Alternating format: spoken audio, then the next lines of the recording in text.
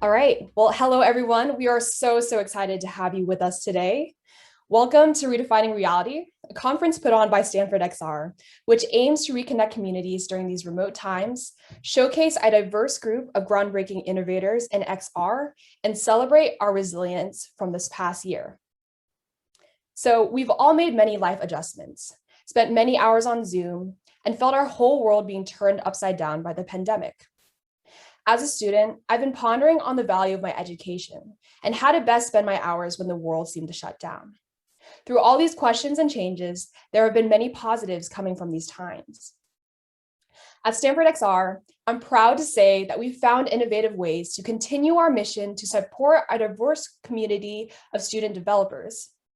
Even without having access to a normal hardware and spaces, our team has continually promoted the development of XR by creating a new phone-based augmented reality class.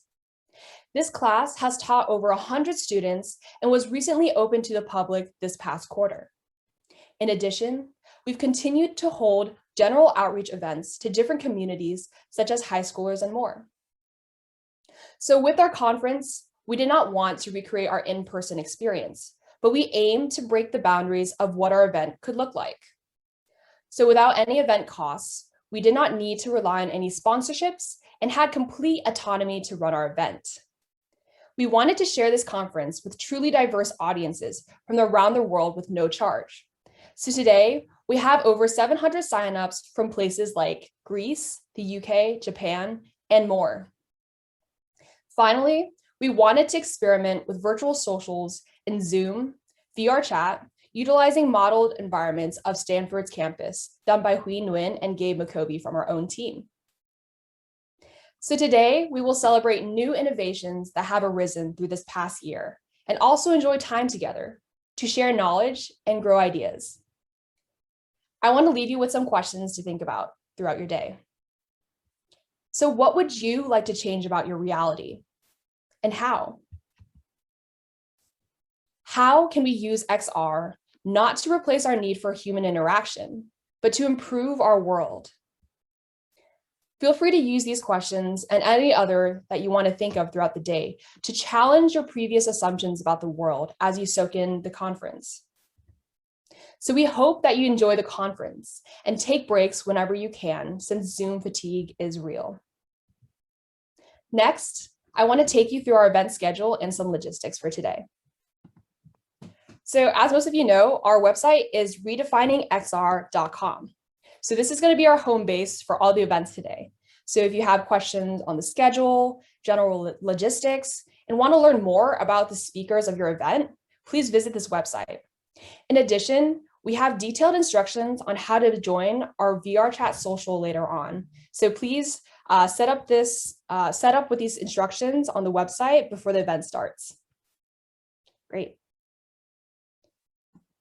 So just to run through the general events for today, we have our opening keynote at 10:10 a.m. Next, we'll have our industry showcase following from 10:45 a.m. to noon. Then we'll have our Zoom social / lunch break from 12 p.m. to 1 p.m. Next, we'll have our 3 panels from 1 p.m. to 4 p.m. Following that, we'll have our closing remarks, and then right after, we'll jump into our VRChat social at 4:10. Great. So now I just wanted to walk you through some of our events today. So after our keynote, we'll have our industry showcase, which is composed of 5-minute presentations from VR startups, companies, research organizations to give an overall, a general overview of the XR industry today. Next, we'll have our Metaverse panel. How do we build the Metaverse? What do we need? Who are the key players? How can we get there? And what's next? So our panels are starting at 1 p.m. after the lunch break. Next up, we have building empathy in XR. How immersive storytelling can challenge perception and bring people together. Our final panel will be the productivity in XR panel, supercharging how we learn and work. And our final event of today is our VRChat social. So please visit the instructions on our website to join from a PC without a headset and also jump in with your headset as well. Awesome.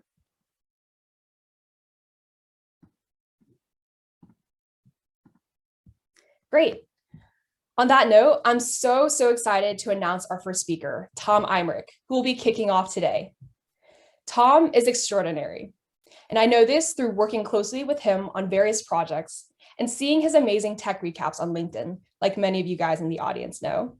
He's had a decade's worth of experience, including founding We Are Wearables and also co-producing AWE, one of the largest XR event series. In addition, he was a founding partner at Super Ventures, which is the first fund dedicated to AR. Currently, he's breaking boundaries as the VP of product at Eighth Wall, which aims to democratize AR through the web. So without any other words from me, I'm going to pass it on to Tom to speak on the next wave of computing. Thank you. Thank you, Elizabeth. And thank you for the entire Stanford XR team for having me here today. Good morning, everybody. I'm excited to be here to kick off today's event. I've been asked to give an overview of augmented reality or AR and virtual reality or VR technologies. And so today I'm going to start off by talking about the tech, followed by highlighting some of the ways that the enterprise and consumer space is using augmented reality and virtual reality today, before heading a little bit into the future to look at where this is all going. So in August of 2011, the Wall Street Journal published a seminal post by infamous VC Marc Andreessen entitled, "Why Software Will Eat the World." This post was published 6 decades into the computer revolution, 4 decades after the invention of the microprocessor, 2 decades into the rise of the modern internet, and 3 years after the launch of the very first iPhone. And in this post, Marc Andreessen stressed his belief that software would usher in a bold and dramatic technological and economic shift where software companies were poised to take over large swaths of the economy. And of course, he was right. Software indeed has eaten the world. Our entire way of living has changed because of software. Companies such as Slack, Zoom, Shopify have changed the way we work and do business.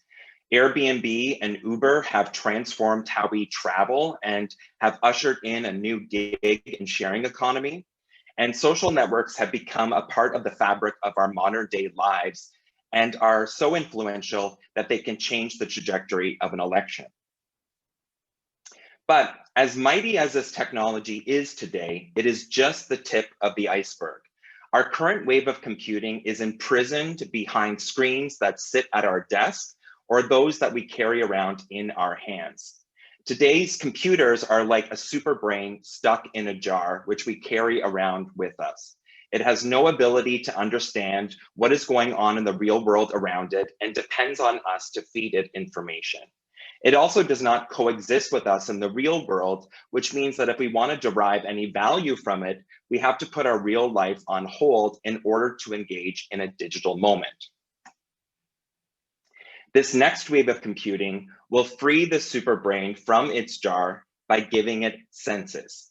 It gives the computer its own senses, and it will also give computers access to our own senses. And this is the game changer. When you give computers its own senses, it no longer relies on us to understand what's going on in the real world around it because it can collect its own information. And when you give computers access to our own senses, it means that it can alter our perception, thus augmenting or virtualizing our reality. AR and VR will fully unleash the full potential of computing. And it will not just eat the world, but completely devour it, as it has the power to go behind or beyond enhancing our lives to completely reinvent what it means to experience reality. There's no aspect of who we are as humans that will remain untouched by AR and VR. And in this way, this next wave is truly revolutionary. So before I get into how AR and VR are starting to change how we live, I want to first talk a little bit about the technology. And as I mentioned, a big part of this big shift has a lot to do with giving computers senses. And when you give computers the ability to see and hear and feel like us, but better, it means that it can collect information on us, potentially using biometric sensors on wearables like smartwatches, or it can collect environment information using IoT sensors and cameras. But just collecting information is not what this shift is all about. And that's where the superbrain comes in, because the underlying technology of augmented reality and virtual reality is artificial intelligence, or AI. And this means that a computer doesn't just see, it has vision, as in the case of computer vision, where AR filters, for example, don't just use technology that see a face, but use technology that recognizes parts of the face so that the Snapchat lens, for example, can be placed on your face, making it feel really real. This is all made possible because of advancements in machine learning, the ubiquity of smartphones to help collect a massive amount of data sets, and continual improvements in chips and processors. This contextual computing is necessary for the other big part of the shift, where computers are accessing your own senses to edit or augment your perception of reality. And when you give computers access to your own senses, it can make you see things that are not there. It can make you hear or feel things that don't exist in the real physical world. And it can even make you remember things that you did not actually experience in real life. It alters how you perceive the world, and it can do this through a number of different devices, starting with a device that we've been holding in our hands on a daily basis, the smartphone. Mobile augmented reality is a massive opportunity, and it's unlocked by advancements in hardware, especially around the camera and other onboard sensors, software such as AR development tools, and network connectivity such as 5G. With mobile AR, you're able to see things in your physical world space that really aren't there, while seeing the real world at the same time. Extremely immersive experiences are made possible with head-worn wearables such as VR head-mounted displays, or HMDs, which completely remove the real world around you and do a takeover of your entire visual and audio senses, making you feel like you're in another place altogether. Or AR smart glasses truly blend the digital with the physical world to create a new place altogether, an augmented reality. Of course, the holy grail of perception lies in the brain, and brain-computer interfaces are currently being explored and tested, albeit a ways out for enterprise and the consumer space to utilize. So where is this technology today? Well, when we look at what's happening in AR and VR, it's important to view it both from an enterprise and a consumer perspective, because there's differences between the two. In the case of virtual reality or VR, head-mounted displays are now available for both work and in the enterprise and for consumers for play. The difference is in price, product specifications, and intended use. For the enterprise, devices are touting powerful displays such as retina display, eye tracking, impressive refresh rates, wide field of view, and a key focus on ergonomics to allow workers to wear this device on an ongoing basis.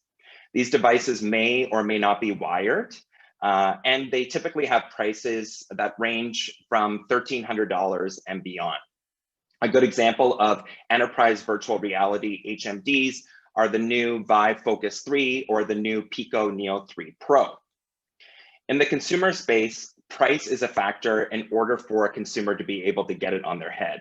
And we're seeing consumer HMDs priced at $299, as is the case of the Oculus Quest 2. And these devices are aimed at gaming and entertainment use cases. And so the product specifications match that. Fast processors, next-gen graphics capabilities, spatial audio, and a key focus on a content catalog for consumer use. And the consumer HMD is selling, according to the developers of Rec Room, using their own internal data. They estimated that 2 to 3 million Quest 2 devices sold in Q4 of 2020 alone. In the consumer augmented reality space, the predominant way consumers are experiencing AR today is through their smartphone. The smartphone has been a device that we've been carrying around with us for now over a decade, and it's become quite a powerful augmented reality machine. This device is in the hands of over 3 billion users, which makes it an extremely lucrative market for augmented reality experiences. And consumers are indeed engaging with augmented reality. For example, Snapchat reported that more than 200 million Snapchatters are engaging with augmented reality every single day. Mobile and tablet-based solutions are also in play in the enterprise, but a key difference between the consumer space and the enterprise space is the fact that the enterprise is using AR head-worn devices, such as assisted reality monocular heads-up displays, such as Google Glass Enterprise Edition, and devices from Vuzix or RealWear. They're becoming quite common, as is the growing use of Microsoft's HoloLens, which just recently announced that the US Army is being supplied with over 120,000 devices. So let's take a look at how augmented reality and virtual reality is being used today. And we're going to start at work. AR and VR head-worn devices are being used at work to help give employees superpowers, making them more efficient at their job, reducing errors and emissions and keeping them safe, and in some cases, even helping them enjoy their job more. These solutions are especially in play in industries such as automotive, manufacturing, and warehousing. And the video that you're seeing now is a great example of a visual picking solution powered by UBmax using the RealWear monocular head-mounted display by Coca-Cola Hellenic Bottling. And here, this solution is being used to help over 19 million Coca-Cola HBC transactions be executed with speed, agility, accuracy, excellence, and ease. AR for work instructions, remote assistance, and remote collaboration is growing in the enterprise, and it's because there is proven ROI. With 95% time to reduction to interpret work instructions, 100% reduction in errors, 25 to 75% in time savings is just a few proof points, according to some stats from Scope AR. Also in the enterprise is the use of VR for training. Simulation is one of the best ways to learn a job. Also, VR is a great example of using virtual reality for surgical training and assessment. It's designed for surgeons, sales teams, and hospital staff, and this solution is being used by the likes of Johnson & Johnson. And according to a study from the University of Illinois in Chicago, surgical completion increased from 25% with techniques in virtual reality, with 75 to 78% of reduction in errors and mistakes when the procedure was performed. So some great statistics here proving that training and educating within virtual reality via simulation can really move the needle when a surgeon goes into the operating room. AR is dramatically changing the way we shop, especially online. Fueled by the pandemic, it caused us to stay at home, pushing e-commerce into the next dimension. With the ability to try out and try on products, this significantly increases buyer confidence, as well as reduces the rate of returns. And this video is a great example of a virtual try-on from Wana, whose foot tracking capabilities have been used both inside apparel applications, as well as inside Snapchat to allow for users to try on shoes virtually. And we're seeing some significant results in the use of AR to elevate the online shopping experience. According to Shopify, AR has enabled some brands to increase conversion rates by up to 250%. And Snapchat reported that American Eagle had a lens that led to $2 million in incremental sales. And fashion house Kate in New York reported that its web-based augmented reality experience powered by 8Wall led to a 400% increase in sales for its latest shoe line. So speaking of the web, web-based augmented reality, or what's known as web AR, has unleashed the power of augmented reality for marketers and advertisers. With no app required, web AR has removed the friction typically associated with the use of mobile AR, letting users engage with augmented reality simply by clicking a link or scanning a QR code.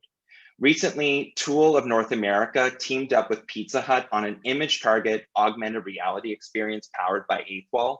After scanning the QR code, users were brought to a website which utilized their smartphone camera, which in turn brought the top of the box to life so that they were able to play and engage with a 3D Pac-Man arcade game. WebAR has been demonstrated to provide marketers and brands with millions of users, dwell times upwards of 5 minutes on average, and significant share results across networks. Events, concerts, and conferences like this have adopted virtual as a new normal during the pandemic. This accelerated the use of VR for events, especially leveraging platforms like AltSpace VR, which hosted a virtual Burning Man from VRCVR, which replicated the playa and invited Burning Man participants to create camps which attendees could visit, engage, and connect with others who attended. As we head into a post-pandemic world, I suspect that the new normal for events will be a hybrid approach, combining both a physical event with a virtual companion, especially seeing that a virtual event can greatly improve the accessibility to a more global audience by removing the need for travel. And we're seeing this firsthand, as I saw in the chat, with attendees for the Stanford XR conference from around the world. Fitness is a great consumer use case for VR and AR. I really took note how Oculus has shifted, or at least debuted their most recent consumer-facing campaign for the Oculus Quest 2 and centralized it all around virtual reality as being better than the boring treadmill. Supernatural is a leader in the fitness VR space, letting you train with holograms and gamifying the experience of exercise, letting you exercise in a variety of different environments. I've certainly sweated by trying to keep up with a Supernatural workout. But we're also seeing exercise being transformed with augmented reality, where AR, such as Snapchat lenses, is helping to make exercise more fun, using computer vision to watch and analyze your moves as part of a gamified experience, or even as part of a coaching. So gaming, of course, is one of the leading consumer use cases for virtual reality. SuperData figures show that VR video game revenue increased by 25% during the course of last year, jumping from 471 million USD up to 589 million. And many VR games have surpassed millions of dollars in revenue. Beat Saber, which is on the video here, is a flagship game for virtual reality, really demonstrating how VR engages a user with complete physicality and can also enable a way to play with friends no matter where they are physically in the real world. So one of the killer apps for augmented reality is the democratization of special effects. And this is in play today with lenses and filters found in social media applications like TikTok, Snapchat, Instagram, and Facebook Messenger. These are new augmented reality tools that are giving content creators the ability to add CGI or special effects to their posts, making the ordinary extraordinary. In turn, there are studio and development and creator tools which are equipping artists with new ways to be able to create tools for social media users. And finally, taking a look at navigation, which is changing today because of augmented reality. Google is the only company to have augmented reality embedded in their maps with Live View, which allows for you to hold up your phone and see an overlay of directions in your physical world space to help you get from point A to point B while walking to a destination. They recently announced just last week that they will be rolling out indoor navigation starting in Zurich and then moving to Tokyo. Dent Reality is also playing in the indoor navigation space. They're making some great headway within select supermarkets and airports. But consumers are also experiencing augmented reality navigation in vehicle as newer luxury models are using augmented reality as a next battleground differentiator, making augmented reality navigation available either through a heads-up display in the windshield or through a video in the dashboard that is supported by cameras and sensors on the vehicle itself. all of this, whether through the phone or through the vehicle, is really aimed at leveraging augmented reality as an assistive technology to help consumers get from point A to point B more easily and more efficiently. So where is all this technology going? So we talked about the fact that this technology is a today technology. We have devices, software tools, we have use cases that are in play both within the enterprise and the consumer space. But where are we headed to in the near future? Well, the future indeed is wearable. And we are already getting a sneak peek at where we're headed with AR and VR with select devices, such as Vario's mixed reality AR/VR retina display headset, which shows us a world where we may be wearing one device that allows for us to move through a virtual, augmented, or real world reality. Snap this week debuted their Spectacles 4.0, which is aimed at creators only at this point, but it's showcasing a world where you could control what you see by swiping through lenses, is essentially applying a layer onto the world so that that same city, that same street can look 1,000 different ways with wearing augmented reality glasses. And we're expecting AR glasses from the likes of Facebook, Vuzix, and Google to launch later this year. They'll all be vying for a place on consumers' faces. But in order for augmented reality and virtual reality to be fully immersive, again, giving computers full access to all of our senses, because we are more than just our sight and our sound, we're going to require a constellation of wearables. Apple actually recently debuted Assistive Touch on the Apple Watch, which showcased how the Apple Watch could be used as a controller.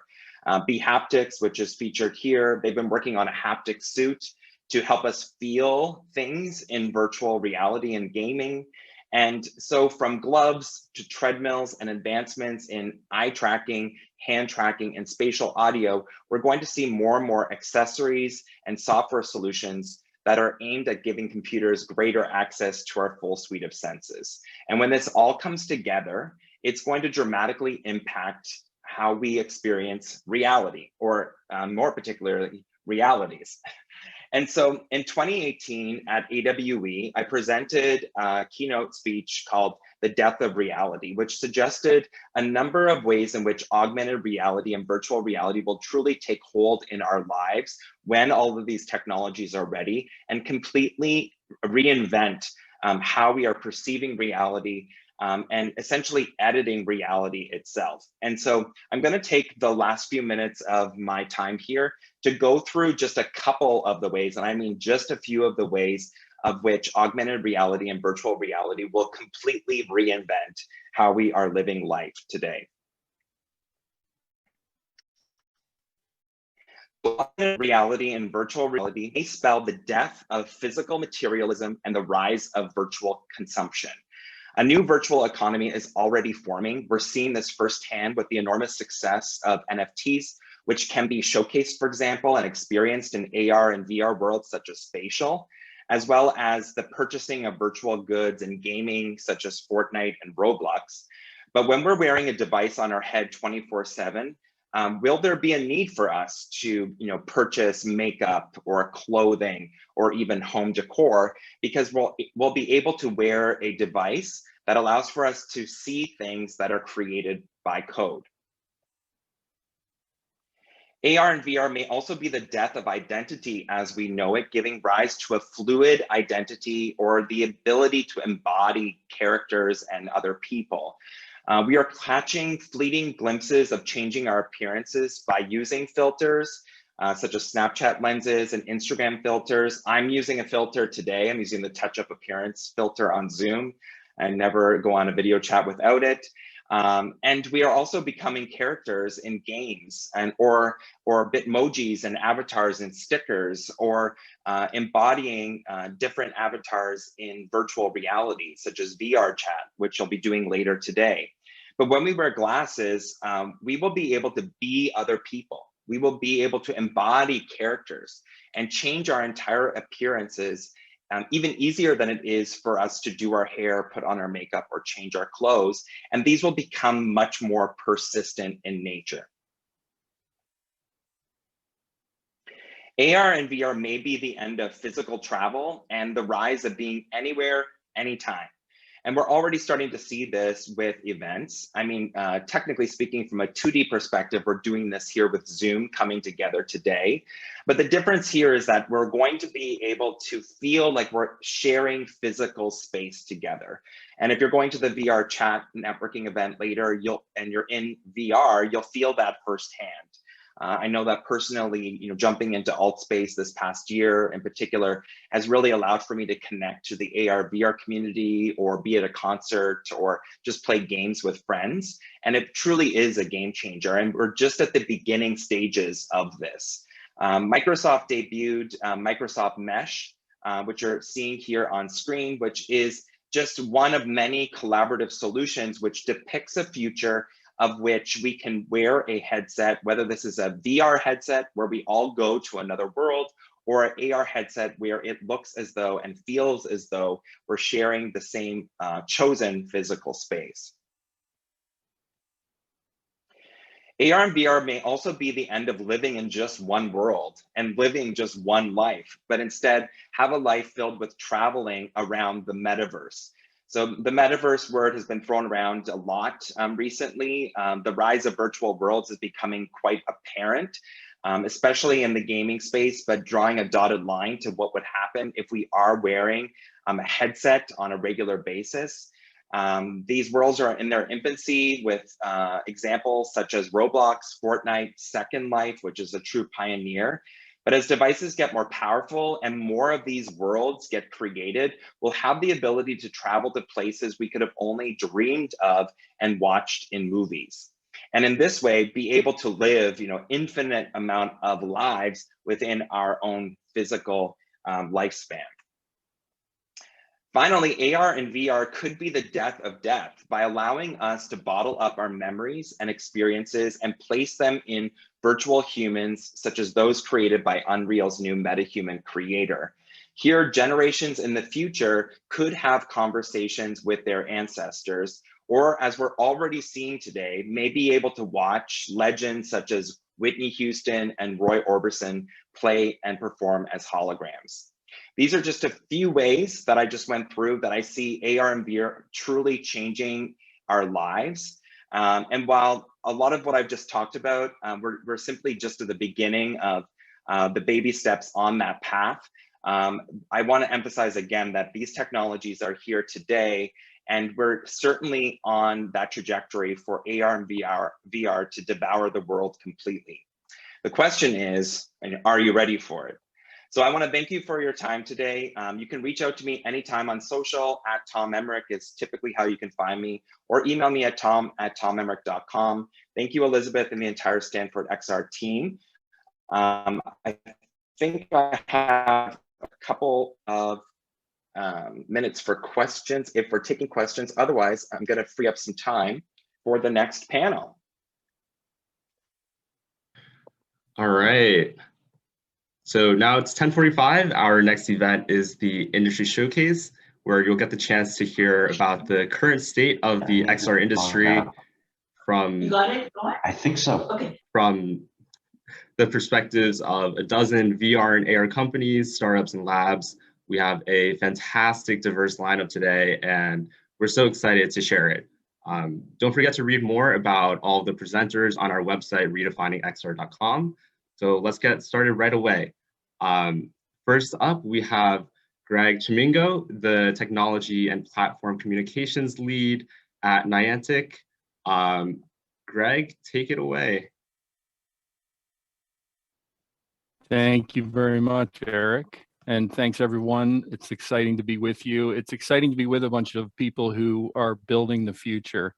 And I think everyone who heard Tom gets a sense for how exciting that future can be and some of the challenges that we have to overcome.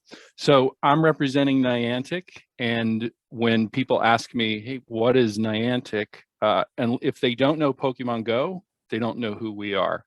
And so everything that we do starts and kind of ends right now with Pokemon Go, but it's very much our intention to make that change in the coming months and years. But first, a pitch for Pokemon Go, because we have our annual Pokemon Go Fest coming up in July. It's been 5 years since we launched this game. And those first initial events, the combination of crowds of people being in places where they weren't expected, and the spectacle of people holding their phones up and looking around at things that only the people with the phones could see, made a pretty significant impression on the world. And millions of people are still playing Pokemon Go every day, and they get together for events like Go Fest. They're doing it virtually, but we're very hopeful that sooner rather than later, people will be able to physically gather once again. The history of Niantic is one that's based in a lot of core technology around mapping. So back in 2001, our founder, John Hanke, had a company called Keyhole, and they took satellite images and other data sources that ended up being aired during CNN's coverage of the Gulf War. It was incredibly useful, such that Google acquired the company in 2004, and that foundational technology became Google Earth. The team, the Niantic team, or what would become the Niantic team, also developed the first versions of the Google Maps that everyone knows today. But what John really wanted to do was make games. And so he incubated Niantic within Google and started to work on what would become our very first game with Ingress. And what was great about Ingress was it took advantage of specific locations and brought people who had the app together to experience that. And I'm going to come back to why that's so important, because when the company spun out on its own in 2015, we also launched Pokemon Go the following year. Our mission and the things that we think can really happen with AR is to get people out into the world, exploring, exercising, and socializing together. There are plenty of options for people on their screens within their homes and inside, but we're very much mission driven to get people outside. These are some of the titles that we have currently, and some that are coming that we've talked about. Catan and our project with Nintendo in the Pikmin world are going to be available later this year. And we have a whole bunch of other games coming. So how do we do this? What are kind of the core elements of the technology? You can think about them in 3 areas: sharing experiences, understanding the reality, and then being able to map that in a useful way. So this is a very simple example of what a terraforming experience could look like between 2 players. And what's really important here is, in order for these 2 players to be able to share their time on that virtual object, we have to know where they are. So that mapping is such a key component of it. You also need to consider that it needs to be realistic. So objects that are virtual should behave the same way that physical objects do. So this occlusion example, when the character is behind the wall, you should not be able to see it. And then I'm going to spin multiple videos all at the same time here to show different effects. And the reason this is important is these are all really foundational. So you need to be able to know the plane surface and interact with objects in a realistic way. The character needs to know that, hey, there's a fence there, don't go in the water. If the character kept walking over the water, it would detract from the experience and you wouldn't find it as realistic. All of these things are really important to developing what we are doing in terms of a real world map. So that's a 3D map of the space. And that is identifying the objects. One of the things that is really critically important is you're asking people to hold their phone up right now in an AR experience. It isn't something that exists within just our own physical presence right now. So we need to use our phones, and you need to be mindful of the fact that you're holding your phone up for long periods of time, and that perspective that you have as a player matters just as much as your location and longitude. The last 2 things I want to leave you with is this isn't normal yet, right? You're holding up your phone and not everybody around you wants to participate necessarily. So it's really important from a design perspective to keep those things in mind. As a company, we are hiring. We're 700 people now. We've hired 100 people in the first quarter of this year, and we have lots of new roles available. And if anybody wants to know more about Niantic, I'm happy to answer questions. You can reach me there.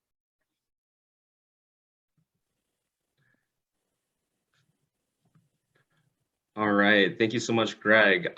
Next up, we have Jake Steinerman, the Director of Community at Spatial. Hi, everybody. And Eric, I don't know if you got my link there, if you can share, since I'm on my phone, if you can share my screens from yours, I would appreciate it. Thanks so much. First of all, I just want to give a shout out to Tom, Emrich, and Greg from Niantic. If everyone can like clap, use the clap button. I think they've both done an incredible job for the XR industry. It's really awesome to see. So I'm really excited to be here at the Stanford XR event. I'm actually a huge fan of Stanford.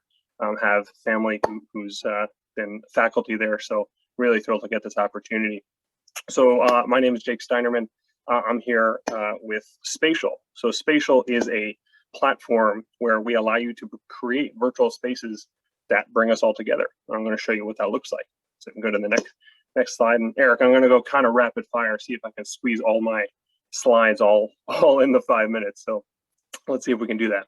So obviously, as Tom and others talked about, and we all know, we're all super tired of looking at ourselves and everyone we work with in these Zoom boxes. There's this real Zoom fatigue, obviously. So what we're doing at Spatial is essentially going from that Zoom fatigue, those boxes, to this, which you'll see here. So if you click play, so we let you create a really realistic avatar just from a selfie. And using AI, we can apply that to that realistic avatar in just a few seconds. And then you can bring yourself into virtual spaces in augmented reality. We actually got our start focused on the HoloLens, but now have ventured into virtual reality, mobile, and also web, which we just launched recently, which I'll show you as well. So no matter what device you join and use, you can join a virtual collaborative space with anyone across the world to collaborate, to brainstorm, or even to have social interactions with. So we go to the next slide. I may have to click forward once or twice. There you go. So like I talked about, we got our start in on augmented reality with the HoloLens, but have rapidly added devices that we support and focus on being as cross-platform as possible. And as headset technology has been rapidly accelerating. And we've seen just from our own usage over the last year, 130x user growth, driven, of course, by the COVID pandemic, but then also of the availability of devices like the Oculus Quest 2, which is making XR so much more accessible to so many more people because it's such a usable device and such a cost-effective device, on top of all the other incredible devices that are on the market. So we go to the next slide.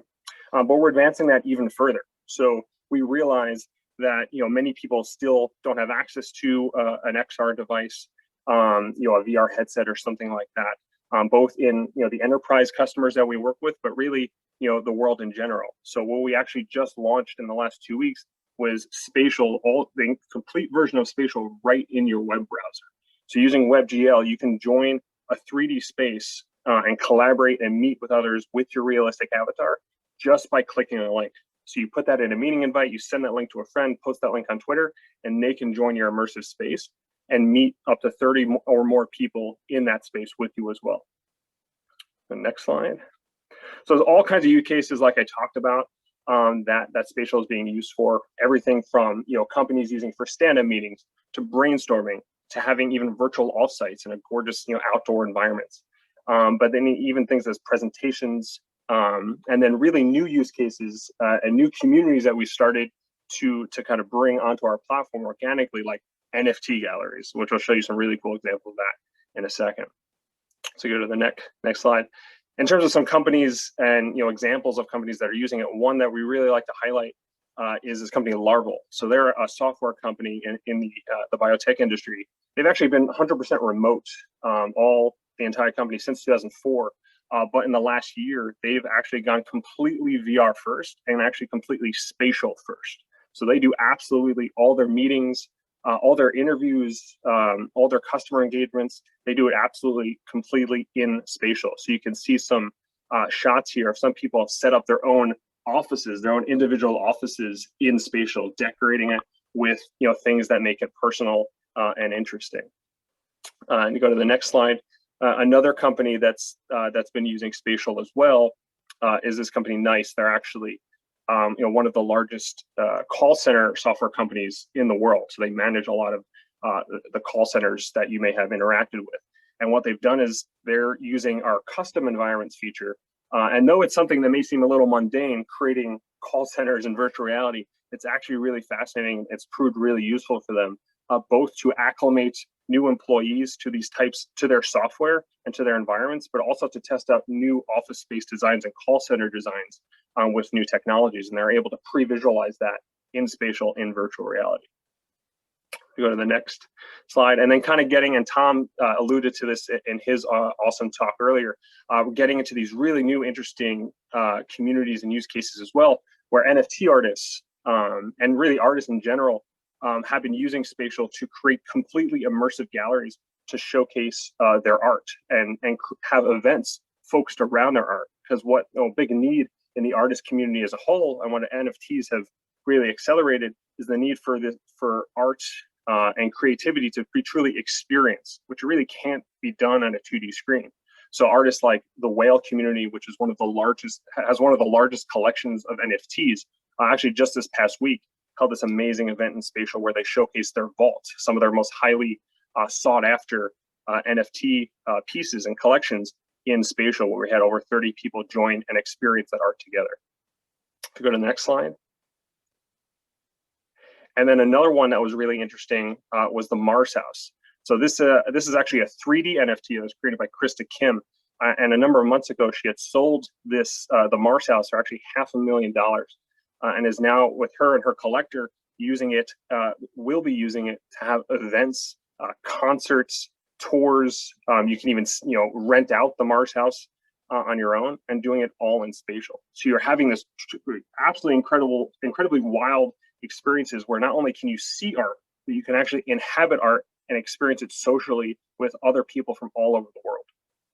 If you go to the next slide, there's just a couple of photos we had. We have a selfie stick in Spatial, which is really fun. So we had an awesome event this past week where Krista actually joined. She's in Toronto, and we had attendees from all over the world, from Colombia to California to London, Germany, everywhere in between, got to come to this Mars House and meet Krista, and she got to talk and give a tour of the space and what inspired her to create it. So it's really interesting. What Spatial started as an enterprise collaboration tool focused on collaboration for small teams and large teams has really started to turn into what we've been calling the Spatialverse. The Metaverse has been thrown around a lot, but we're really seeing that come to life.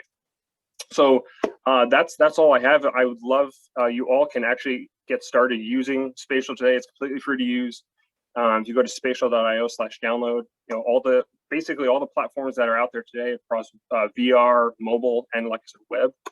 You can go and create your own spaces. If you're an artist, go create a gallery, or just create spaces to meet with friends and family all over the world, and join our community. We're all over the place. We just launched a Discord, which has been really exciting, Slack as well, and then follow us on Twitter, YouTube, all the socials that are out there. So thanks very much. All right. Thank you so much, Jake. Up next, we have Larry Cutler, the CTO and co-founder of Baobab Studios. Larry, take it away. Hey, everyone. Thanks so much. I'm so excited to be here. Give me 1 second. Well, oh, wait, I did it incorrectly. Darn. Hold on. Stop sharing. You would think after a year in a pandemic, you would actually know how to do this better. Share sound and optimize for video. Okay, now we're set. And let me press play. All right, well, I am really excited to be here. My roots are at Stanford. I was an undergrad and graduate student at Stanford and actually studied VR many years ago. So that was really what piqued my interest in exploring VR. And our company, Baobab, we've been creating interactive animated VR content for the last 5.5 years. And so, just to dive in, the real superpower of VR from a storytelling standpoint is its ability to completely immerse you. And what I mean by this is that you are completely connected with the world around you, and we come from a computer animated feature film sort of background, but there's something incredibly powerful about, instead of looking at a world through a screen, that you are actually completely immersed and you can look anywhere. But more importantly, what we've been really pushing on is this idea that you can actually have a role to play in the story. We can actually inspire you to act if you choose to. And because we're rendering everything in real time, the characters can actually acknowledge you. They can actually build a connection with you. And ultimately, our biggest thing that we've been focusing on is how we can actually make you matter to the characters and to the stories that we create. So our company has created 8 VR experiences over the last 5 years. And, I just wanted to highlight, when we started our journey back in 2015, we created our first project, Invasion. And we were really wondering, hey, can we actually create an empathetic character? We had actually heard like VR is this empathy engine, and yet film is so great at eliciting incredible empathy for the characters that are in these stories if done well. And so I just want to play you a short clip from our first project, Invasion.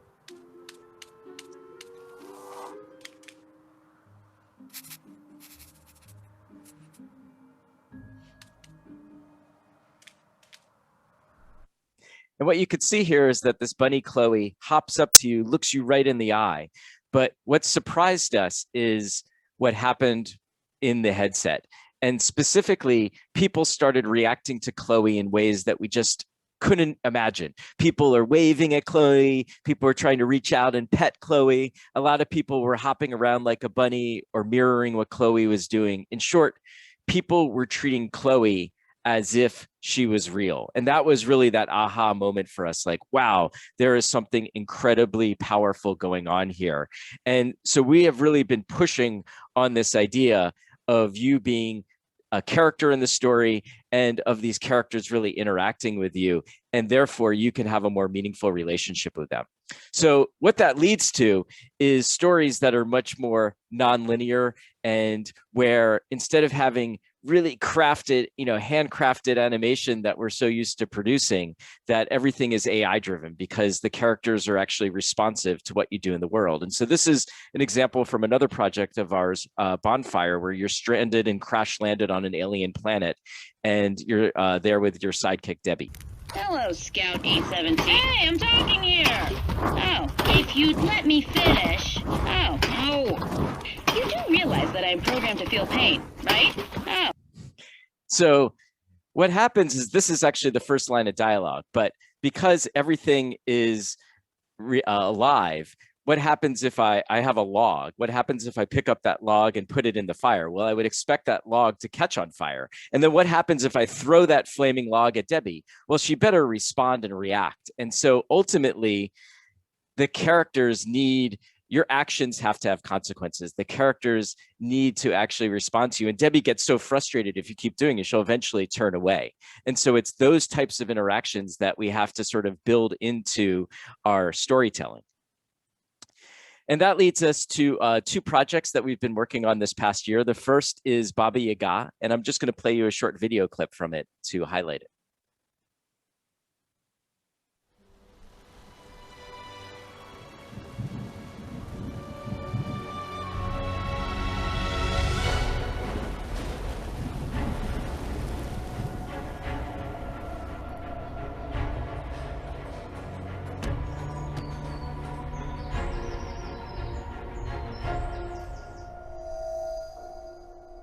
Wake up, quick. Mother is very sick.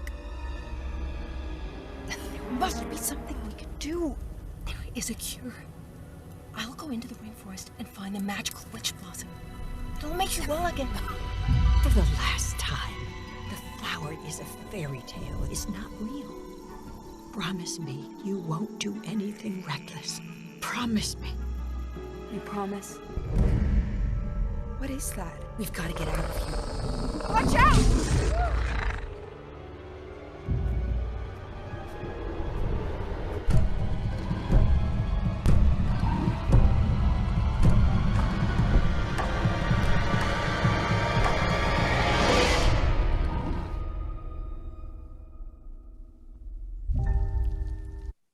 All right. And then a project that we just premiered at Sundance Film Festival this year is Namu, which is Korean for tree.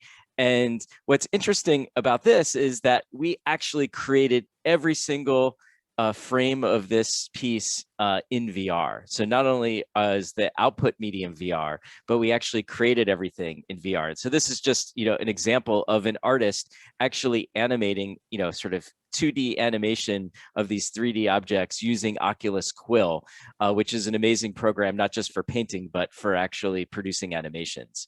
And here's a brief trailer for Namu.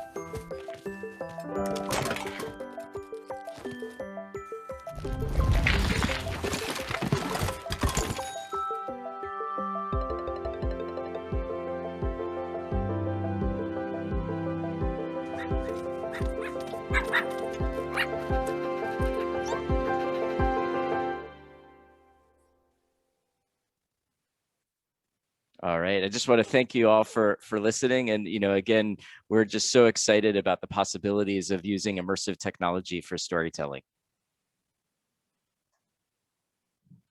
All right, thank you so much, Larry. Up next, we have Kate Kessler, the Global Field Sales Manager at Facebook. Awesome. Thanks so much, Larry. I mean, it brought me back to watching Invasion and Crow at the very first time. I honestly cried. It was so amazing. So everyone, hi guys. Thank you guys for having me. So my name is Kate and I have been working here at Facebook for 7 years now.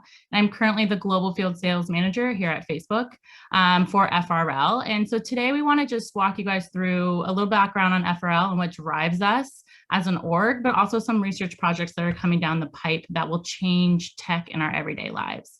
So let's dive in. So Facebook's mission is to give people the power to build community and bring the world closer together through our products.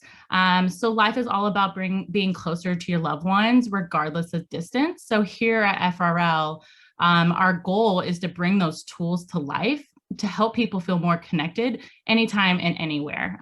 We truly believe in human potential, and we believe that it's truly limitless. So our belief drives us every day to create that technology to break down the barriers that divide us.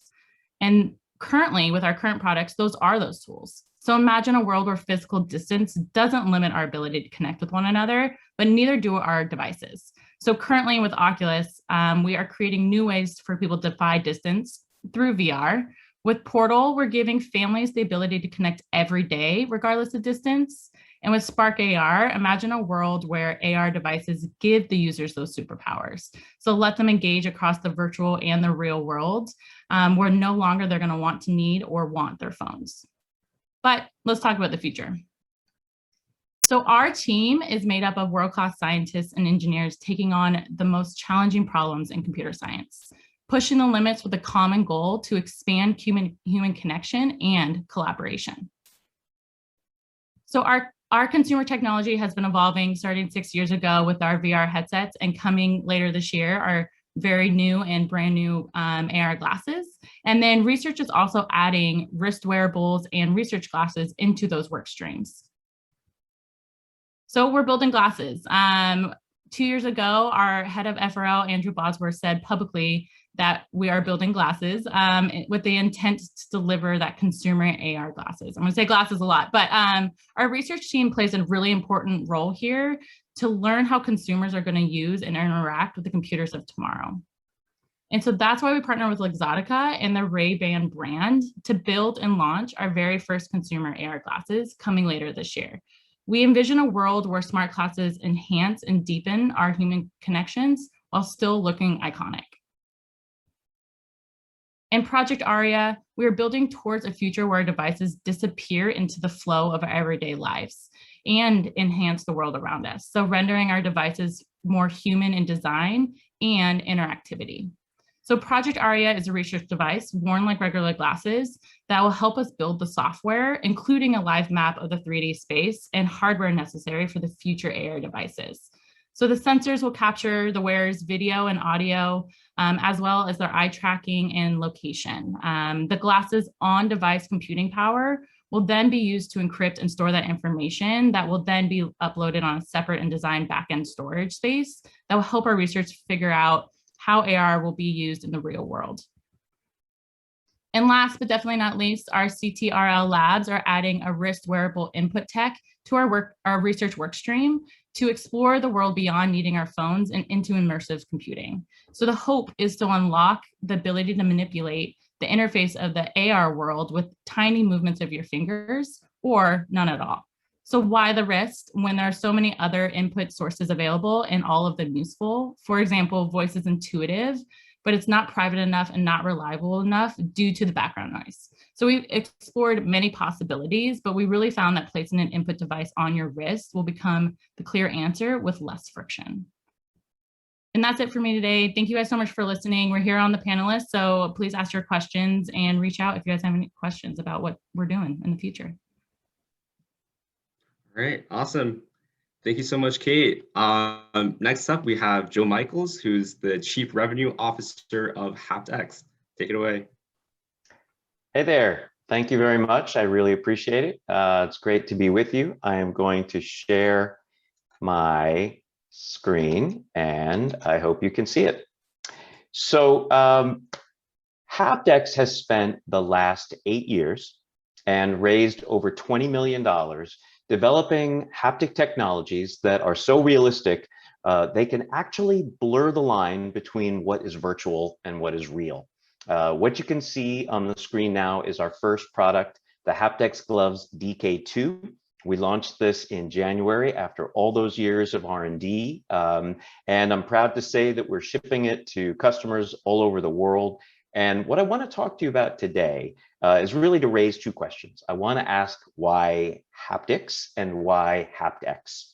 And what I'd like to do is start by talking about the field of haptics.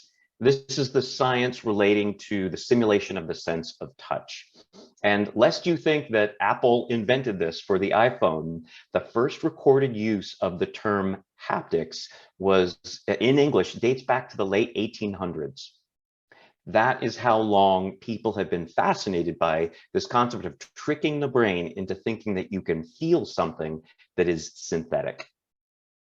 Now, over the past few decades, think about how computing has changed.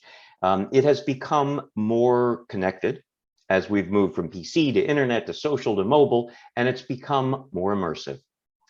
So when you look at all the major tech players, including Facebook, who you just saw, and essentially everybody else, they are all contributing in their own way to this immersive tech ecosystem.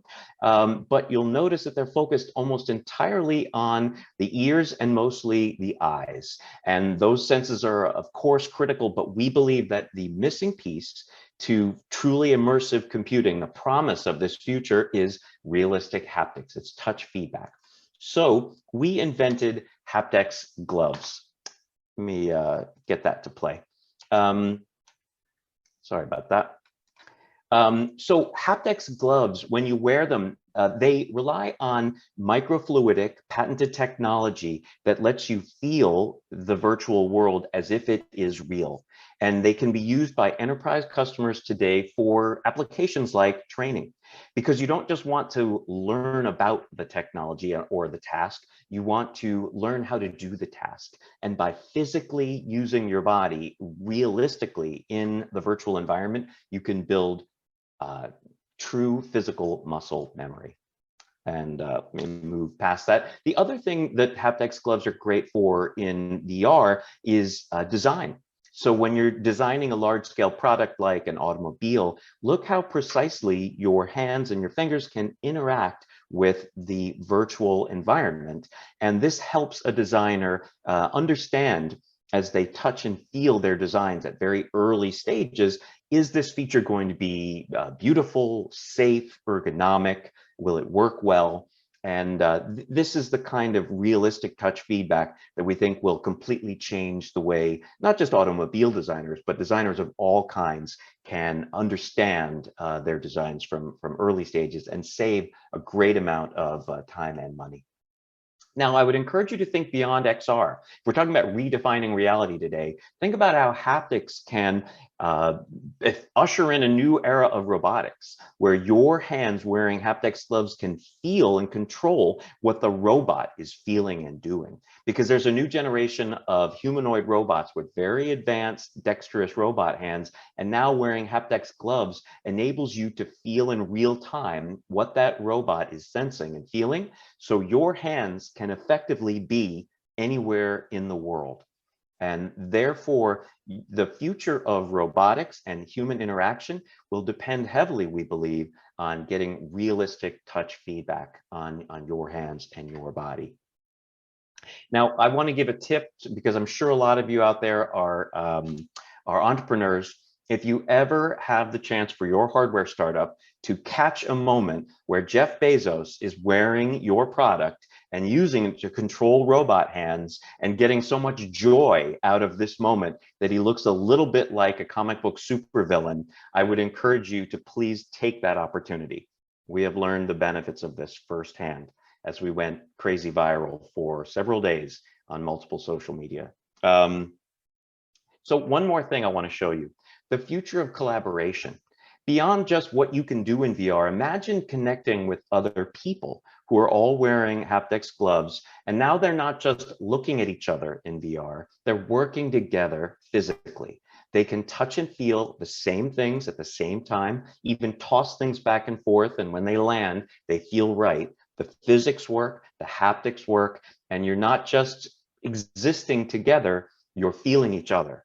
And that is one of the things that's really missing, I believe, in VR today, is the human element of telepresence, is being able to connect and interact in a physical sense. And that's one of the things that HaptX is most excited about. So this is the idea, of blurring the lines between the virtual and the real. And HaptX is bringing it to the world. We're very excited about where we're going. I hope you'll reach out to me and to HaptX on Twitter and LinkedIn at the accounts below. And thank you very, very much for this opportunity. It's really great to be here. All right. Thank you so much, Joe. Next up, we have David Sarno, who is the CEO of Lighthaus.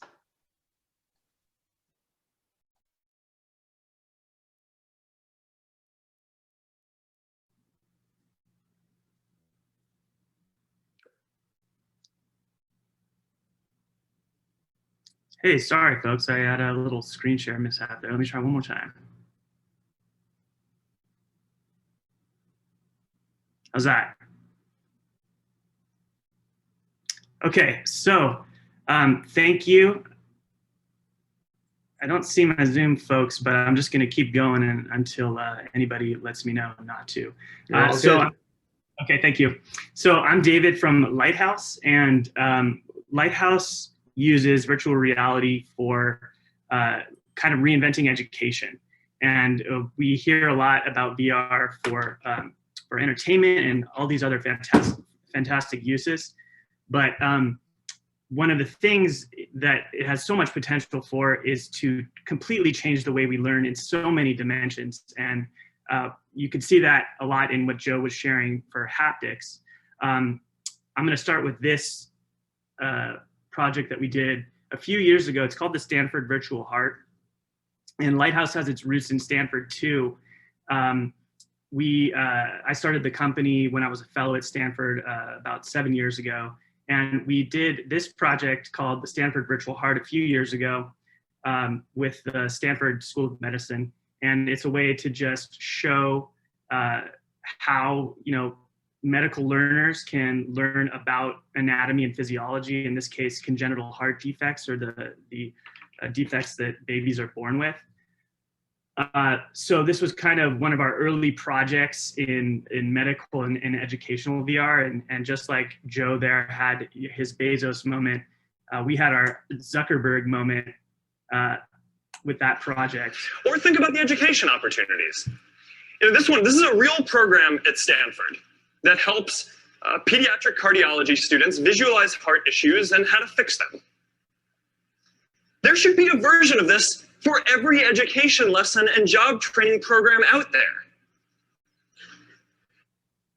So that was a pretty cool moment for us, and he did a good job of very concisely saying what we think the value of VR for education is too. It just pretty much every topic that you can think of can benefit from immersing you in the subject. I mean, all you have to do is do the quick thought experiment of, would you rather learn about cell biology by looking at a textbook or looking at an overhead projector, or actually being inside a cell and seeing how it works from the inside? And you can play that same thought experiment with almost every topic, and it just makes more sense to be there. So here's another example of that we did with the American Heart Association, which is learning CPR, not by going to a training room with plastic dummies on the floor, but actually being at the scene of a cardiac arrest and learning the technique of CPR by feeling as though you are saving someone's life. And so with this one, we actually connected the VR headset to a dummy, but there's a sensor in the dummy, so you get the physical tactile feedback, and you get the real-time feedback of whether you're going fast enough, doing the compressions fast enough, whether you're pressing hard enough, and then you even get this overlay where you can see what CPR is. You're pushing the blood through the body. So it's kind of a quick, easy example of how you can really deeply change the learning. This is what it looks like from the outside with the students that we did these research studies with. Lighthaus also has done entertainment, and so we have an app right now called Color Space that's on the Oculus Quest store that's done pretty well. It's been a bestseller in the Quest store a few times, and it's basically taking the idea of a coloring book and bringing it into VR. And the reason why I'm showing our kind of entertainment side of the company as well as the education side is because increasingly we want to eliminate the difference between education and entertainment, and that show that basically all education can and should be entertaining, and it's more effective when it is entertaining. And so that kind of dovetails with a couple of grants that we've gotten from the National Institutes of Health and the US Department of Education to do VR-based science education, biology mostly. And so here's a shot from one of the grants where we were taking students into Gregor Mendel's pea garden to let them learn about the science of genetics by planting and crossbreeding peas like Mendel did. And here's some video of how, back before the pandemic, how VR can and will again look in classrooms, bringing students into the world of science. And here's a little sneak preview of one of our upcoming projects like I was talking about, where you'll go inside the cell and you'll be able to do processes like this, the famous mRNA, where you're actually building antibody proteins, and then you'll take those antibody proteins and fight viruses with them. So that's one of the projects we're working on next. And we're hiring folks to work with us on this, and it's really a lot of fun to do these projects.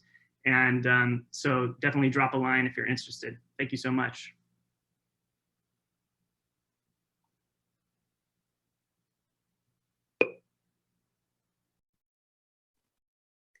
Thank you so much, David. Next up, we have Jeremy Bailenson from VHILP, the Virtual Human Interaction Lab. Jeremy, take it away. Thank you. Hello. Hello, can you hear me? Yes? Yes, we can hear you. So my name is Jeremy Bailenson, and I've been studying VR and AR to some extent since 1999. My PhD is in cognitive psychology, and in 99 I switched to learn how to build the hardware to make VR and learn how to create the content for VR. And ask the question, how does VR change things like social interaction and communication and learning and training and entertainment? And at 2003, I came to Stanford, built the Virtual Human Interaction Lab, and for the past 19 years, we've been building VR, testing to see how it affects your mind and your brain and body, and then developing applications that leverage the things we've learned. And so what I thought I would do today is just kind of describe what's on my mind, and then you maybe leave a question or two. I know it's awkward to do Q&A in the chat, but maybe we'll have a minute or two where I can read the chat and answer some questions. So for the first time ever, I've been teaching a class since 2003 at Stanford. It's called Virtual People. And in that class, we've always incorporated VR somehow. People would come to trips to my lab and do tours. I'd bring some tracking device on stage and I'd show a demonstration, but we've never run a class in VR. And for the last 2 months, I'm teaching a class that starts June 21st. I'm teaching in the summer. We decided we're going to teach the class in VR. I'm happy to share where we're at right now. We're not really done with it, but there's so many hurdles that go into this. So the first hurdle is somebody's got to pay for hardware. And so, you know, I'm thankful every day I get to work at Stanford. Stanford has now approved budget. So every one of the 200 students in my class will be able to buy the IQOS Quest 2 or the Pico Neo 2. And so everyone's going to have their own HMD. But then there's a challenge where you have to actually get those HMDs. You're only allowed to get 2 or 3 at a time. But thankfully, someone's been innovative at Best Buy, and Best Buy will solve that problem for you. If you give them enough time, they'll basically just go every day and buy a couple and get that to you. So we've solved that problem.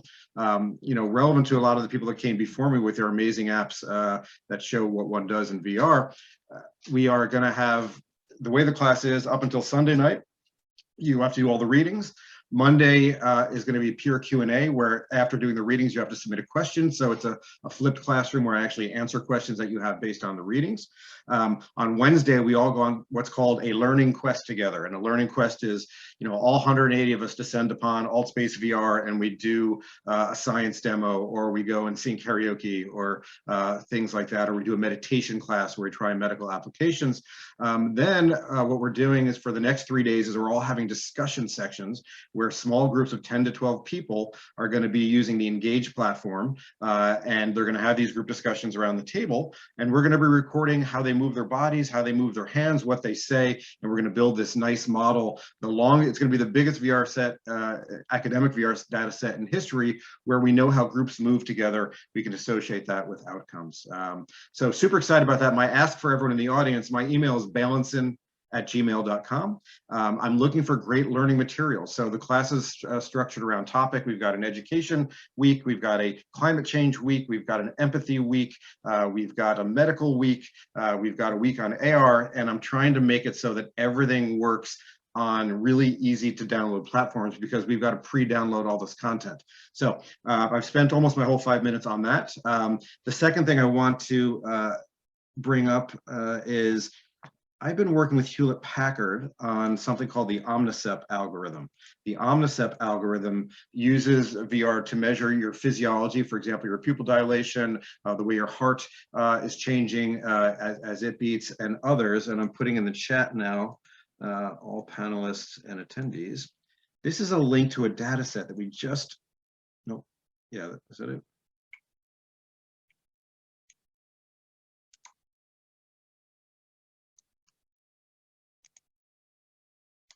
Yep, here we go.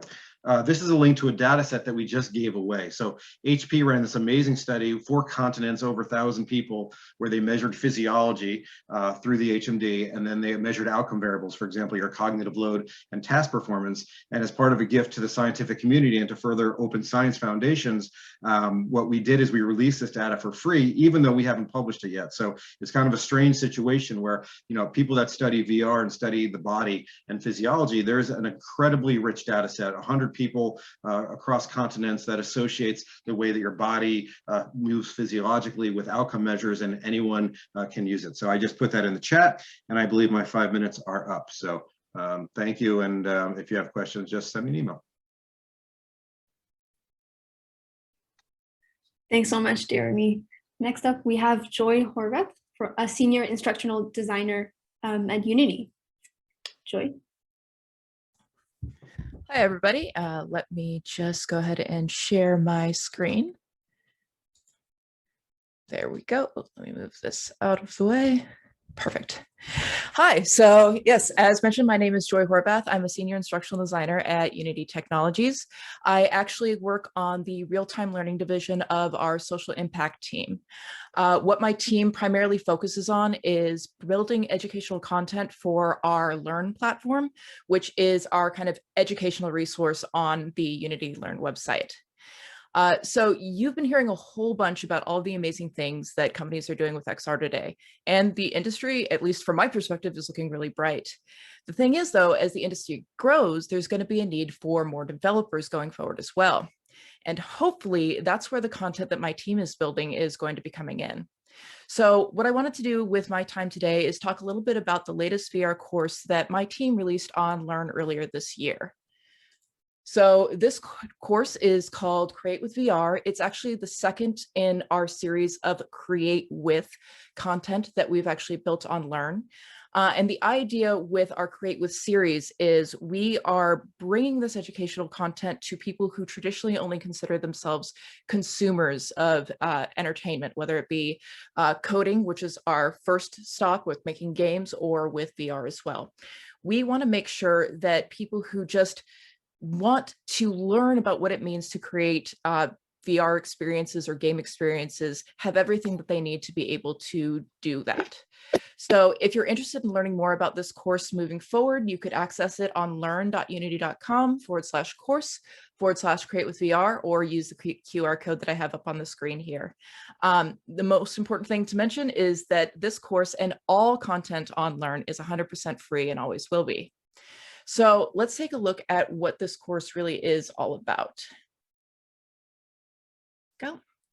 So first and foremost, this course is 30 hours of video and written content. As I previously mentioned, with the Create With series, it's designed for users who have never done any VR development at all before. And so it even starts at the point where you're setting up your headset for use with Unity.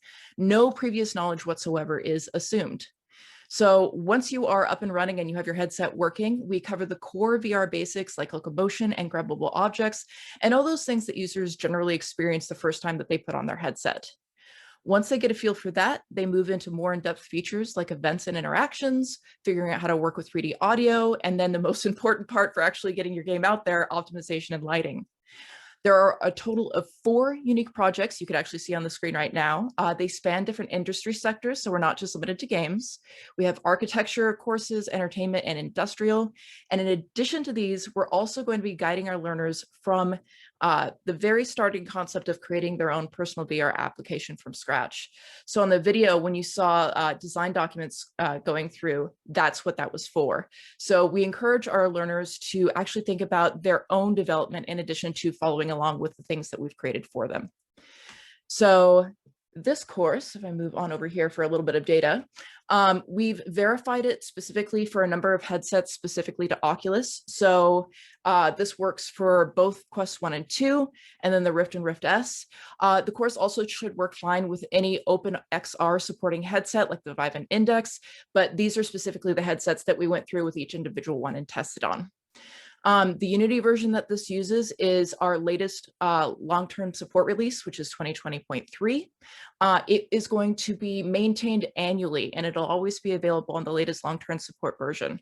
So you could always expect to come back at any time and have this course working quite well. For any educators in the audience, exciting news regarding this course is that we have companion teaching materials. So if you want to bring this course into your classroom, we have advice on how to do that. That covers everything from syllabi, learning techniques, and even suggestions on how to set up your classroom. So just to make sure that you have access to it again, if you want, here are the links. At Unity, we're really hoping to democratize development, and that means bringing these types of courses so anybody can learn how to be a developer. And yeah, that's my time. Thank you so much. Thank you, Joy. Unity is such an amazing platform. Next up, we have Ketki Jadhav, a lead product designer at Magic Leap. Hi, everyone. Let me just share my screen. Can you see my screen? Yes, although not in full screen. Okay. You possibly... Just a second. Is this better? Much better, thank you. All right. So hi everyone, my name is Ketki Jadhav. I'm a lead product designer at Magic Leap. So I want to start by introducing the Magic Leap 1 headset.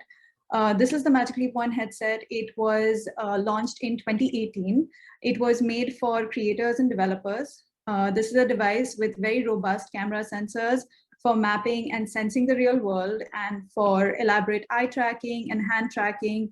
And it also has a 6 degrees of freedom controller, which is known as the 6-stop controller. That's the one that you see here.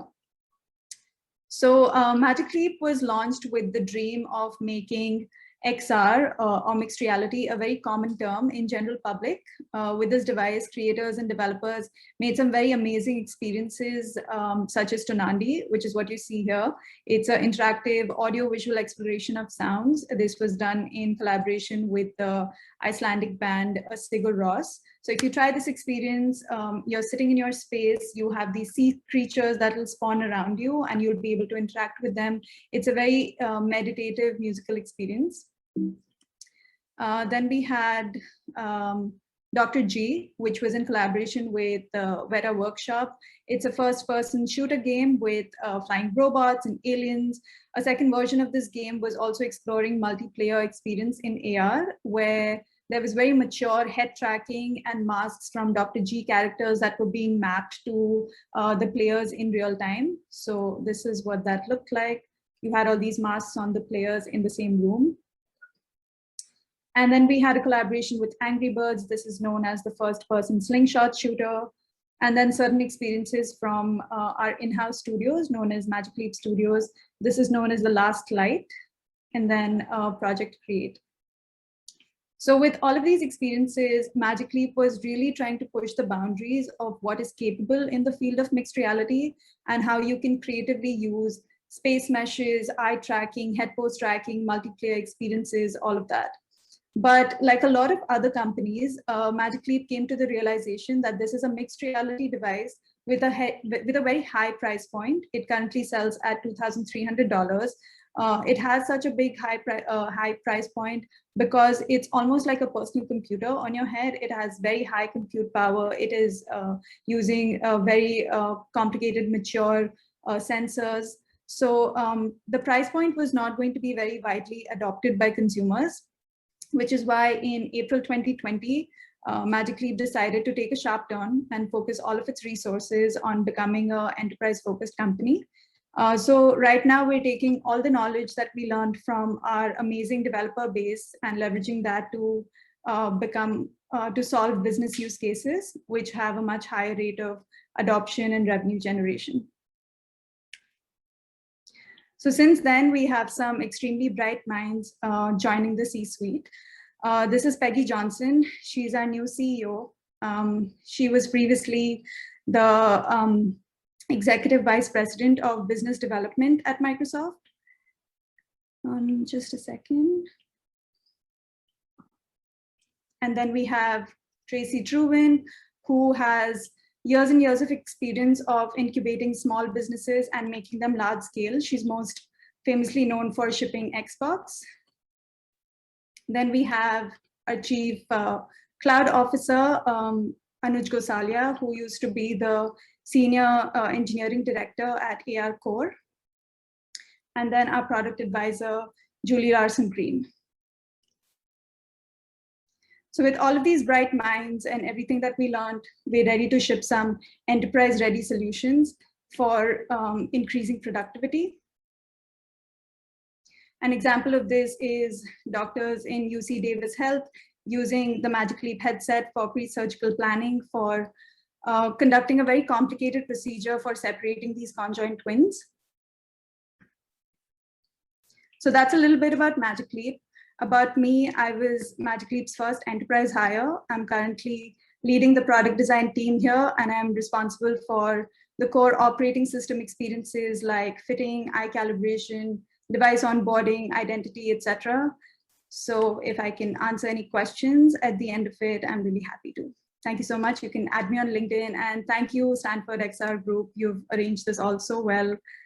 Yeah, that's it. Thank you so much, Ketki. Great. So last but not least, we're excited to have Christoph Leuze, research scientist at IMMERS, which stands for Incubator for Medical, Mixed, and Extended Reality at Stanford. I'm super impressed that you got my last name right away. So thank you very much, for having me, inviting me to talk here at the Stanford XR group. Very excited because we also had some Stanford XR people already, students who are working with us at IMMERS.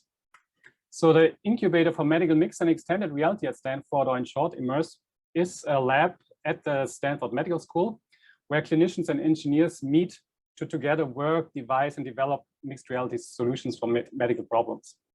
And this covers a wide variety of use cases. So it can be education, training, planning of difficult procedures, but also actual guidance of medical procedures. So here in this image, for example, you see an educational application. This is sort of a shared user experience, sort of our own simple version of Spatial I/O, I would say, where multiple users look at the same virtual content. In this case, here is human anatomy, and a teacher here in the back left, Bruce Daniel, is showing them and explaining them human anatomy on this shared rendering. Here is a not complete list of applications we have been working on and are working on. It all started actually with this breast lumpectomy project. So this is based on pre-acquired imaging data. The location of a tumor is projected directly on a patient using the whole lens, which makes it easier than looking at a separate screen and trying to figure out where everything is in the patient. The ultrasound application here we take the ultrasound image and the stream it directly to the whole lens, making it possible to view the ultrasound information directly on the patient. We've been working on simple viewing applications, which makes it, for example, easier for the medical caregiver to really understand complicated anatomy in detail. So similar and what previously Magic Leap was presenting, this is very useful for them to understand anatomy. Here, another Magic Leap application for craniotomy. This was presented this year at the North American Skull-Based Symposium, where we use the Magic Leap to project pre-acquired medical imaging data on a patient's head, or in this case, this was a cadaver study so far, where we were showing internal anatomy to help the surgeon with the guidance of the craniotomy. Now, during the pandemic, when everybody was at home, these in-person experiments were a bit more difficult. So we have been working on these remote teaching applications. This is, again, sort of a simple Spatial I/O experience where multiple users, even if they are different locations, can interact with the same virtual content. And here at the bottom, we have a brain stimulation application. So this is an application for guidance of non-invasive brain stimulation treatment. It's so-called transcranial magnetic stimulation. So this is a brain stimulation method that is used, for example, nowadays clinically to treat depression, but also OCD. And there the difficulty is always how to target the correct area inside the brain. And we developed the application here shown with the whole lens. We actually are now also use the Magic Leap, where the operator puts on a headset, then sees inside the patient's head and sees where the brain regions are that they want to target. Now, this is especially important information for all the Stanford students and researchers who are listening in, because we now have a new community mixed reality lab at the Good Science Institute.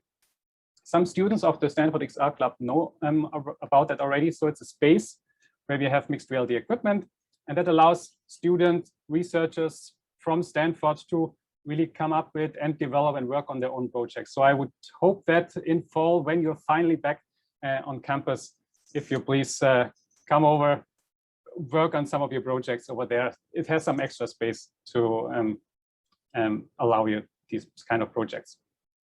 I also want to plug our Stanford Medical Mixed Reality panel series. So this is a panel series where we're always featuring a different mixed reality lab in Stanford that's working on a medical application. Last one was featuring the IMMERS lab, where we're talking about mixed reality surgery guidance with, for example, one guest from a clinic who is using remote surgeries with the whole lens on a really regular basis. This time it will be again with guests from academia, clinic, and industry talking about behavioral XR, featuring the Virtual Human Interaction Lab with Walter Green. So please mark your calendars, Thursday, June 3rd, 9 a.m. PT. You can find more information and register under this link, or if you are, you can also just look under my LinkedIn profile. There's also a link somewhere. finally, I want to plug one more non-medical application, which I call the kitty hawk of real-world virtual flight. And I think it's not medical, but it fits very well in here in this sort of tinkering Stanford XR experience. And this is sort of the opposite of Pokemon Go. So in Pokemon Go, we have a real-world user walking around in the real world and interacting with virtual content in the virtual world. In this case now, this is the first time we have an experience that is the opposite way around. So now we have a user in a completely secluded virtual world. So in this flight simulator where they're flying around the plane in the completely virtual world. And by streaming their GPS coordinates to an AR device, we are now able in the real world to suddenly see them in reality on our AR devices like the cell phone or the HoloLens. These are just some small excerpts. You can see the full video here, which explains it in more detail how it is done. We also present a paper about in the SIGGRAPH conference. But for example, here on the left, you see the screen capture of the cell phone application. On the right, this is the Microsoft Flight Simulator. And you see how the Microsoft Flight Simulator flight suddenly becomes visible in the real world via the cell phone. This also works via the HoloLens. We need a small workaround. The HoloLens doesn't have a GPS. So we are synchronizing spaces of the HoloLens and the cell phone.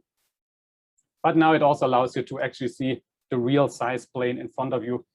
Doesn't work so well if you're looking at a really far away plane against bright background because of the transparency issue, but it gives you another experience where you see like a completely different world that only exists on computers suddenly made visible in the real world. So yeah, thank you very much. This already concludes this presentation. If you have any questions, if you would like to perform experiments or interested to join IMMERS, work with clinicians on medical applications, or if you're interested to do your own thing, for example, in the visualization core, and you have your own project in mind, please send me an email. We would be really happy to welcome you there this fall and see you in person.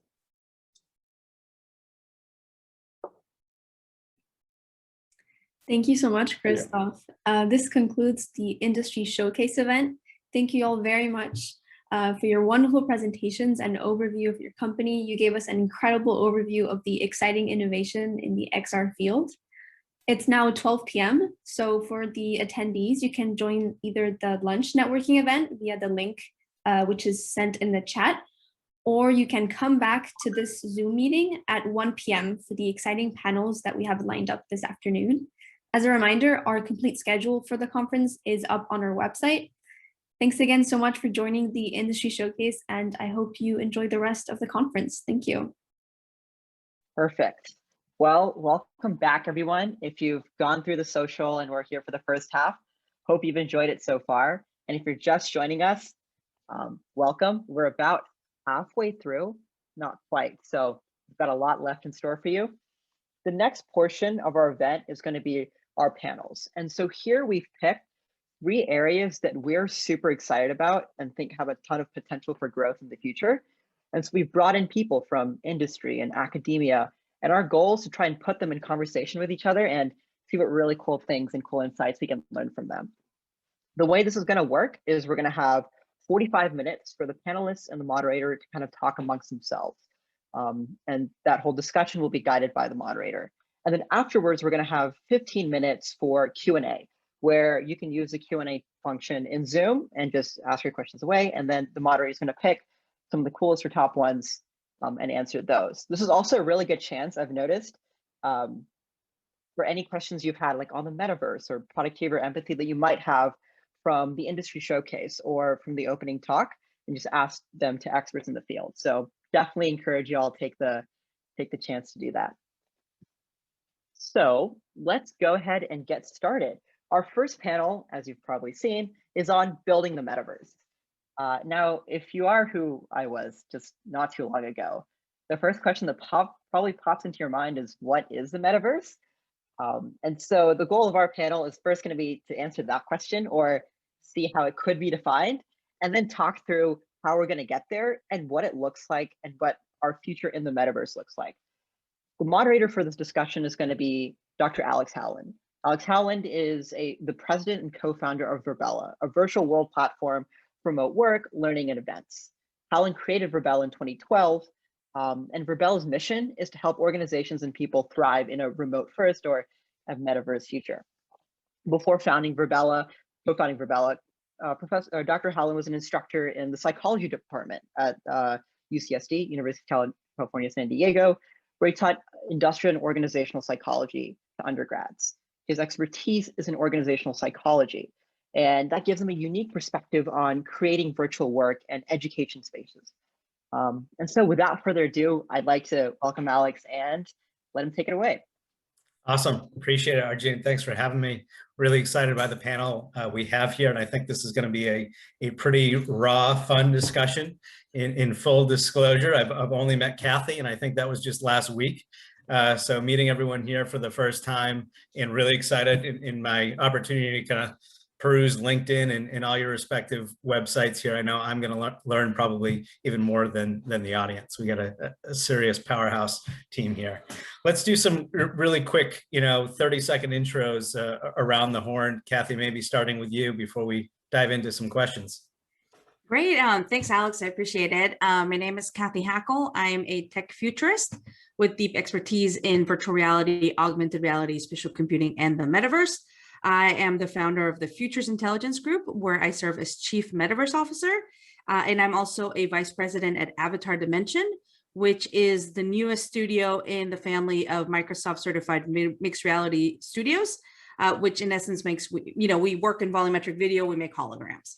So yeah, that's just a little bit about me. All right, Lauren?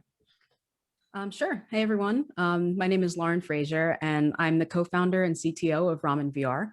So if you were here earlier, you might have heard from my co-founder, Andy, but we're building Zenith, which is a massively multiplayer online VR RPG. In case you didn't have enough letters in the acronym, right? So yeah, Zenith is a kind of futuristic fantasy world where we think that everyone will be able to really interact with people, form new social connections, but still have kind of a core RPG gameplay experience. As for my background, I started off as a software engineer. I used to work at Google, where I was leading some engineering teams there. A couple years later, I moved over to Unity, where I was working on monetization and leading the Game Foundations project. And then I decided to take a leap of faith, joined Oculus Launchpad, that's where I met Andy. And then, yeah, everything went from there. We just decided to go for it and really try to make the world that we wanted to live in. So. Awesome. And Lauren, I'm OLP too. So yes, OLP. Yeah, OLP family. There you go. Hey, Peter, how's it going? Hey, everyone. It's great to meet everyone, and thanks for having me today. So I'm Peter Rojas. I'm a partner at BetaWorks Ventures.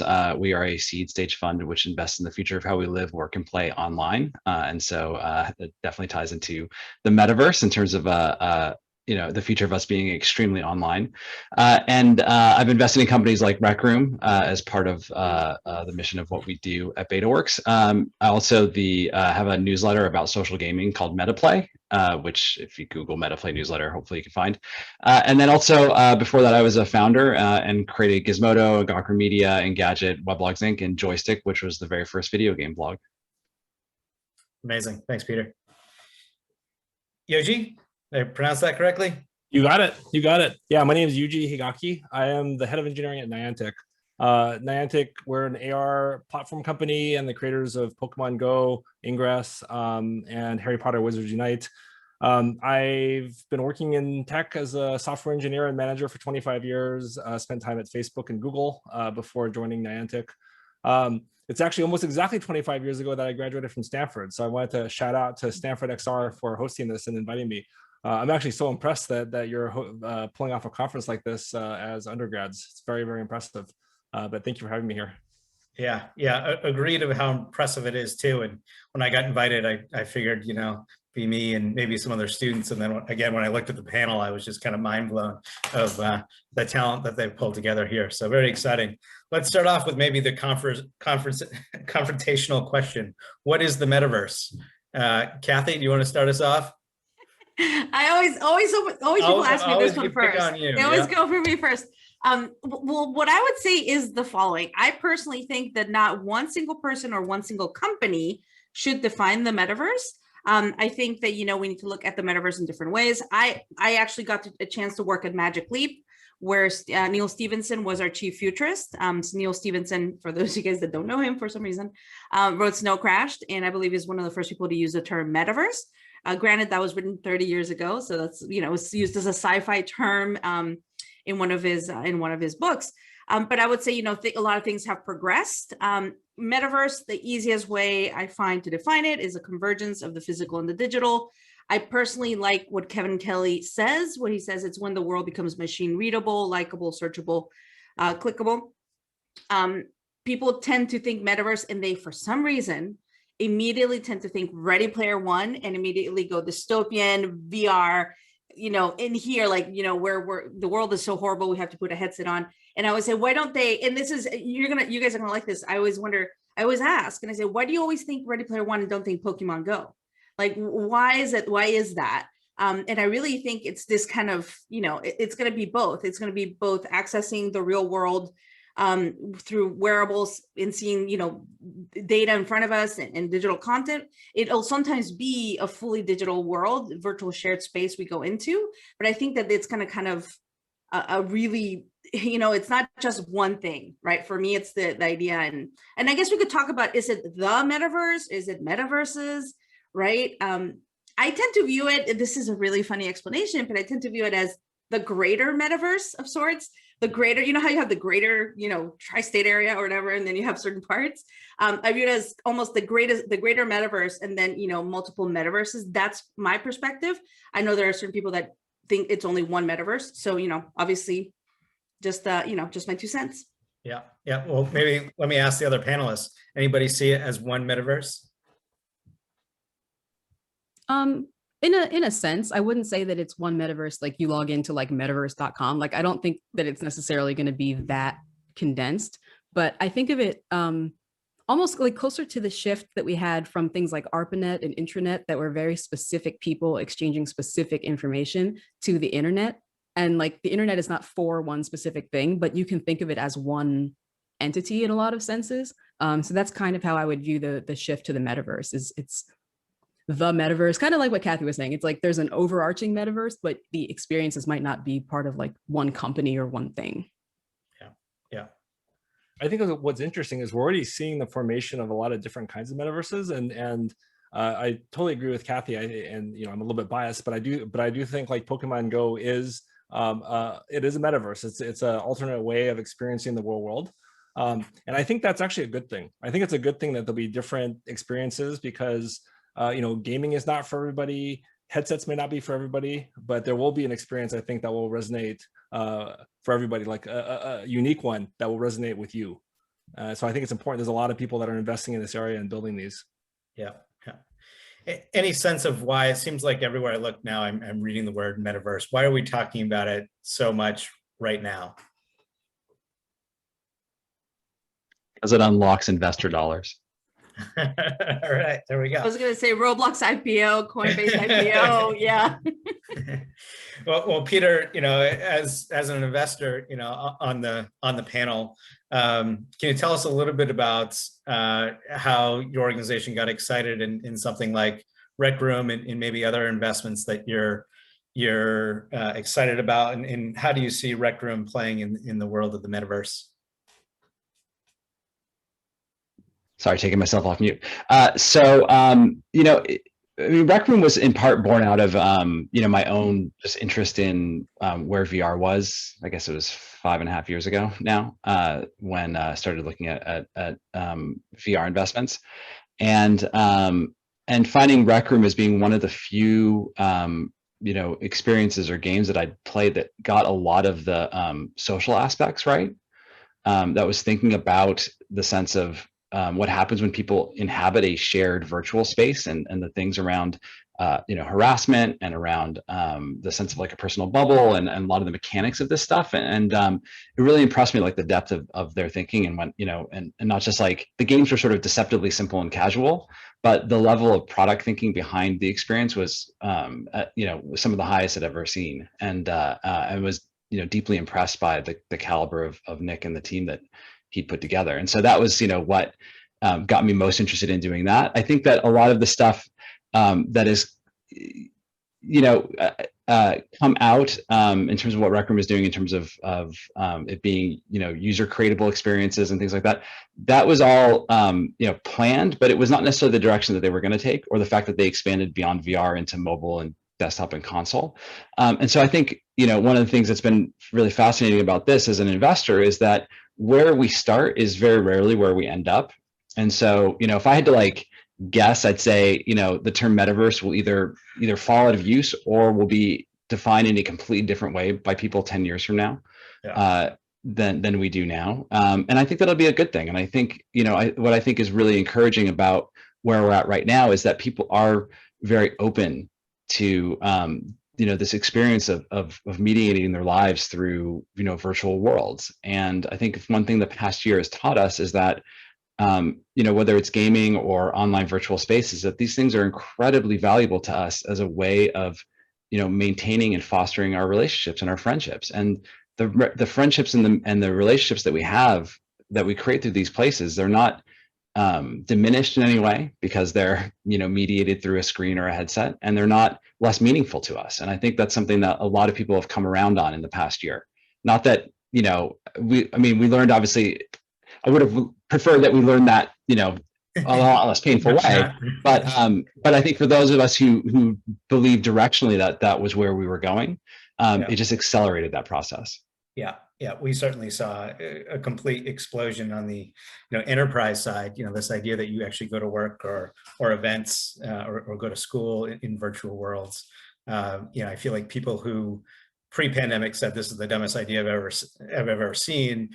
Pandemic hit, they said this is the best idea I've ever heard. I can't believe you came up with this. So it's been interesting to watch those reactions. How do you see these different sectors of gaming, social, and then kind of enterprise, the future of work? Do you see those metaverses kind of colliding or being separate entities in the metaverse? Yoji, be curious of your perspective of some of the things that you're creating, and particularly in the AR space around enterprise, or these things coming together.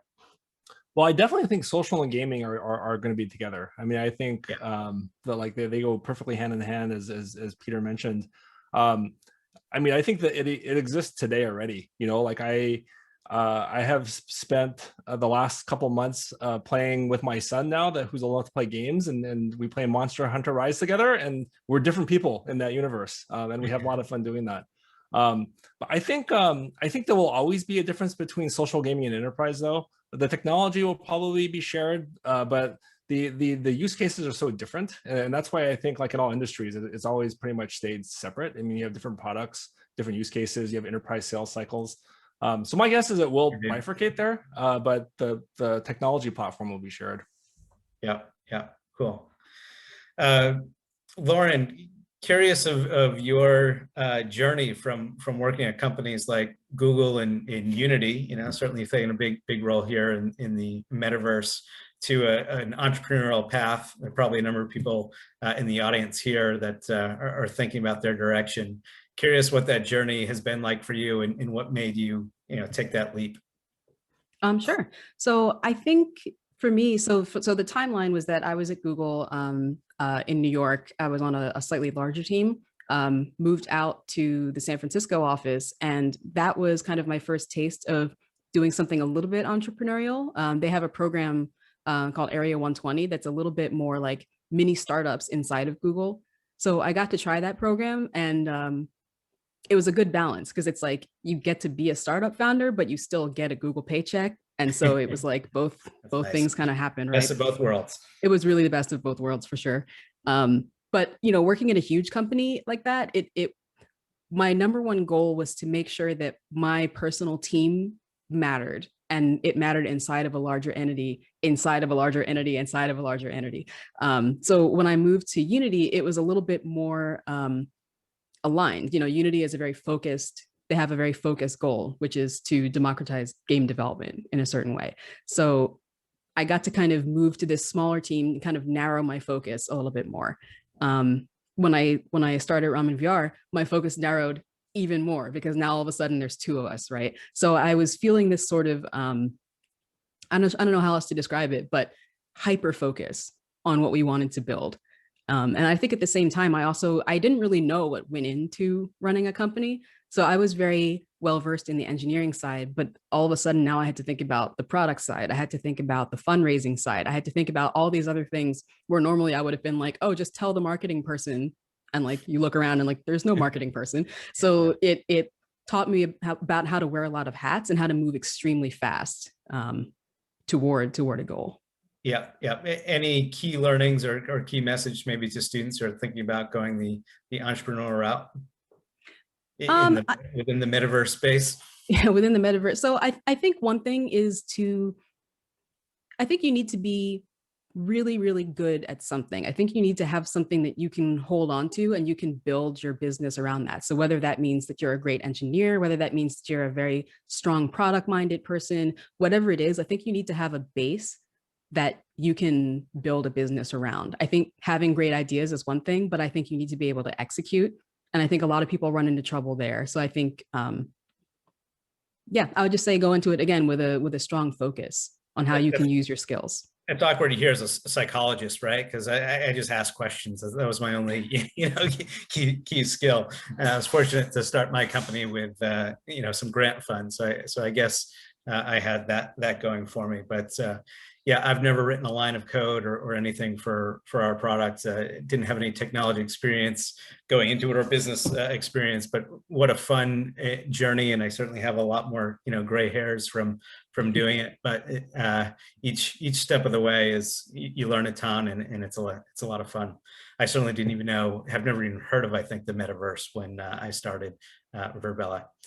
Kathy, I see your name like everywhere I look, it's Kathy's name. Kathy's popping up, and it's in so many different areas. What would you say you're most excited about right now within the realm of metaverse creation? Oh my goodness. I mean, I don't even know where to start. I feel like everything's moving so fast. I mean, I have to be very honest in the sense that, I've spent the last 6 years in AR and VR working with HTC Vive, Magic Leap, Amazon Web Services, and AR and VR have been the majority of my work. But I would say over the past 5 months, I'm kind of straddling two worlds, which is the XR world and then more of the metaverse, kind of a bit bigger, broader realm. So a lot of virtual goods, a lot of virtual fashion, non-fungible tokens, which of course, I'm sure everyone here is working on something related to NFTs. So I'm kind of straddling these two worlds, and I would say most of my clients right now I'm working with a lot of high-end luxury clients, fashion luxury clients that want to enter this metaverse, want to either think about creating a virtual world or doing virtual fashion. So quite very involved there. So yeah, I'm really excited about that part. If anyone follows my writing in Forbes, I've got a column in Forbes, and I do a lot of writing there. I have something called Metaverse Weekly, where I kind of try to figure out, what's happening in the metaverse that week. But through that, I actually got to explore a lot of this, the virtual goods. And I even posed the question, I said, is direct to avatar the next direct to consumer? Because I do think that there's something really, really strong there that I see with my children. Anyone here, but obviously you guys are students, you probably don't have kids. If you're undergrads, but but most of us are spending, my kids only want to buy Robux, and older kids want V-Bucks. So I'm already, spending digital currency, it's not on the blockchain yet. But I'm already spending all these, all this digital currency buying digital goods for my kids. I had, for example, my son say something to me like, "Hey mom, can you buy me this shirt for my avatar? Because I'm going to so-and-so's birthday party inside Roblox." Right. So they care, just like Peter was saying, it's very meaningful. It's meaningful to us, right? But it's very meaningful to them, to Gen Z, and kind of how they view themselves. So I'm excited about that. I'm excited about that side of things. I'm excited about the blockchain component. I think blockchain unlocks a lot of the metaverse.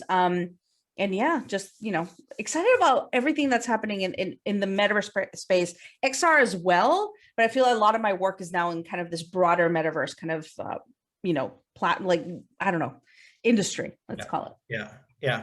What other industries do you see kind of merging into the metaverse? Peter, I think of, is it Gimlet, in the startup, podcast which I absolutely love and enjoy and listen to, and actually pitched to them at one point that, hey, why don't we build a community of listeners, in the metaverse? Do you see, some industries kind of colliding together, merging into the metaverse at some point? Well, I think it's natural that other forms of media end up becoming shared and consumed and created, frankly, in these spaces. And I think we're already seeing that, starting to happen, where a lot of, some of the best tools for creating 2D animation are actually, something you use with a VR headset, for example, because your ability to manipulate, the media, spatially gives you an advantage over trying to do it entirely just on a screen, a 2D screen. So, I do think that that we're going to start to see, these tools start to democratize a lot of how we create content. And I think that we're going to start to see, we're already starting to see how these virtual spaces are where people are, having shared, viewing and listening and consumption experiences as well. I mean, I can't tell, I probably half the decks I got this past year had, the Travis Scott Fortnite concert slide, and which had replaced, the Marshmallow slide.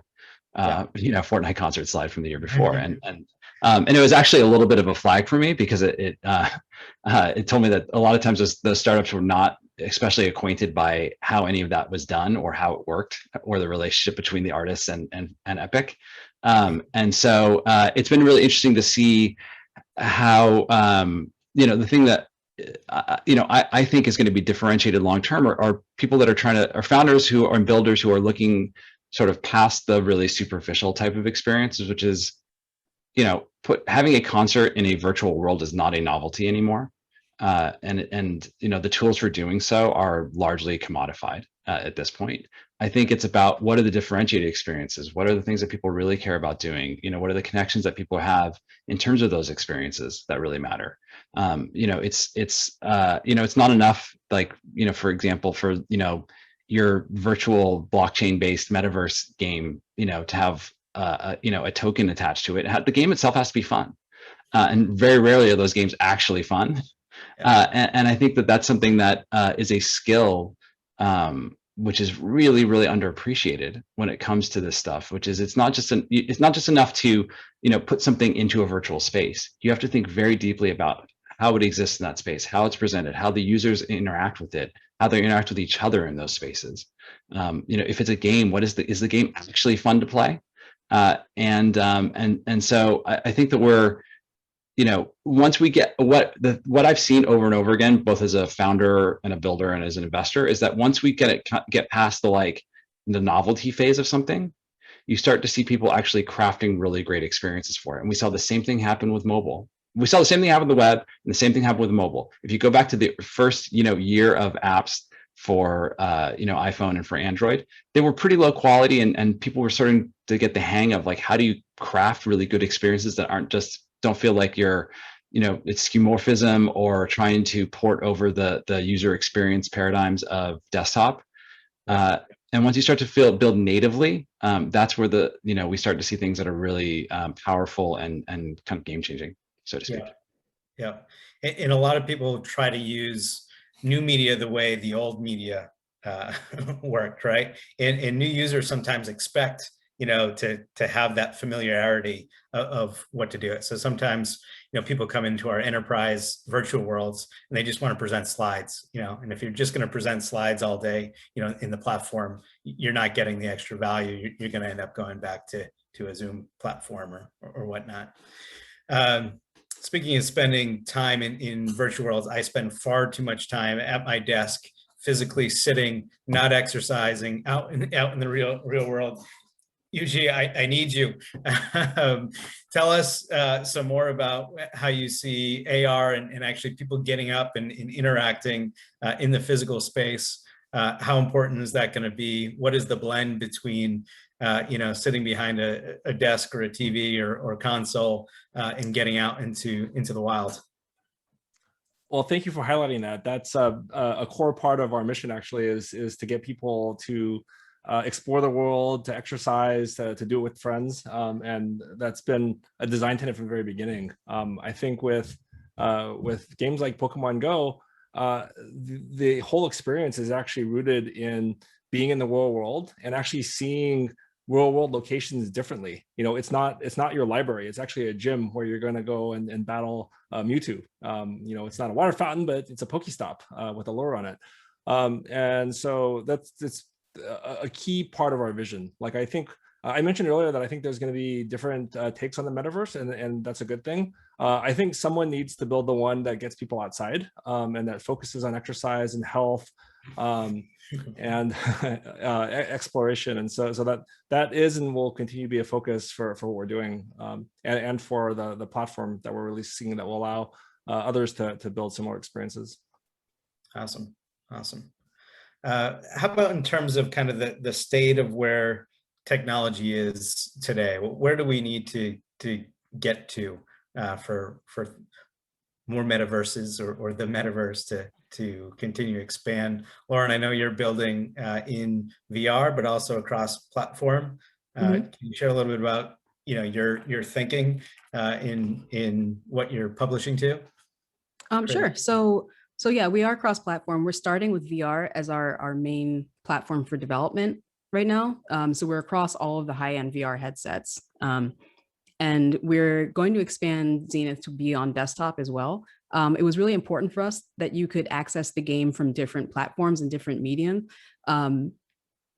So, I mean, I think that's the first thing, right? I think in terms of kind of the tech side of things, for us, we're in VR, right? So you have to wear a headset. I think the weight of the headset, the battery life of the headset, the portability of the headset, kind of going back to Yuji, if you can't really leave your house with it, then I don't think that you're fully hooked into it, right? I don't think it's really a metaverse if you have to be in a certain place at a certain time to access it. You know, kind of anecdotally, we had an alpha earlier this month, and one of the number one things I heard from people was that everyone was playing on average about an hour and a half every day. And I heard a lot of people would play for a while, take it off, charge it, put it back on, take it off, charge it. So there's definitely a desire for people to stay in these worlds longer and to stay in them in different capacities. So that's kind of our focus, is to make sure that the core experience is fun, kind of like what Peter was saying, right? That's the question that keeps me up at night. Is it fun? But make the core experience fun and also make it accessible in a number of different ways. Yeah, cool. Any other thoughts from other panelists? I'd like to add something, having worked for a cloud provider. You know, I worked for AWS for a couple months after Magic Leap. And what I would say is one of the biggest things to unlock the metaverse, you know, or this is, you know, if you think about it, millions and billions of people potentially wearing a wearable, I mean, that's serious computing power. Like that you're going to need not even 5G, you're going to need 6G, you're going to need, you know, edge, you're going to need so many different things, because at the moment, a lot of these times, you know, when you're doing a shared virtual experience, it's a limited amount of people per instance, right? So once we get to that potential opportunity to have a very, very high number of entities per instance, you know, it'll potentially lead to that, you know, to that greater metaverse experience of a bigger shared experience. And I think, Peter, I think that that's a place that's really interesting, you know, for the types of startups that I'm talking to. It's like, yeah, a lot of people can build a virtual concert, a lot of people can do these things, but who's actually trying to work on the scalability of these models and being able to have, you know, a massive amount of people together in one place, right? So I think that it's a conversation I haven't heard a lot of people have about it. You know, you need to have, I don't know, Alex, I'm not sure how many people you can have per instance. I think you guys have a pretty good big number, but yeah, I think thinking through that, the infrastructure that we're going to need to unlock those types of really global shared experiences. Yeah. I have an investment there in that, an extremely high number of concurrence and low latency for shared spatial experiences. Yeah, and within a scene, you're suggesting, Peter? Yeah, their technology can handle 50,000 concurrents in the same space. Nice, very cool, very cool. Lauren, it looked like you were going to say something as well. Anything to add there? Oh, not much. I guess I was just thinking that that's one of our priorities as well, is just to try and increase the number of people we can get into a scene, because I think the closer you can get to that, the closer you are to kind of a real experience. I don't think it's a true metaverse if it's siloed in groups of like 10 people here and 10 people there. So yeah, absolutely agree with Kathy. Yeah. we'll get 1,500 because 2,000 in a auditorium right now, but with gingerbread, avatars, and you actually still have the immersive feeling of being in the room with that many people. It's pretty cool, kind of psychologically. We had the undercover billionaire up on the main stage the other day, which was kind of fun in our shareholders event. And then, yeah, we can support many more across, different scenes. We have kind of a campus feel where there's auditoriums, conference rooms, breakout rooms, classrooms, more campus feel, ride boats, play soccer, those sorts of things. It's interesting.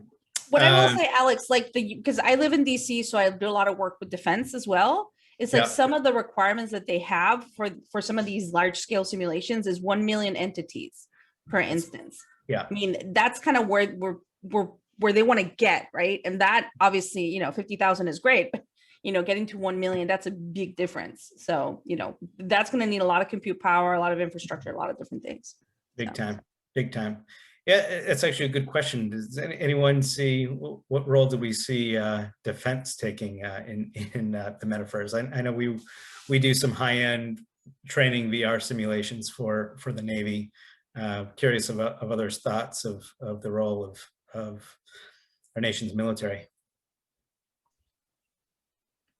I have many. You want me to share some? Just because I do a lot work with a lot of defense clients here in the DC area, right? It's weird because my clients are either high luxury, high fashion, or defense. I have absolutely nothing in common. But what I would say is, I'm a big proponent of going to Capitol Hill and educating lawmakers on what these technologies are, because what I don't want to happen is for eventually to be another hearing and senators asking, do you guys remember with Mark Zuckerberg, they were like, Senator, we sell ads, right? Obviously they had absolutely no idea what the business model for Facebook was.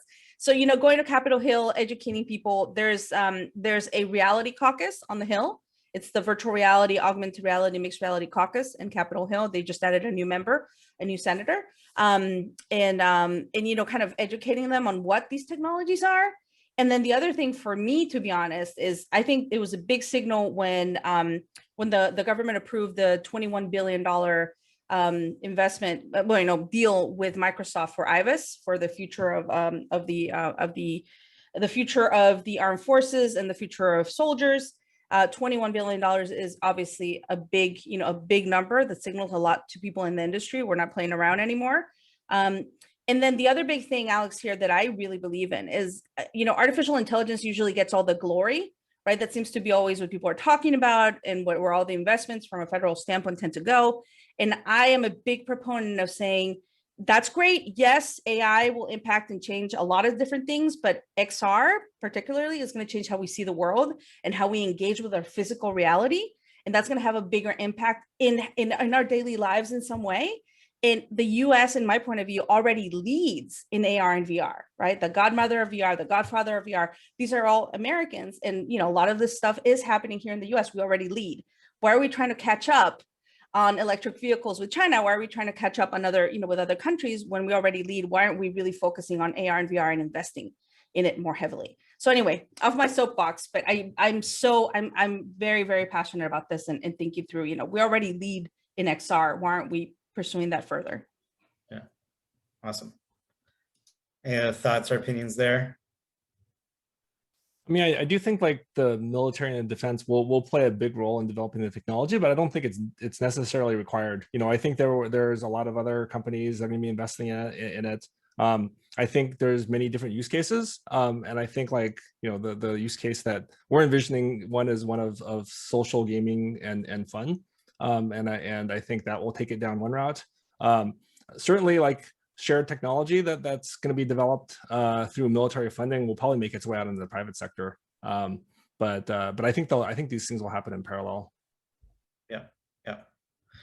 How about the implications of the metaverse and the future of work? Any thoughts of how those combine? Those are related.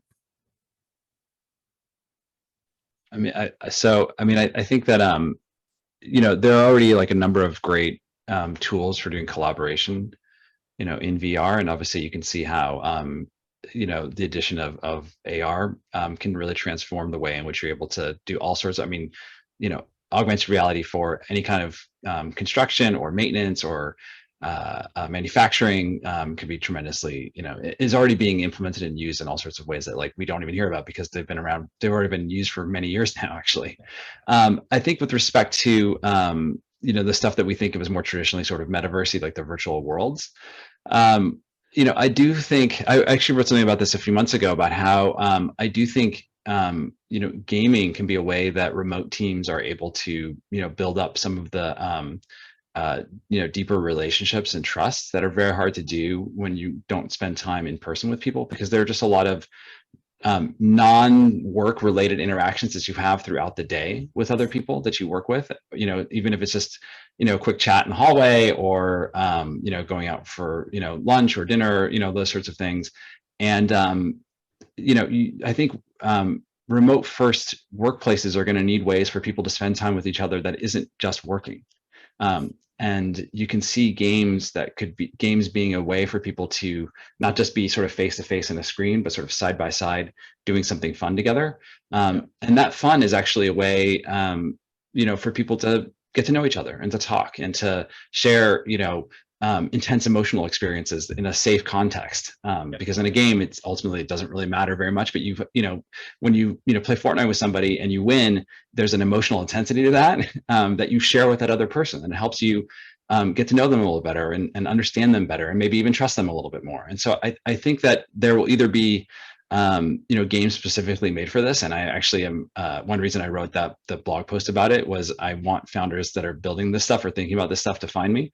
But I even think like existing games that are, that are purely fun, I think can be used in a work related context. And I think that we'll have, online virtual worlds that are collaboration spaces and productivity spaces and workspaces, but I think we'll also have places that are so more purely social spaces, which are more game-like, or games themselves.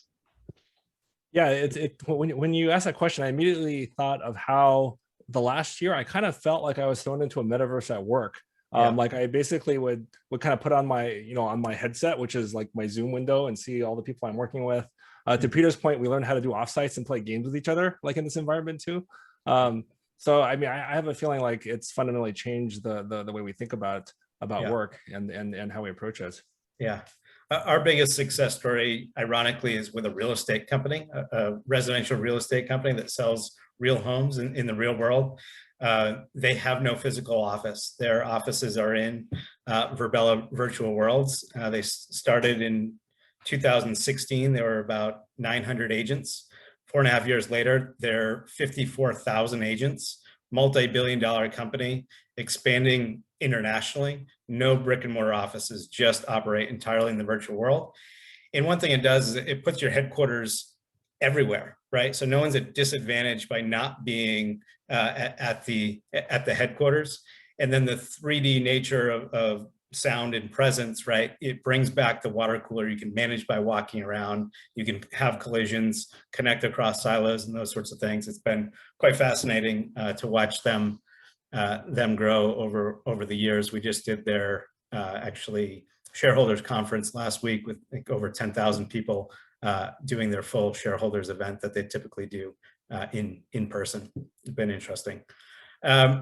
Few minutes left here before we jump into questions. Curious of thoughts of, we have a lot of students here, curious of your opinions of ways to get into the industry of creating the metaverse. I guess I can kick it off. So the way that I got into sort of the way I got into metaverses, I guess, is I joined Oculus Launchpad, which is a program that brings together content creators and kind of gives you a crash course on how to create VR content in general. And then you start a process of building demos and trying to get funding for those demos to turn them into real projects. So I think for me, that was my first step, was actually just sitting down, learning Unity and learning how to make a VR experience and kind of feel what it felt like to be in VR. I didn't have a lot of VR experience at all, either as a developer or as a consumer. So for me, that was a big first step, is just put the headset on, see what I liked and didn't like, and see how I could tweak these experiences, and then go from there. Awesome. Well, shameless plug, we are hiring, so you could start your career at Niantic. I would also say that I agree with Lauren. Like, I think finding your passion like that and actually being hands-on as early as you can. When I first started out, actually, I was an electrical engineering major when I graduated from Stanford, so I kind of went the hardware route and realized that it was games was my passion. So I got a job at EA. I'm like, I'm going to do this. Like, I want to build a game. And so the more hands-on you get, the earlier, the sooner you get started on your career in building the metaverse. I would say from the business side, you know, if you don't have the technical skills, which most of you guys probably do, but from the business side, I would say is, you know, trying to find mentors, obviously, in the industry, or trying to realize that, you know, not every job in XR is going to be a developer job. You know, there's many different opportunities. That's some of the best advice I ever got. I got it from Evelyn Miralles, who's an engineer. She used to run the VR lab at NASA. And she said to me, there's going to be a need for marketers. There's going to be a need for business people. There's going to be a need for all sorts of people in the XR industry. Right. So, you know, don't despair.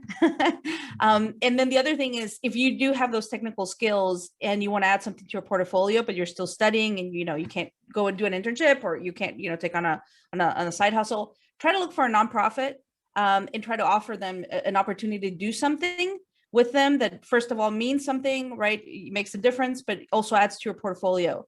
I think that that's been one of the most impressive things when I've seen someone, you know, graduating that already has a VR project and something potentially that has an impact.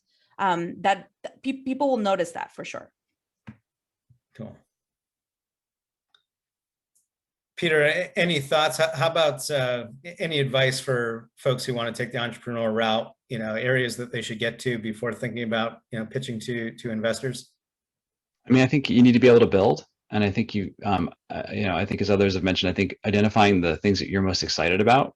You know, no one should start a company because they just want to be a founder, because I can tell you it is a path to a lot of heartache and misery. And so, you know, I think you're better off identifying the things that you're most excited about. If you're young and you have the ability and the time, you know, there's a lot of resources to learn how to code. You know, like my 12-year-old is teaching himself Unity just because they have great free tutorials out there to work with.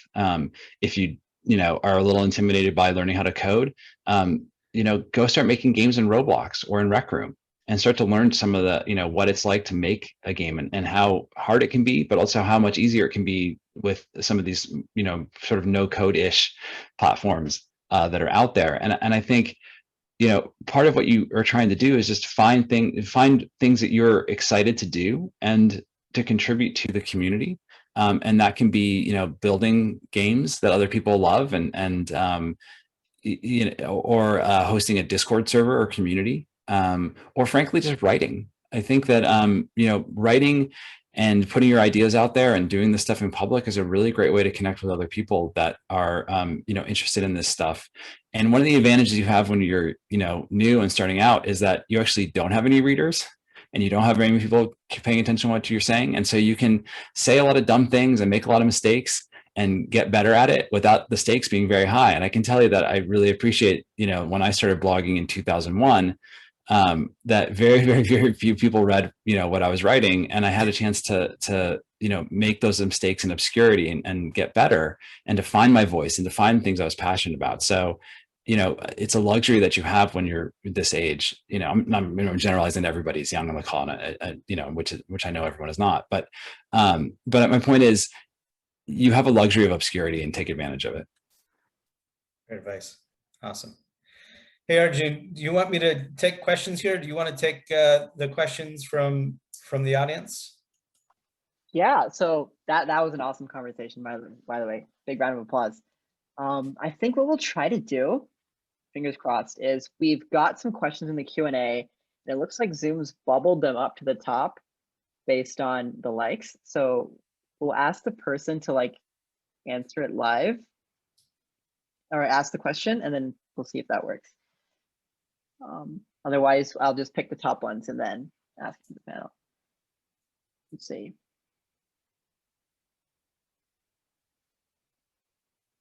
Nope, they were anonymous.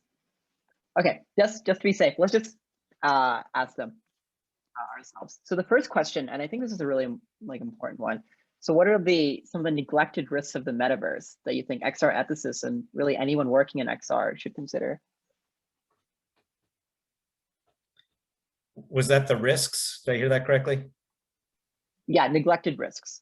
Neglected risks. Yeah. I think harassment, I think, is probably the most under discussed aspect of this, because it's being harassed on social media is bad, but when you're sort of harassed by another person's avatar, it can feel just so much more intense. Like you physically will feel it in a way that you don't, not that it's not already bad enough. The abuse that people experience, on Twitter or Facebook or other platforms. But I think when it's in an avatar and you're in a virtual space, even if it's just a 2D space, it can feel, it can feel very, very invasive. And I think that it's something that, developers are still, wrestling with. I think it's been an issue that Roblox has especially had to tackle with respect to children and being, relatively young children and teenagers being, harassed by adults. And so it's something that we don't talk enough about, I think. But,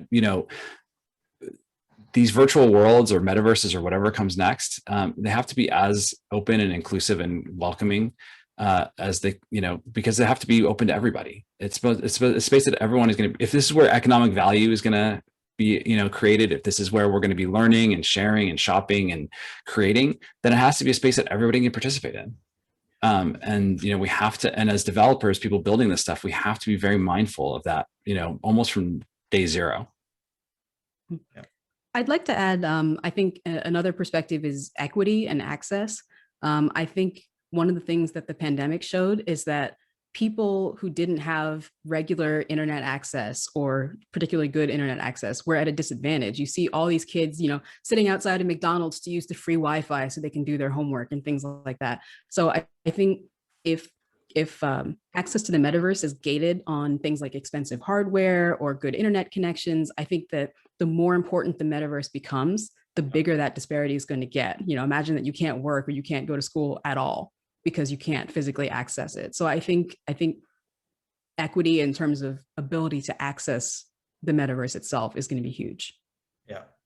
In finding that right balance, right? We get critiqued for being so low fidelity, but of course we're so low fidelity, so we can support more, users who don't have, high-end devices or amazing internet connections. It's definitely a balance. In the enterprise space, we've been lucky to avoid most of kind of trolling and major hacking until just recently. And we talk a lot about things like psychological safety, behind your avatar versus being on screen all the time, in creating, inclusive, welcoming places. But, we've seen how quickly that psychological safety can be disrupted by, one or two people who are bad actors. So certainly something we're giving a lot more thought about these days. Well, Alex, to your point, we had a panel last week in Burbella, and you guys were telling us, one of the things you guys told us in the green room was like, hey, we've been getting some, some trolls, just be mindful that there could be a troll in the panel. It was like a business panel. Yeah. But that was quite interesting to me. I was like, I was not expecting that. So we were following them on Discord and they were talking about attacking that event. Oh my gosh. Yeah, I mean, in addition to what Peter and Lauren said, we do think about those things all the time. The third thing I would add, and this is probably not under thought about, but I'll put it out there, is also like privacy in the metaverse. Like, what does it mean for people? People who are participating in there, people who are helping to build it. So it's something that I think is going to be core to the design of any metaverse. Great. Amazing. I'll also spotlight myself, so I'm not a talking head to people. Okay, cool. So the next question we have is on the role of AI-driven or autonomous characters, and how will they fit into the metaverse? Like, are we going to see AI NPCs in the metaverse? And if so, like, what role will they take? We already do. So, I mean, they're here. And I think that, I think that things are advancing on a lot of different fronts. I mean, they're obviously sort of the more high profile virtual beings that,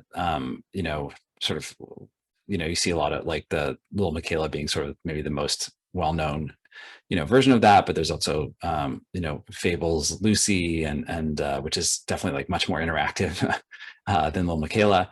I think that this stuff is just going to be a bigger and bigger part of the experiences, if for no other reason than, it makes the games more realistic and more immersive for people. Like when the NPCs that you talk to, seem less canned, right? Like more responsive to like what you're actually doing and saying. And, you're starting to see some of these technologies, synthetic speech technologies and better, natural language processing and understanding technologies being incorporated into games. The forefront of this is, been a lot of the kind of like chatbot, experiences that are out there. And, I do think that, just as with chatbots, I think that, virtual beings in these spaces do have, the makers of these virtual beings, they do have an obligation to be really mindful of the emotional impact that, these virtual beings can have on the people that interact with them. And there's been some discussion of that, and some, obviously a lot of Black Mirror type, fictional explorations about people, blurring the boundaries between the relationships they have, and then a sort of a side issue is also, what happens to people who have, passed on. And there was this example of as like, I think VR experience. I think everyone on the panel will remember this. It was a mother in Korea, South Korea, and they reunited her with a virtual version of her, I think 4-year-old who had passed away, 5-year-old. Thank you, Kathy. And I was just heartbreaking to watch, and also just felt like some sort of moral gray line had been passed, like broken. Like it didn't feel right to me. One, I mean, obviously the child didn't consent to be represented in that way, but it also just seemed like, were they really taking care of the fragility of a mother who had just lost a child? I mean, so I think that this stuff is a big deal. And, I sort of joke that I want to put in my will that I can't be represented virtually after I die. But actually, and maybe, I think that people are going to start to talk about this stuff, and start to think about like, how are they represented virtually after they pass on, or even before they die, because it's an issue there too. Yeah, and I wrote an article. My first article for Forge was actually digital embalmers, about digital embalmers and kind of everything that's happening in that space. So, I'll post a link in the comments because it does deal with a lot of questions related to that. Amazing. Let's see if we can squeeze in one more. Because we have 18 questions. Thank you so much for the involvement, everyone. I guess the last one we've got is on the role of blockchain. That's something you're hearing about a ton, maybe not in a good way right now, but what do you think some of the ways blockchain will interweave with the metaverse beyond NFTs?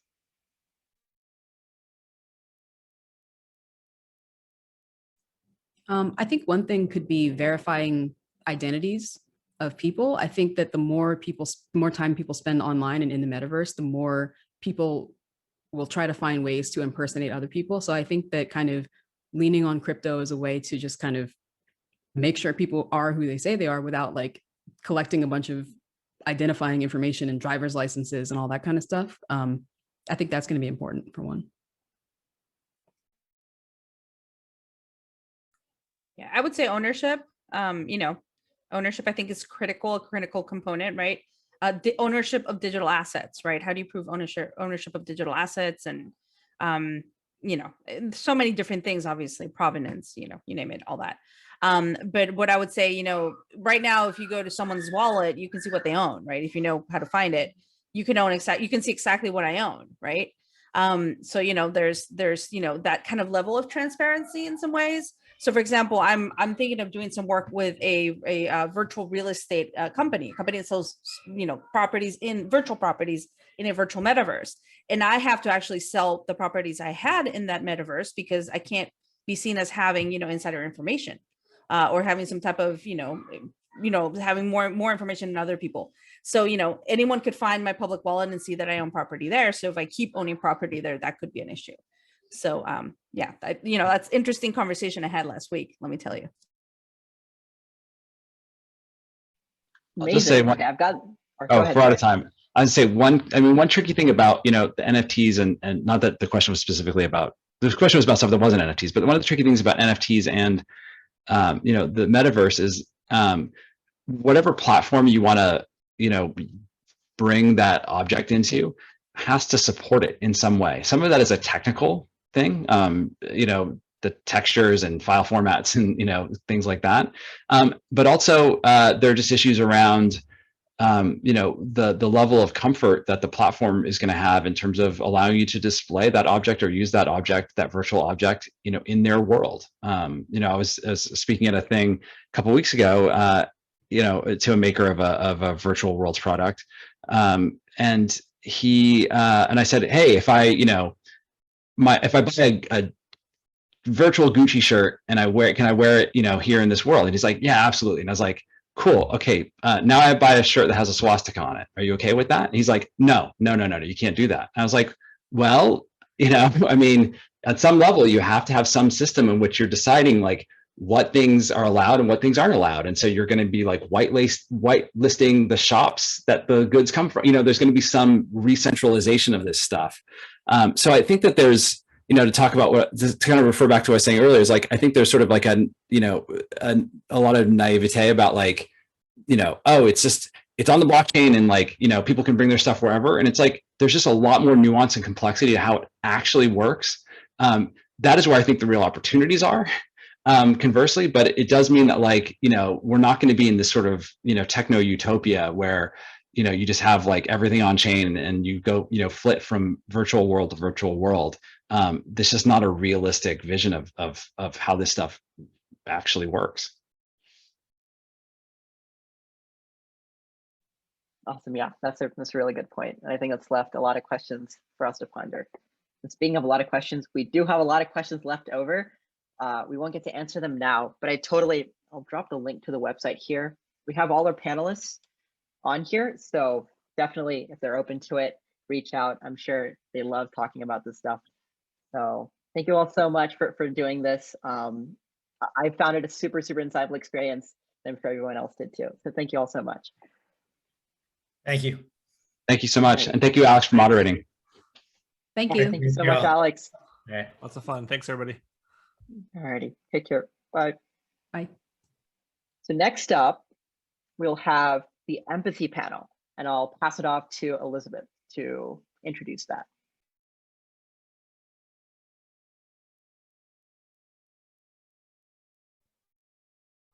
Awesome. Hello, everybody. So I hope everyone is enjoying the conference so far. I just wanted to give a big thank you to our past speakers on the Metaverse panel. It was so amazing hearing all these thought-provoking conversations. I've learned so much about the Metaverse just after 1 hour today. So thank you so much again. So super excited to kick off our next panel, Building Empathy in XR. How immersive storytelling can challenge perception and bring people together. So please join me in welcoming these amazing speakers. And today we have our moderator for the empathy panel is Martina Walkoff. Awesome. So I'm going to add Martina and everyone else to the screen. Hi, thanks, Elizabeth. Thanks for having us here today. Of course, awesome. All right, great. Yeah, I can just quickly introduce you, Martina. Awesome. So just a quick introduction now that everyone is on the screen. Oh, sorry. I think my Wi-Fi. Sorry, I think my Wi-Fi is cutting out, but feel free to introduce yourself, Martina, and maybe take over the panel. Thank you. Okay, sounds good. I wasn't sure if it was on my end, so please message in the chat if any of our audio breaks up. But hi, everyone. I'm Martina Walkoff. I'm one of the managing partners at the WXR Fund. We're a venture fund investing in early stage women-led spatial computing companies. So augmented virtual reality as well as AI as it powers the 3D computing paradigm. And I am really excited to be joined by these awesome panelists today to talk about empathy. I think it's a fascinating topic. It's definitely made a lot of headlines over the years, and we're going to take a deeper dive from some really distinct perspectives represented on the panel. I'm going to let the panelists introduce themselves and tell you a little bit about their work, since they know it a lot better than I do. And Carrie, why don't you kick us off? And I do want to provide a little disclaimer that WXR is an investor in Embodied Labs, the company Carrie's from. Hi, my name is Carrie Kusker. I am the Learning Design Specialist at Embodied Labs, and I'm really fortunate to be able to use my 25 years of nursing experience to now help create content to support caregivers of older adults and offer those immersive opportunities to really have that experiential learning and build empathy. So I'm really excited to speak on this panel, and prior to my work at Embodied Labs, I was actually a customer, so I can share a little bit of the firsthand knowledge I had of training frontline staff and how they responded to the VR platform and the impact it had and the way it really changed the curriculum that I was using and the benefits that I saw up on the floor with our elders and the comments that I got from some of the family members. So I'm excited to share that story with you all. Awesome. Thanks, Carrie. I can't wait to hear more. And I always think it's such a cool sign when a customer joins a company as an employee. That's a great story. Awesome. Larry, you're next in my screen here. So I'll pass the baton to you. Sounds great. Well, super excited to be here. Any opportunity I get to come back to Stanford, even if it's virtually, is always fun. So my experience with VR actually started in the mid 90s as I was an undergrad at Stanford 25 years ago and a grad student. And during my graduate program, I did research in VR and some of the early medical training examples. And when it worked, it was amazing, and I kind of saw the future of possibilities for VR in a wide range of industries. But it only worked like 10% of the time. and so, I don't think I had the wherewithal to, what I thought was like, oh, that's like 5 years away before it will be mainstream. And, I was a little bit off. That was 25 years ago. So I was off by a factor of 4 or 5. And so I ended up going to into a career in computer animation. And so I was at Pixar in the early days and worked on some of their early films. And then I was at DreamWorks for a decade. And that's actually where I met my co-founder, one of my co-founders at Baobab Studios, Eric Darnell, who is the writer and director for the Madagascar films at DreamWorks. And interestingly, Stanford also introduced me to my other co-founder, Maureen Fan, who is our CEO. And she somehow contacted me from like the Stanford alumni database, I don't know, a long time ago. And we became friends, and she never listened to any of my advice. And went to business school and worked at Zynga and led the Farmville franchise. But somehow the three of us came together a little over 5 years ago, and we were super excited. Personally seeing the early Oculus Rift prototypes really gave me confidence that a lot of, from business to tech to just everything, we're solvable now. And we were just super excited about exploring the idea of placing you as the audience directly inside a story and what that could lead to. And so that led us to create Baobab Studios. And, we've been creating interactive, story-driven narratives over the last 5 years. And at the heart, though, we heard that VR was like this empathy engine, but at the same time, we hadn't seen that much empathy when we started our company in VR. And so, our first task was really like, hey, can we create a character that you actually fall in love with in the same way that you do like a DreamWorks or a Pixar character? But could you actually relate to that character? And so, those are kind of areas that we've been exploring. And I think, right now we're at a really exciting time for VR and for AR, where we're really at an inflection point in my opinion. So. Thanks, Larry. I definitely want to explore that inflection point a little bit more, and I'm excited to hear just more about the evolution you've seen over the years in VR. Also, if anyone in the audience hasn't seen Baobab content, check it out. It's some of the best stuff out there. One of the earliest experiences I had was one of your shorts, and it was just mind-blowing. I just love it so much. So thank you for joining us today. And last but not least, Mark, you want to jump in? Yeah, hello everyone. I'm Mark. I am a fifth-year PhD student in the Virtual Human Interaction Lab here at Stanford. The lab is in the Department of Communication, but my background is computer science, and I think that's a good illustration of the interdisciplinary work that we do. I'm here kind of as an ambassador for the lab's work in empathy. I have not personally done any of the studies that I'll be, referencing and things like that, but there's a couple in the works right now. And so I'm here to represent the lab's work and talk about what's going on there. I think the other question that we wanted to put in the intros was your first experience with like AR and VR, and I have to think back to about midway through high school.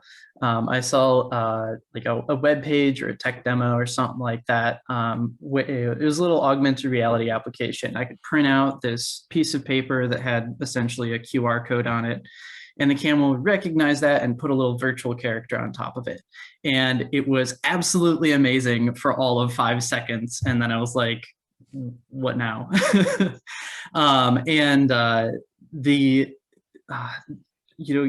Seeing that, I could see the potential of the technology. I've always been a person that gets really into virtual worlds, whether that's video games like Minecraft or books and worlds in that way. And so I think seeing that just really made me think of all the possibilities there. Yeah, nowadays I work with VR and in the communication side of things, focusing on how we can use the tracking data that virtual reality produces to understand nonverbal communication. So, if I'm sort of in sync, if two of us are kind of moving at the same time, there's a social psychology finding that like we're kind of closer together in some way. It's the details are still fuzzy. This is an active area of research, but this is something that VR ties into, and it's one of the ways that sort of empathy comes into my work as a computer scientist and oftentimes a data scientist, looking at how people move in VR. So that's what I'm doing. That's my background. That is super cool. And I'm really hoping we can get into some mirror neuron talk and really break that down, get geeky about that. But before we dive into the details, I want to take a step back because this is a big meaty topic. And I think people use the term empathy in a lot of different ways. And so I thought it would be helpful before we dive in to build a common understanding and common definition of empathy. So if any of the panelists want to jump in just with how you would define empathy, how you're thinking about it, your organization, I think that would be helpful so we all are speaking the same language. Does anyone want to jump in on that? Sure, I can take a stab. I'm like the one non-scientist here, so it's kind of humorous to define this. But for us, empathy is really being able to put yourself in someone else's shoes, to be able to kind of relate to them and whether it's sympathize or sort of understand someone else. And I think what's interesting is that from a animated film perspective, especially all the storytellers and animators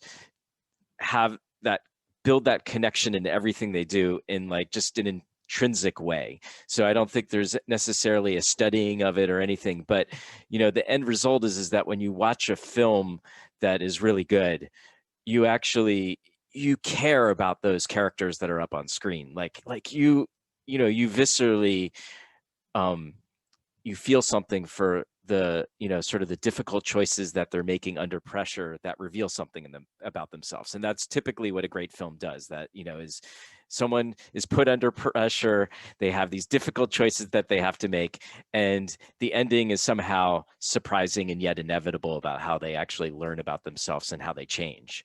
And that but I didn't learn that. That's actually what's Eric. That's why you have a good chief creative officer. So Eric taught me that. And so when we came into VR, first of all, we had heard, as I said, everyone was talking about VR being this empathy engine, and yet like all the things we had seen in VR and even a lot of games really you know, like we're tech demos and like, or, you know, even with the best video games, like the characters feel dead.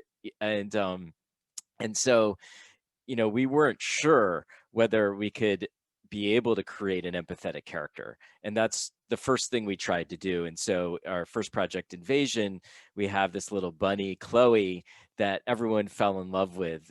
But what was fascinating, you know, and I mentioned this earlier for those of you who went to the industry panel, is that because we made you a little bunny in the scene and Chloe's like hopping up to you and people just responded, you know, like they suspended their disbelief because you were there. And that changed Eric's and mine and Maureen's thoughts about what VR could be for storytelling. And so, you know, Eric was thinking about it as like, well, hey, we can actually make you act in the world, especially when you have like hand controllers and you know, we can really track your head and your hands and you can interact.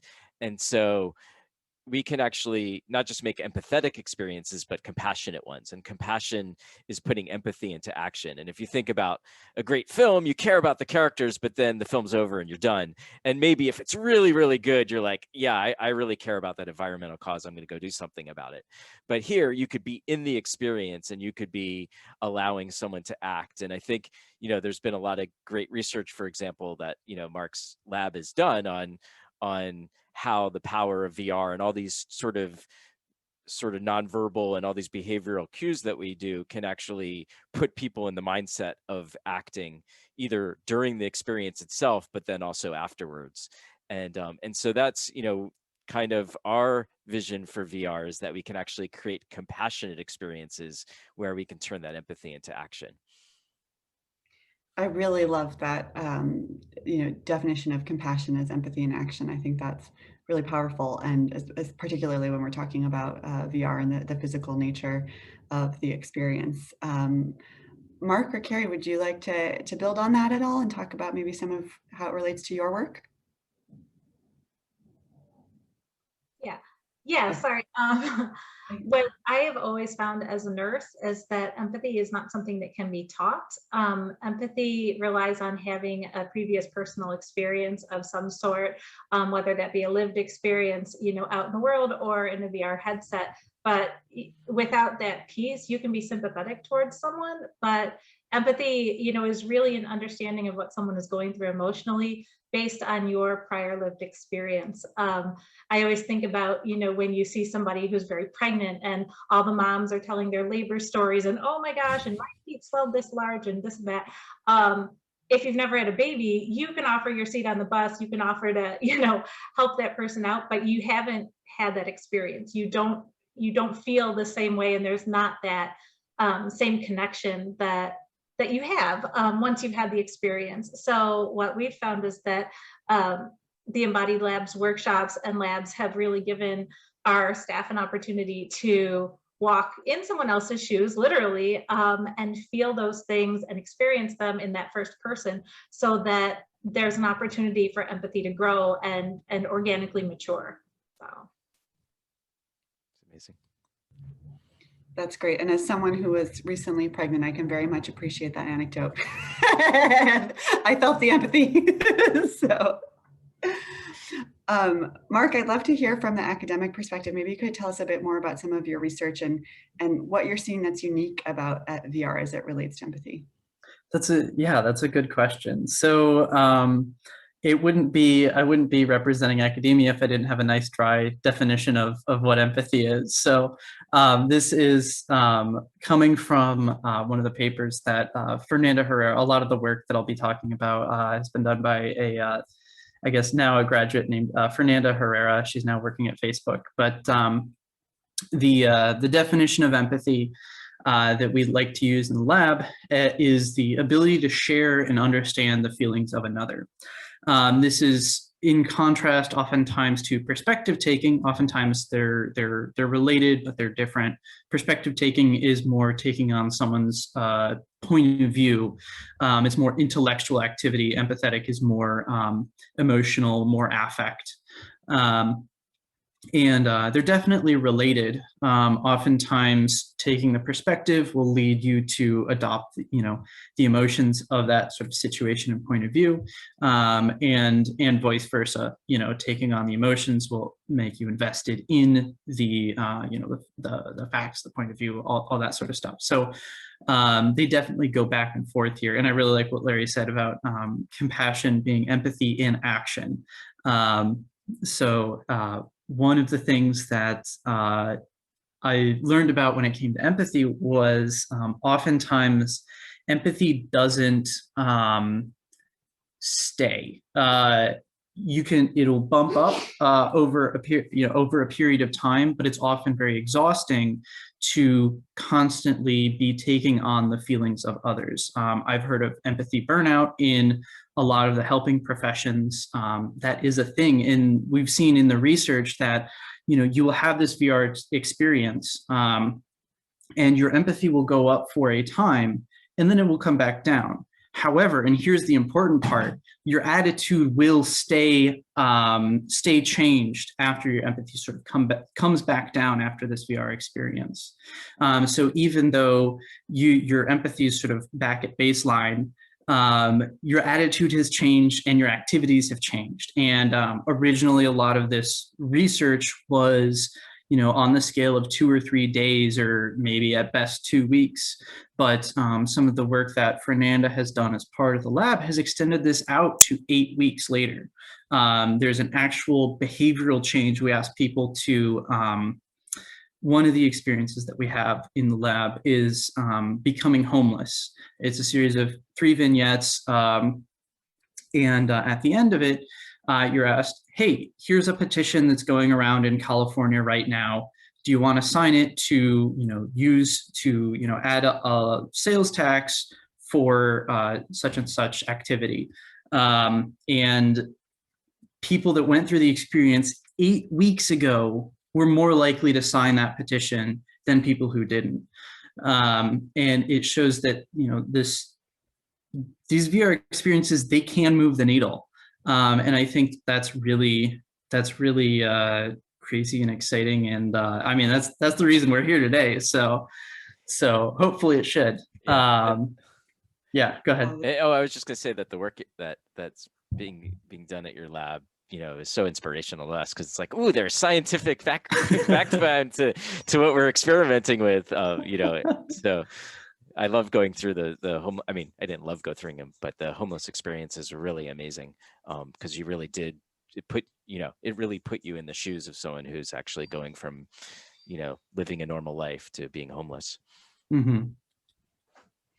Yeah, I thought that experience does such a good job too of when I went through it, I really felt the stress of the impossibility of some of those choices you have to make, and just how tough that really is. So you touched on it, Mark. My next question was actually going to be kind of diving into what are some of the boundaries and limitations around this, because you touched on this with the time limitation and how there's empathy burnout, over a period of time.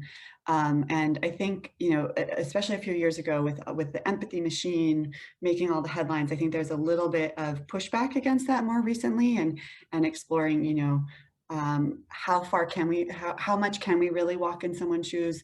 And I think back to your story or analogy about being pregnant, Carrie, it's not quite the same as actually having the experience. So, and maybe Carrie, if you want to start here, what are you seeing in the field in terms of the limitations or the feedback that you're hearing from people going through your experiences?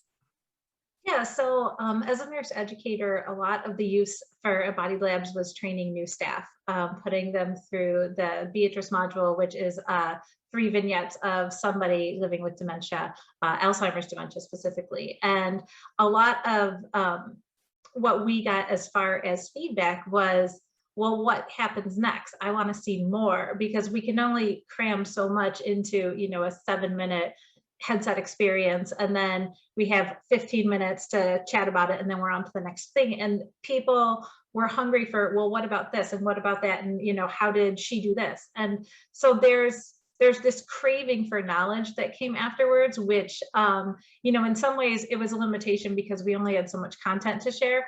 But it drove a lot of really meaningful conversations, and it got people thinking of really innovative problem solving when it came to implementing what they had learned and applying it to their work with the elders up on the floors. And it happened very naturally. It wasn't something where we said, now you go and apply this, but we would go upstairs and we would see them taking a step back and thinking about things differently and telling each other that it was too loud because, like, don't you remember how that sounded? You know, do you know how that must feel for her? And really advocating for these elders, where before they may have just been kind of oblivious to it. And those were things that we saw moving forward far after the experience had passed, that they were continuing to be ambassadors for change and to really advocate even to the families for better ways to approach their loved ones and better ways to enhance their quality of life and add meaning to their life and preserve their personhood. So those things, if anything, I feel like the limitation was that they wanted to share this with the world, and, you know, one headset at a time trying to get staff through can be challenging. And especially with COVID and some of the restrictions there, we had to get a little innovative in how we delivered the content. But yeah, that's, I mean, I don't know if that answered your question, but that was kind of what I saw as far as some frustrations, is that once somebody did the experience, they wanted everybody else to have done it too, because, well, no, you don't understand, you weren't there, you didn't feel it. So, you know, it's a good problem to have. Yeah, yeah. No, at this phase of the industry, the content delivery barriers are real. That's something I think we all have to deal with in some form or fashion, whether it's hardware distribution or just general accessibility, depending on the audience. That's a very, very real consideration. So I appreciate that. And it's great to hear some of the sort of in action, that compassion, empathy in action from your users. Larry, from a creative perspective, what are you seeing maybe in how you're developing characters and building empathy through the Baobab content? What are the boundaries you're pushing up against? Oh, you're still muted. It's kind of funny, you know, I keep making the mistake of being muted on a Zoom call, like you're into this, but I already did it once today.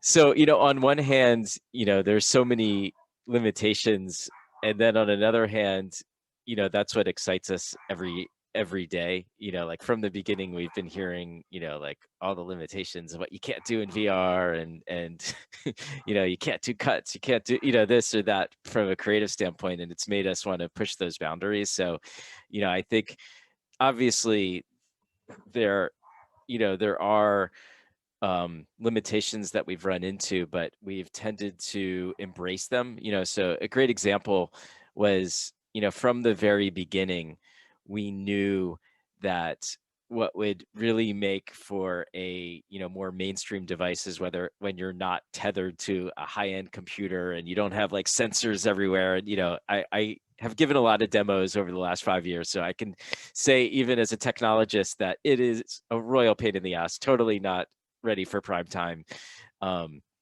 And we knew that, you know, where the technology would be, it would be several years before we had inside out tracking, and we had standalone headsets that really could, you know, sort of have the same fidelity that you would have in a high end system like the Rift or Vive. And when that point in time occurred, then we wanted to jump on that full force, because we knew that that was the future and the direction. You know, just doesn't take a genius to know that, you know, like not having to be with a fancy computer and have sensors plugged in, a room devoted to things. But that meant that we were running all of our experiences on a mobile phone. And so for our team, that was actually a huge change, because, you know, it was like an order of magnitude more, you know, less compute power. And so what we did is we just, you know, like we embraced that. So basically with our projects, we started from the very beginning with that mindset. And so that forced us to think totally differently about the look of our projects on Baba Yaga and Bonfire, which are two of our more recent projects. But the benefit is that, you know, a much broader swath of the small VR market would be able to, be accessible. And so I think, for us, devices like the Quest are really exciting because even though they bring certain creative limitations to us, it really allows way more people to have access to it. And you could see the sales of the Quest and the Quest 2 have actually, really grown very, very rapidly and are quite strong. And so even though the market's still small, you're seeing that validation. And so, for us with each project that we're, dealing with, we're kind of trying to push the boundaries on one or two things, whether that's, AI driven characters, or whether that is, sort of a much broader scale project that's longer, or whether that's doing everything in headset to create all the content. We're always kind of trying to push the boundaries of what we're doing and this, and experimenting. We view each of our projects as an experiment. So, but I think at this point in time, when you're dealing with still a nascent sort of technology and framework, you have to be able and willing to kind of embrace those limitations and work around them, and then hope that, over time they get better and you can relax them. So absolutely, I think that's that's the kind of mentality we all need, particularly in these early days, is that the constraints are just an opportunity for innovation and more creativity. So that's fantastic. And it's interesting. I'm seeing a lot of whether it's on the creative media side or even some of the B2B companies we talk to and work with, that there's people are embracing kind of a more full spectrum approach when it comes to accessibility and some hybrid models and some different things emerging. So I think that's really exciting as well, because I think we need more gateways for people to discover content and have really positive experiences. I mean, I do think what Carrie said is very apropos, where once people are in VR, like I've seen a lot of people go through VR for the first time. That's one of the pleasures of what we do, is a lot of people go through Baobab experiences as one of their first VR experiences, and they're just blown away. But then the problem becomes like, okay, I did that, but there's just not enough content, whether it's in a B2B thing where you just want more because it's so compelling. And so that, I think, is probably even more so than the technological hurdles. That's the biggest hurdle, is just there needs to be more great content in all these areas, so that, like, you have to come back into VR and you can get like the next module of your, so, I think that's the other challenge. Yeah. Definitely.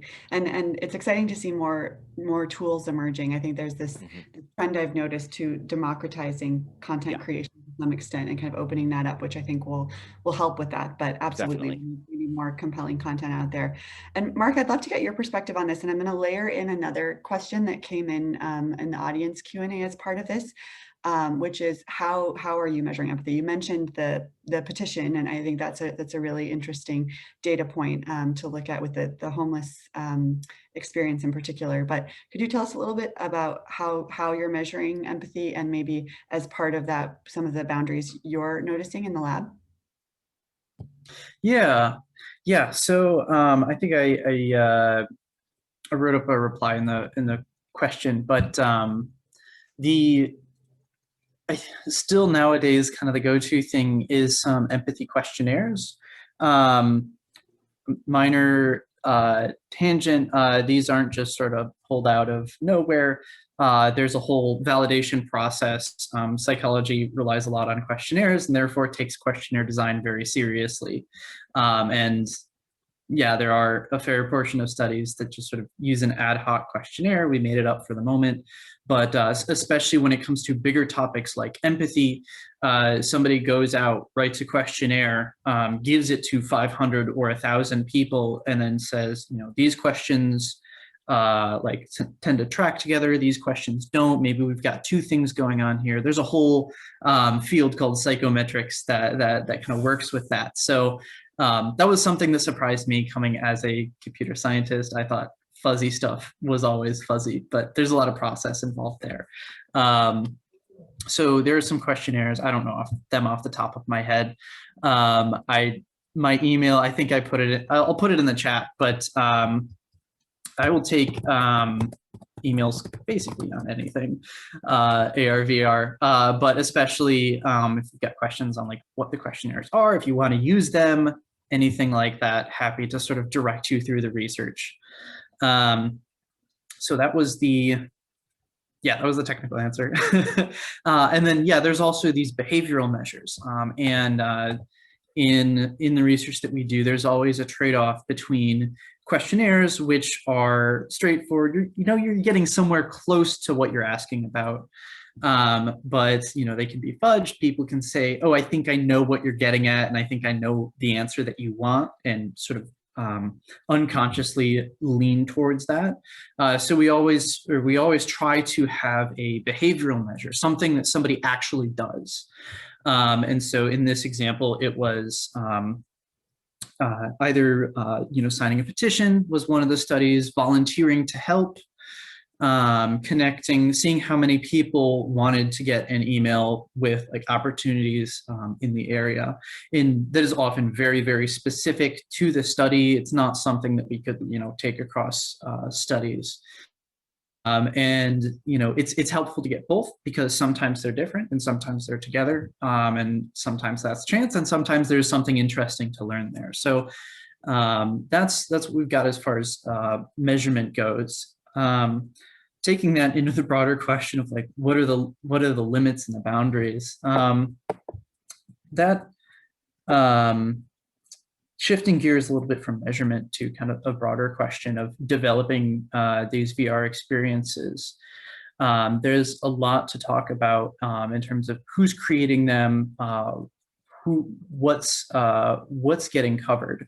One of the things that makes VR really helpful and powerful, say in contrast to sort of a text-based narrative, or just asking people to imagine feeling empathy for someone, is that you control the narrative. If someone has some preconceived notions about what homelessness looks like, or that process or something like that, you can you're not asking people to think back and sort of reinforce those thoughts. You're giving them a new narrative. That is a lot of power. Who has that power? Anytime there's power there, that's power that can be abused. And so that's one of the things that I worry about going forward, is, it's great to have, empathy experiences in a lot of what I've seen today, but what happens, when your content is created kind of more strongly, it's much more common, it's much more easy to create, and think of empathy but fake news, that sort of that sort of interaction there. This is all done, but it's just all done on a smaller scale. Yeah. Well, and so putting it into VR, sorry, I was going to say, just to build on, just to give the simplest of examples of the responsibility that you have in VR is just even the ability to just make you completely motion sick is really high. And so there's a huge responsibility that, because if you're moving the camera, you're actually, moving you. And yet if you're not moving, then your brain is like, hey, I've been poisoned, I better throw up right now. And so you don't want a headset again anytime soon. Yeah, and so you see a lot of experiences that actually break those rules pretty badly. And I'm actually prone to motion sickness. I learned in doing VR. I didn't think I was, which it turns out means you actually have better depth perception. But anyway, so that is like the smallest, sort of most, like in Maslow's hierarchy of needs, that's like the lowest level of just don't get sick. Right. And so obviously but the key point is you're really there. And so everything is visceral. And so, all of the issues that people are talking about with metaverse and, with everything of bullying, just you name it, all the checklist of things with new technology that could be used for good or for nefarious purposes or somewhere in between. It's really amplified. And so you really can, have a very large impact for good, but there's obviously, the opportunity to impact in other ways in a much more visceral way than I think previous mediums. Yeah, exactly. So definitely, it's and I'm glad. I'm always heartened by conversations like this, and I think in general there's a heightened awareness of people building in the space that there is a great responsibility that comes with the privilege of creating this content, and I hope we continue as a collective industry to be very thoughtful about that, and also to hold everyone accountable. I think we have to try to keep our users safe and keep the experiences as positive as possible ultimately. Carrie, I want to just revisit the measurement question, because I know at Embodied Labs you're measuring efficacy and thinking about, and as that relates to empathy as well. Could you talk a little bit about how you're doing that and how you're tracking that? Sure. So when I was working as the nurse educator at St. John's Home as an Embodied Labs client, we actually partnered with Embodied Labs to do this study as far as what were the labs resulting in, as far as people reporting an increase in confidence when dealing with elders who had dementia, as as family members having positive outcomes and finding that there was a better quality of care being given, as people felt that the team was working more cohesively, and then just kind of a self check-in as far as, do you feel more empathetic towards someone with dementia? Do you understand some triggers of dementia better after this lab? So just some very rudimentary, saw leaps and bounds, positive responses. But the funny thing is that there are people, at least in the healthcare industry, who've gone through these labs who would come in and in the pre-assessment say, oh, you can't teach me anything. I know everything about dementia. I've been an aide for 20 years, this, that, and the other thing. And then they would go through the lab and it would be very humbling for them. And they would be like, wow, I'm shocked. I never realized that the field of vision got so small. I never realized that sound and light were so distorted and could be so confusing and agitating. And boy, wow, I don't know as much as I thought I did. So we actually saw some of our numbers go in the opposite direction, which, when you're looking for these beautiful charts and graphs, sometimes it's hard if you're not there to explain the why. But on the ground, speaking with everybody, it was really a celebration for us as educators to hear that human aspect of, no, I don't know everything. There's a lot to learn and I want to learn more. And that, that's the best thing as an educator, that somebody wants to learn more about what you're teaching, and that we have the opportunity to build more content that shares these perspectives that otherwise people wouldn't have the opportunity to experience. Not everybody is going to have macular degeneration. Not everybody is going to know a transgender person, but through these Embodied Labs experiences, to be able to just for a brief moment walk in those shoes, it really can change a person on a very, visceral level, and have a change be, like that little pebble that starts rolling and picking up momentum towards this culture change that we're hoping to kind of build and bring to the forefront as our baby boomers are aging up and we have a lot of geriatric nursing to look forward to. That is such an interesting point about helping, certain experts to actually realize they don't know as much as they thought. And I think that's such a good example too of how metrics are imperfect. You know, the story behind that obviously is very compelling, but the chart doesn't quite show exactly what's really going on. So that's really fascinating and important to keep in mind too. I think, you know, when we are pushing against those boundaries and building totally new experiences that have never existed before, not only are those metrics often going to have surprises and great learnings, but also you know, may not be what meets the eye. There's sometimes more layers we need to peel away there to really understand what's going on. We are approaching the 15-minute mark left in our panel, so I do want to make sure I get to audience questions because there have been a lot coming in. And I think the first one that came in is just any advice for beginners starting to build content in VR, which I love because, and this was directed at Larry, but I think any of the panelists can jump in as well. And I always am encouraging more people to jump into VR, so I'm eager to hear what you all have to say, and I'm gonna probably recite it and steal it later because I think the more people in VR, the better.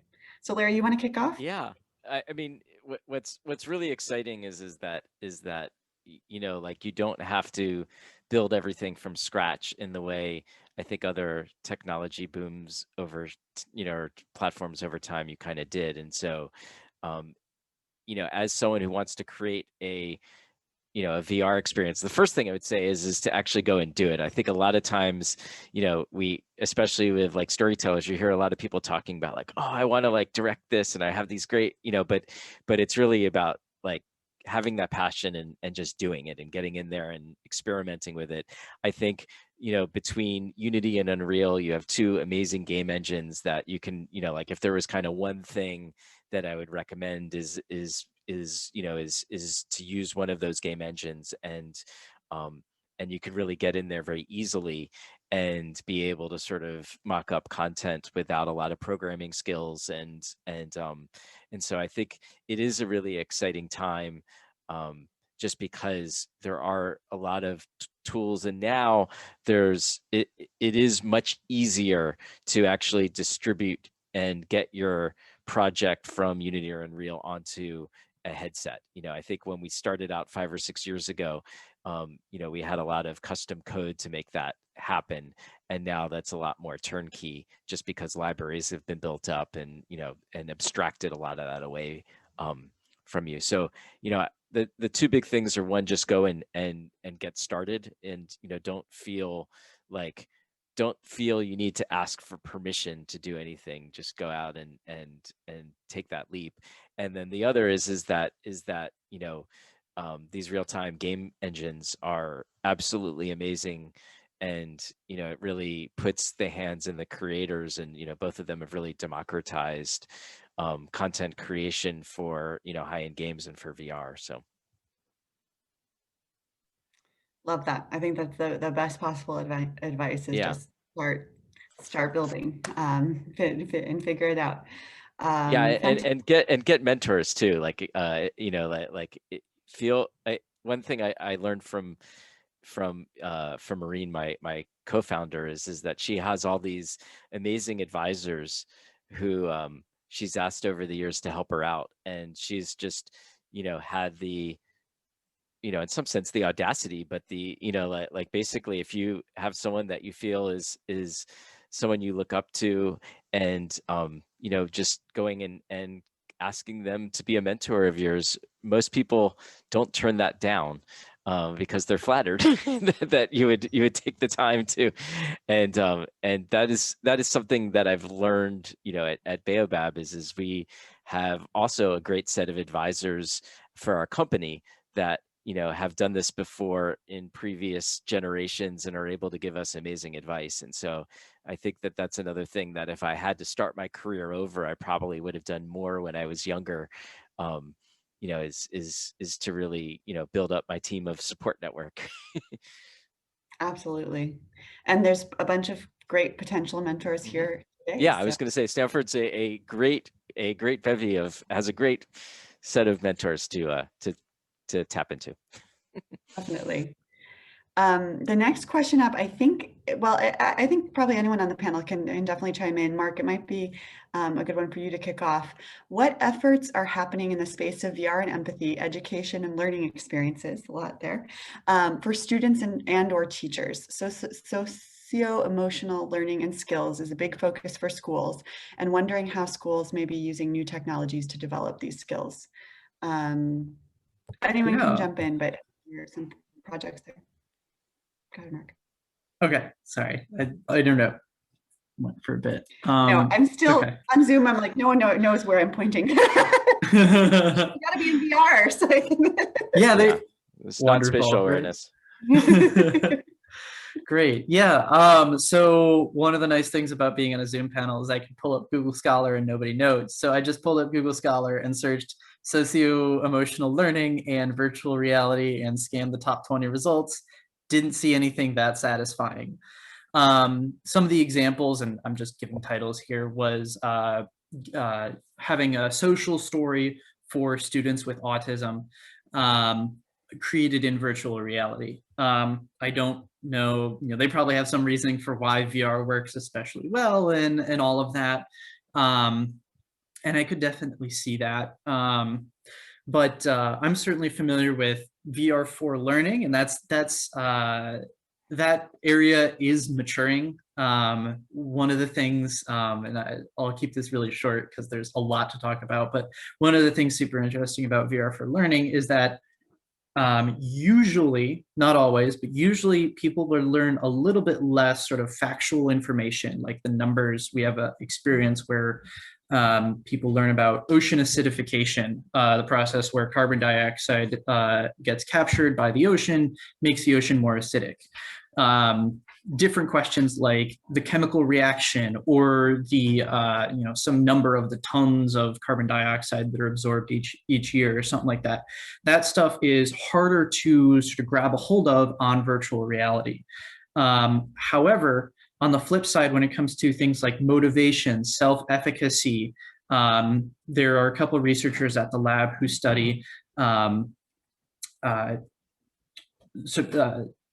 girls' self-efficacy going into science. Excuse me. Wait a second. My wife just came by. So she works with students, and she said, autism plus VR, get more reps out of social situations. Okay, so this is coming straight from the expert's mouth. Autism in VR can give, I guess I'm gonna go off script, and Jordan, correct me if yeah, we'll see how much I've learned. Welcome to jump in. Hey, yeah, hey, Jordan. Get a new panelist. No, okay, no. She says no. But thank you.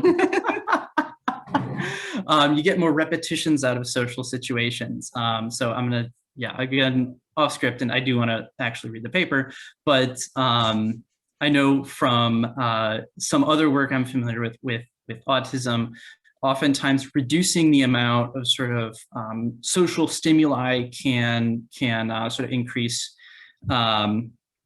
the and during just the social interaction becomes less overwhelming for some portion of students with autism. So that's one of the things going on there. Shoot, okay, I was in the middle of another tangent. I'm sorry. VR for learning, focus, it can help feelings, self-efficacy, and excitement, factual information a little less, believe it or not. So there's definitely a trade-off there. I think the trade-off makes a lot of sense for socio-emotional learning. Yeah, there's a lot of potential, I guess.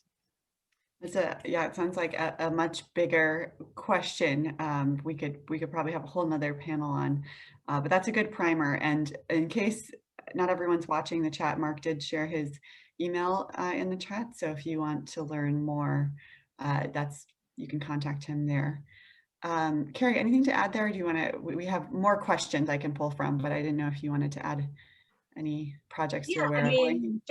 Just briefly, I can share that Embodied Labs does have quite a few academic customers who are using our labs in medical programs and nursing programs, social work, and a few other class. There's like an end-of-life hospice class. There's it's all medical, you know, Embodied Labs is all medical, geared towards older adults and the care of older adults. So it's definitely a niche market, the content that we are creating, but they have begun using it in a lot of medical programs throughout the country, which is really exciting for us. So although there's still a smaller section of our customer base, they are like the most enthusiastic, highest user rates because they're just putting all of their students through these labs.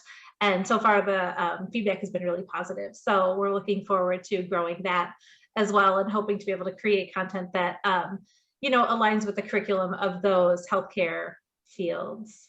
And, you know, there's other fields that can benefit from it as well, first responders and customer service, front-facing people need to have those skills to be able to support elders with different cognitive and physical deficits. So there's definitely opportunities there to use it in an educational space. Mm-hmm. Definitely.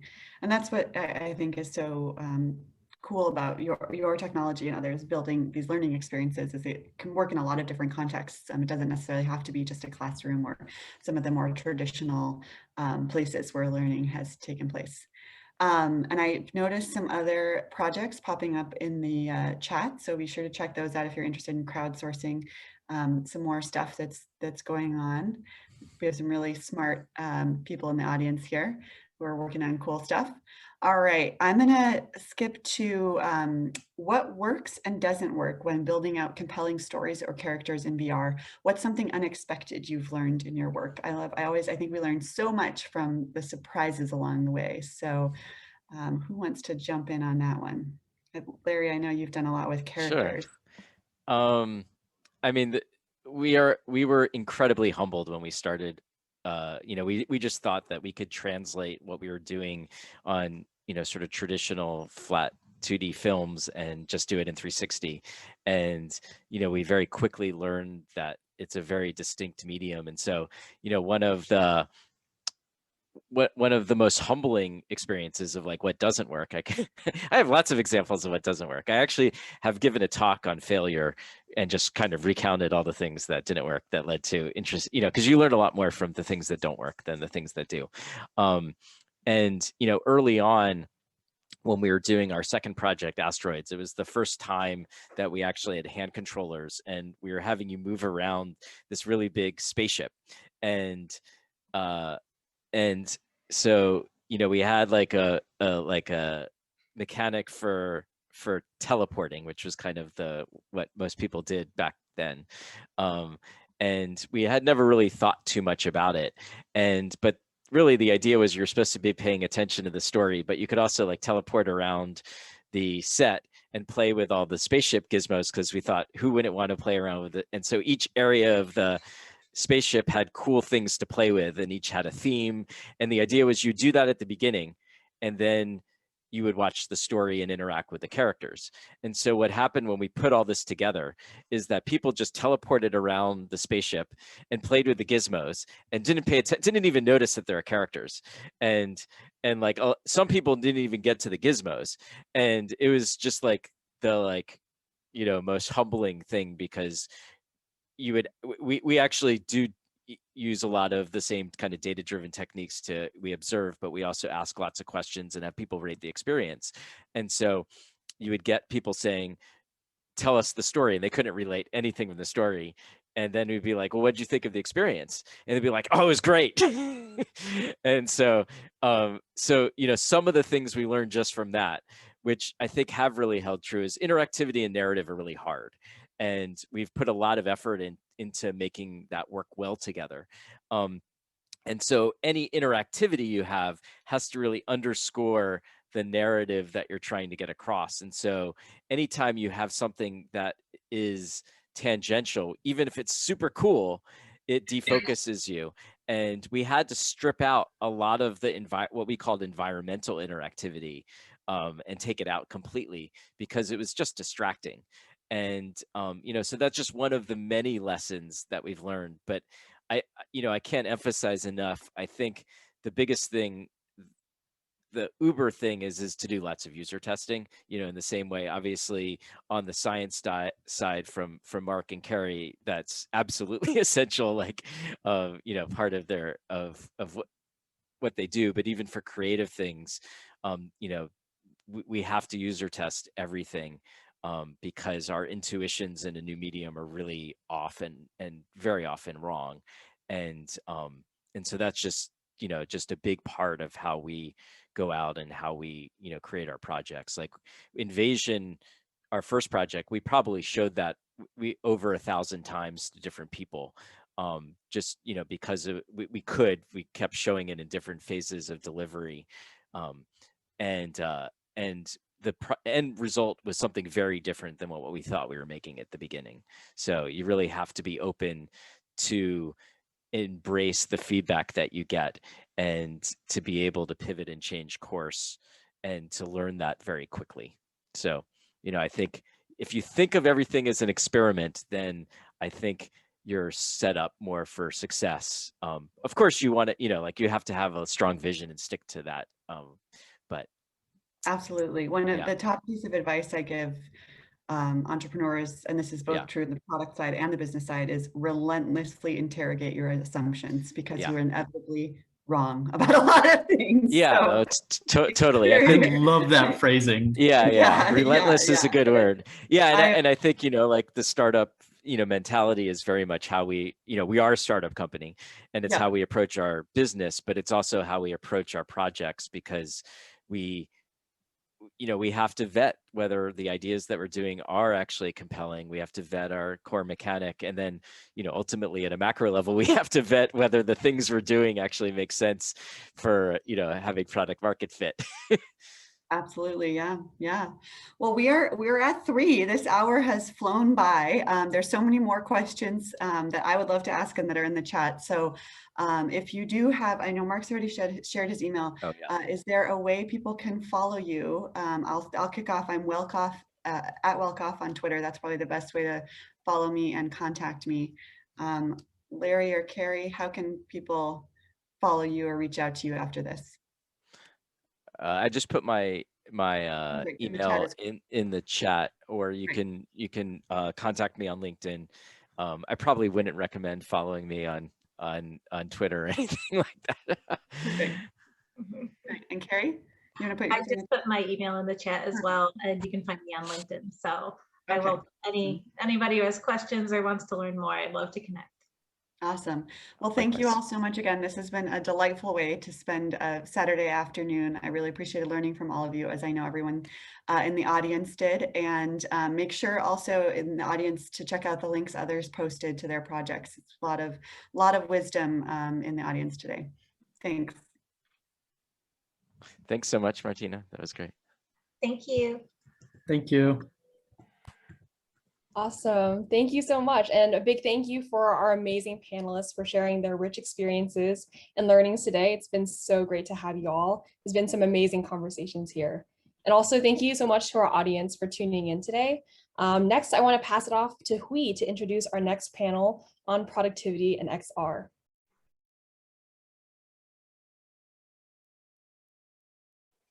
Hello, everyone. Before I introduce our next panel, I'd just like to remind everyone that we are having a social within an application called VRChat. We've set up a model of the Stanford campus, which you can walk around and talk with teleconference members. You can access VRChat through any Oculus or Steam VR device, or if you don't have a headset, you can enter the experience with a Windows PC through Steam. We will have the link to the instructions in the chat, so please start setting that up if you're interested in joining after this panel is over. Okay, with that being said, I'll add our panelists. And, awesome. Okay, so I'm excited to introduce our next panel focused on the future of productivity in XR. As you all know, the COVID-19 pandemic has truly disrupted working norms around the world and has made us more open to working collaboratively from different physical spaces. In this panel, we will explore the impact of immersive technologies in shaping our future workplaces and schools. And just a reminder that our panelists will have 45 minutes to talk amongst themselves and 15 minutes for Q&A. Please use the Q&A feature in the bottom panel to ask your questions. Our moderator today is Dr. Michael Casale, the Chief Science Officer at Striver. Without further ado, I will let Dr. Casali and our panelists to introduce themselves.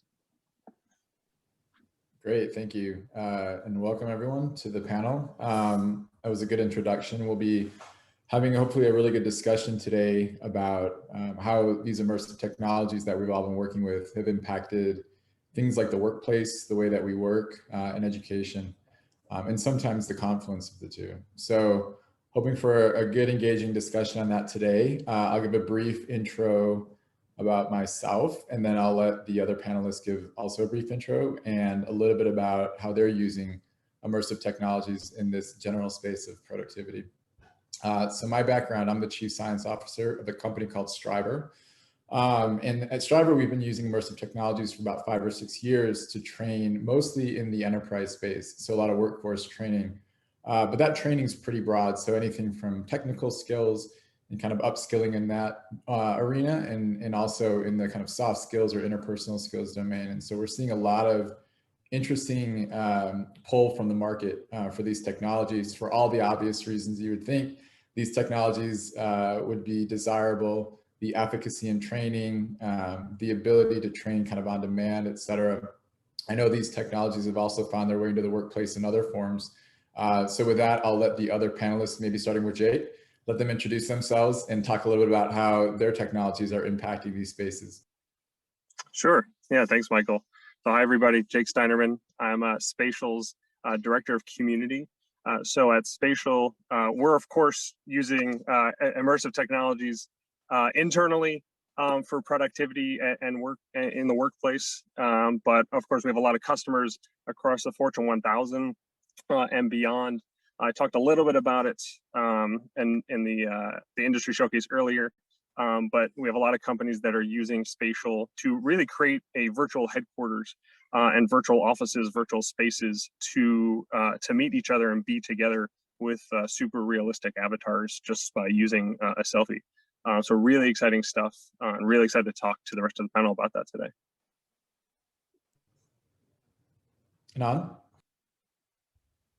Hey everybody, Anand here. I'm part of the Oculus organization inside Facebook, and I specifically focus on figuring out how we're going to build an ecosystem of applications and experiences that serve the productivity, collaboration, and the work use cases. Historically, as we built the product and the company out, we said we're going to start with games so that we have a good sense of how we can add value immediately. And I think the gaming use cases on Oculus and in VR are starting to prove that there's clear product market fit. The flywheel's working and developers are building successful businesses. And now we need to go figure out what are we going to do other than games, right? Meetings, like Jake talked about Spatial, but like meetings, productivity, collaboration experiences, creative tools, design tools, and business applications and stuff like that. So happy to be here and excited to chat with y'all. Everyone, my name is Joy Horvath. I'm a senior instructional designer at Unity Technologies. I mean, primarily what Unity is all about is actually providing the platform for all of these amazing XR solutions to be made from. Specifically from my perspective, my area of focus is actually building the educational content that will allow people to make these experiences. We traditionally came from a background of a game development tool, but that has been rapidly changing over the last several years. And specifically in the XR space, we're seeing a great deal more adoption in the industrial sectors and the simulation sectors. So we're in an interesting transitory spot where we're no longer just being the game platform, we're being the creation platform, especially in the XR space. Excellent. Thanks for those backgrounds. And I think some of the things that I'm interested in, obviously what we're doing at Striver is a lot of, like I said, workforce industry training, and some of that, starts to bleed over to other educational institutions. But it sounds like some of you guys are working on technologies that will actually facilitate just the work in general. So not necessarily training, but being able to provide platforms for which people can then kind of potentially work more effectively. And so the broad question I have for each of you, because we have a diversity of applications represented here, the question I have is, what have you seen as kind of the most kind of impactful things that have happened in the short term because of these technologies in these institutions like the workplace or in educational institutions writ large. So feel free to, whoever wants to go first to grab that one. But, you know, I know from my perspective how it's happening, but I'm really curious to know from your guys' perspective and the work that you're doing. Yeah, I'm happy to jump in there first. So we have, you know, companies that are using it, you know, using our platform, and we're seeing, you know, XR in general being used in all kinds of ways, from, like you mentioned, you know, education, you know, centers and schools and universities, creating virtual classrooms, and not necessarily to have all of their classes in, you know, in VR, but I think going and having individual experiences eventually. You know, we see this happening where you'll have entire classes or semesters in VR, but what we're seeing recently is, you know, of course, everyone's been going into Zoom for Zoom classes, but if you want to go off and have a more immersive experience, a more engaging experience, like I've seen at the University of Michigan, there were some professors who were doing like virtual escape rooms in VR as a way not only to learn, but also connect with fellow students, because I think there's a sense of disconnection between students and between people as well, and that's, you know, a similar sentiment that we're seeing, you know, at companies and enterprises too. You know, we're working from home, but we're also very separate from each other, and that goes for people that have, you know, we're working physically together beforehand, but there's also this whole new workforce that's started, you know, came into the workforce, either college hires or others. Like myself, I actually started at Spatial a couple of months ago. So I started on this team, and I haven't met anyone in person. So I think it's helped build kind of sense of trust and a sense of belonging with my team. And I've seen that with others as well, since we're in the same physical space as each other. And it gives you that sense of presence that you really don't have with traditional and other tools.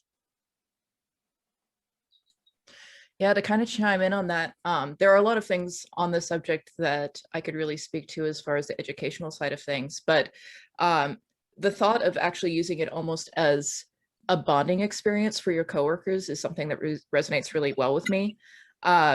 Unity in general has a big willingness to have remote work. So there are literally a couple members of my team that I have never met, despite being at Unity for 3 years.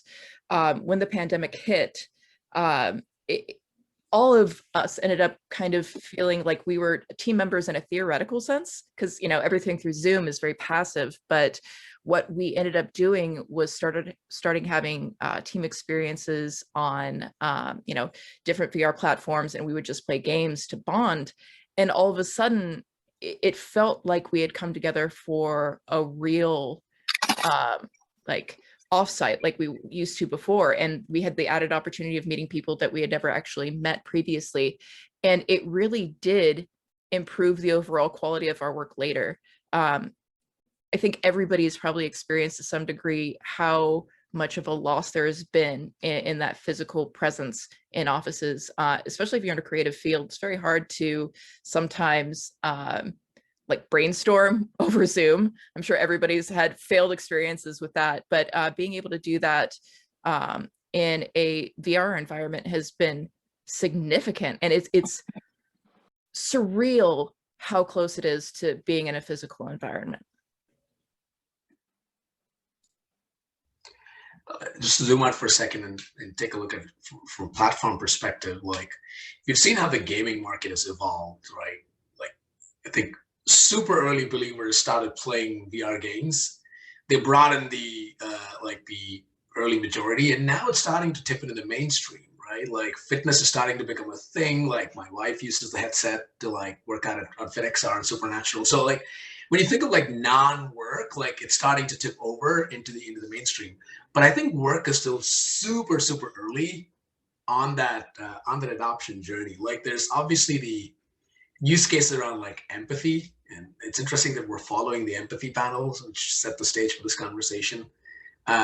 Examples that Joy and Jake talked about, like talk to how when you're never together, you might meet once a year if you're a distributor in a hybrid team, like how do you continue to build empathy, and what's the water cooler and what's the game room. So we're hearing a lot of stories of like people going into like playing mini golf and hanging out, or like multiplayer Beat Saber and just chilling, right? So like, is that work? Not really, but does it help you to work better by building better community? Yes. So like, I think that's like the initial use cases that are starting to take off, which are an obvious extension of how people's mental models are for like what to do in VR. Then I think the next thing that we're starting to see happen is like, we call it solo productivity. Like you put the headset on and you're working there for yourself, right? If you're using like a virtual desktop solution like IMMERS, or even in like when you go into Spatial, it has primarily a meeting and a collaboration experience, but you can go in there and brainstorm and put sticky notes up and keep it as a persistent space so that you're using your visual memory to come back and do stuff, but you're doing it primarily for yourself, right? So we're hearing a lot of stuff around solo productivity. People use it as a way, like especially if you're on call and you're in DevOps and you want, like, you don't want to be disturbed. You put the headset on, you're in DevOps, you're watching your scripts run, and you're just doing things on your own, right? I think that's where I think majority of the immediate product market fit experiences seem to be. And then there's a host of emerging categories like spatial design that haven't yet fully made its way into like mainstream. We hear about digital twins, we hear about architecture, and we hear about like VFX and animatics, but I don't think it's become mainstream yet. So I kind of like would break that into those three parts. Empathy right here, right now, solo productivity starting to happen, everything else where people are used to using a 2D surface, not there quite yet. Yeah, super interesting. And maybe just an extension of that thought, you know, one of the broader kind of phenomenon that, you know, I've been able to witness in my time at Striver, and I'm going to be oversimplistic in my description here, but what I would say is this, maybe not divergence, but certainly distinction between what we're seeing in kind of a consumer adoption for these technologies versus what we're seeing certainly in other kind of business. I don't know if a business is a right kind of category to capture, but we talk about, you know, B2C and B2B oftentimes, and we're seeing that B2B category really kind of dominate when it comes to the market pull. That's obviously going away. That's becoming kind of more common to see the consumer adoption kind of catching up to that. And you could even argue some of that work has been done because of what we're seeing in kind of the workplace productivity space. I guess my question for you guys is, do you see that trend continuing where, you know, these are technologies that are really well suited for all of the different applications that were just described in these kind of productivity, workplace, education oriented fields? Or do you think consumer adoption will start to catch up and then we're going to see kind of a cross collaboration of those two technologies? Sorry, those two worlds of that technology.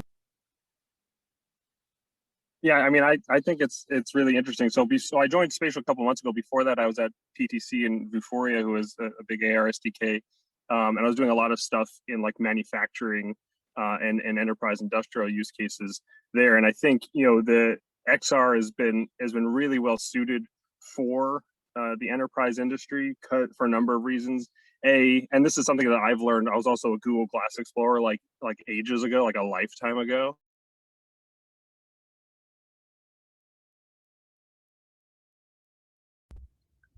We lost Jake, didn't we? I think we lost Jake. We'll give him a second to see if he comes back, and if not, feel free to jump in. Anyone else? It's too bad. That was a really interesting point that he was getting to. It's like a cliffhanger now.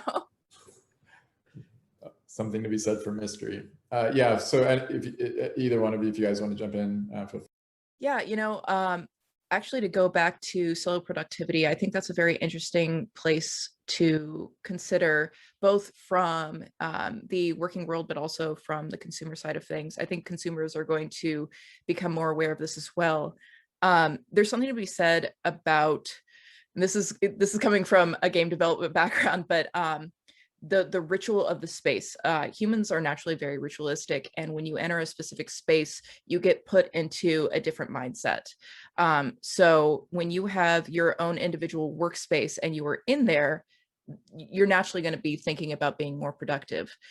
That's really significant right now when so many people are working from home. Many people report on how much they struggle with separating their work lives and their home lives. And if you're living in a very small apartment in the Bay Area, you know, you only have 600 square feet to deal with. How are you going to create like a workspace? Well, VR is a very easy solution to that. You could literally put on a headset, be in a completely different space, and your ritualistic brain pops in and you're able to focus far better than you ever would be able to trying to get your work done in a little corner of your kitchen. So I think that as this pandemic continues on, or as workplaces in general change and people end up staying home more, they're going to realize that it's not just about work. They could literally create multiple different spaces for multiple different reasons utilizing VR. Yeah, all of that deeply resonates. Like, let's just look at these two market segments individually, because I think the rates at which they are evolving and the reasons that's driving their evolution are completely different. If you look at the individual consumer-driven adoption, Joy referred to this concept of escapism. It's the most affordable way to immerse yourself and cut yourself from all the noise and work if you can do it, right? There are I think a few fundamental barriers that all of us are collectively slowly chipping away at. First was are the devices affordable, right? If it's not, then it's a non-starter. And on the Quest side, we've tried to bring the price point down, make the device more affordable so that anybody can get it, not $200, $300. That's super affordable, right? And we're seeing a lot of cases where companies are telling people here, for your offsite, we're gifting you a Quest, knock yourself out. And they use that to come into the offsite. They're probably meeting in Rec Room or Altspace or whatever. But then once the offsite is over, the headset is still the employees. And then they discover, oh, I can do solo productivity and immersed. I can meet in Spatial. So that's kind of bleed over is happening. So affordability, I think we're all chipping away at it. I think the Quest set a benchmark for what is affordable from a mass market perspective. The second thing, which I don't think all of us have fully cracked yet, is are others in there, right? If you're just there alone and you want to meet, the biggest barrier is can I get these 4 people in the headset for a meeting, which means everybody needs to have one, right? So I think the network effects haven't fully kicked in yet for an individual to get collaborative value, or even within company settings, right?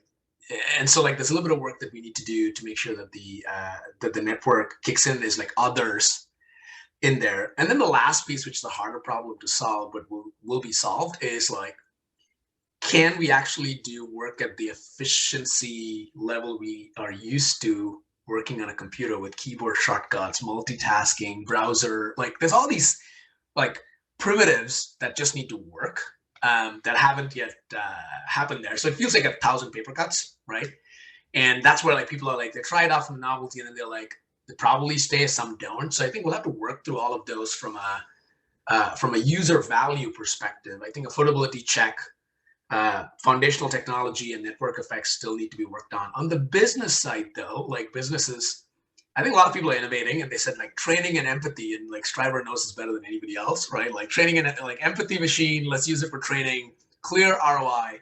But that's a frontline use case, right? If you think of personas that businesses serve, there's frontline workers, whether it's insurance agents or field technicians or safety officials, right? And then there's knowledge worker, right? So 2 different personas within the company. And I think it's clearly showing that the growth rate for frontline worker-based use cases like training is very, very powerful and continues to grow, right? I think the challenge is the pandemic ended up where shared headsets couldn't be a thing, and headsets were locked away and everybody was at home. So that kind of slowed down a little bit. But I think when we all start getting back into the offices, the shared headset use case will come back to life, and then training will come back up again. Excellent thoughts. And yeah, to your last point, the shared headset has definitely been on our top of mind for the past year or so. Jake, I wanted to give you a chance to finish your thought. Yeah, sorry about that. A little technical. My phone decided to be oh, I'm just gonna kill your battery right now. So thanks, I'm back.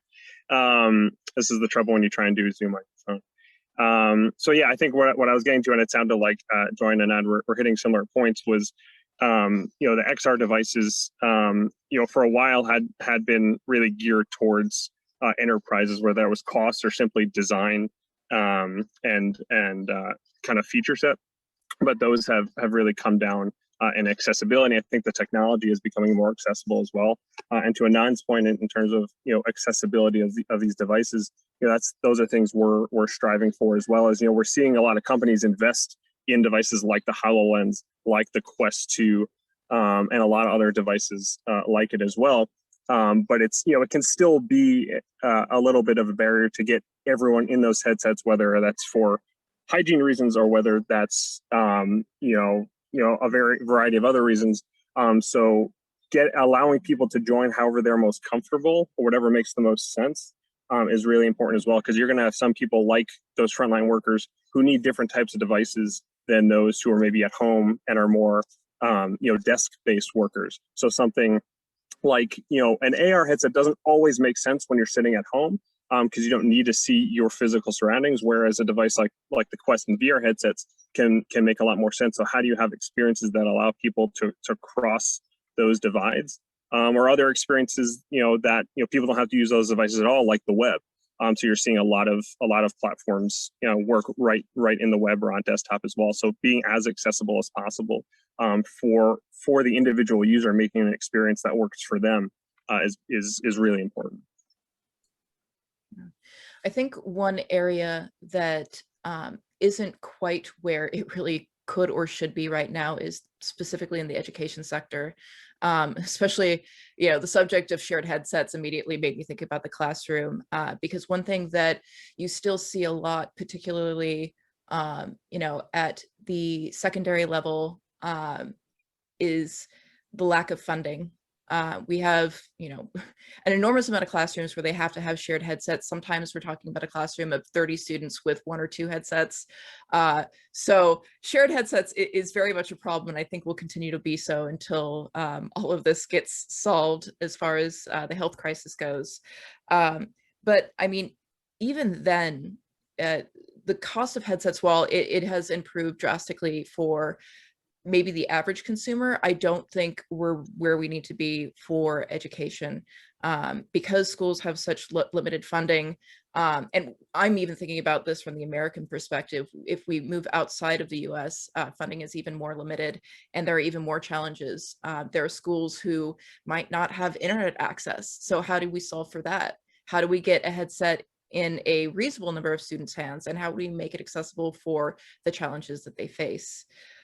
So there is a great deal of potential for VR in the classroom. And my hope is that over the next few years, or maybe the next year would be awesome, but as soon as possible, we can overcome some of these hurdles and actually put the headsets in the hands of the kids who are going to be the future developers.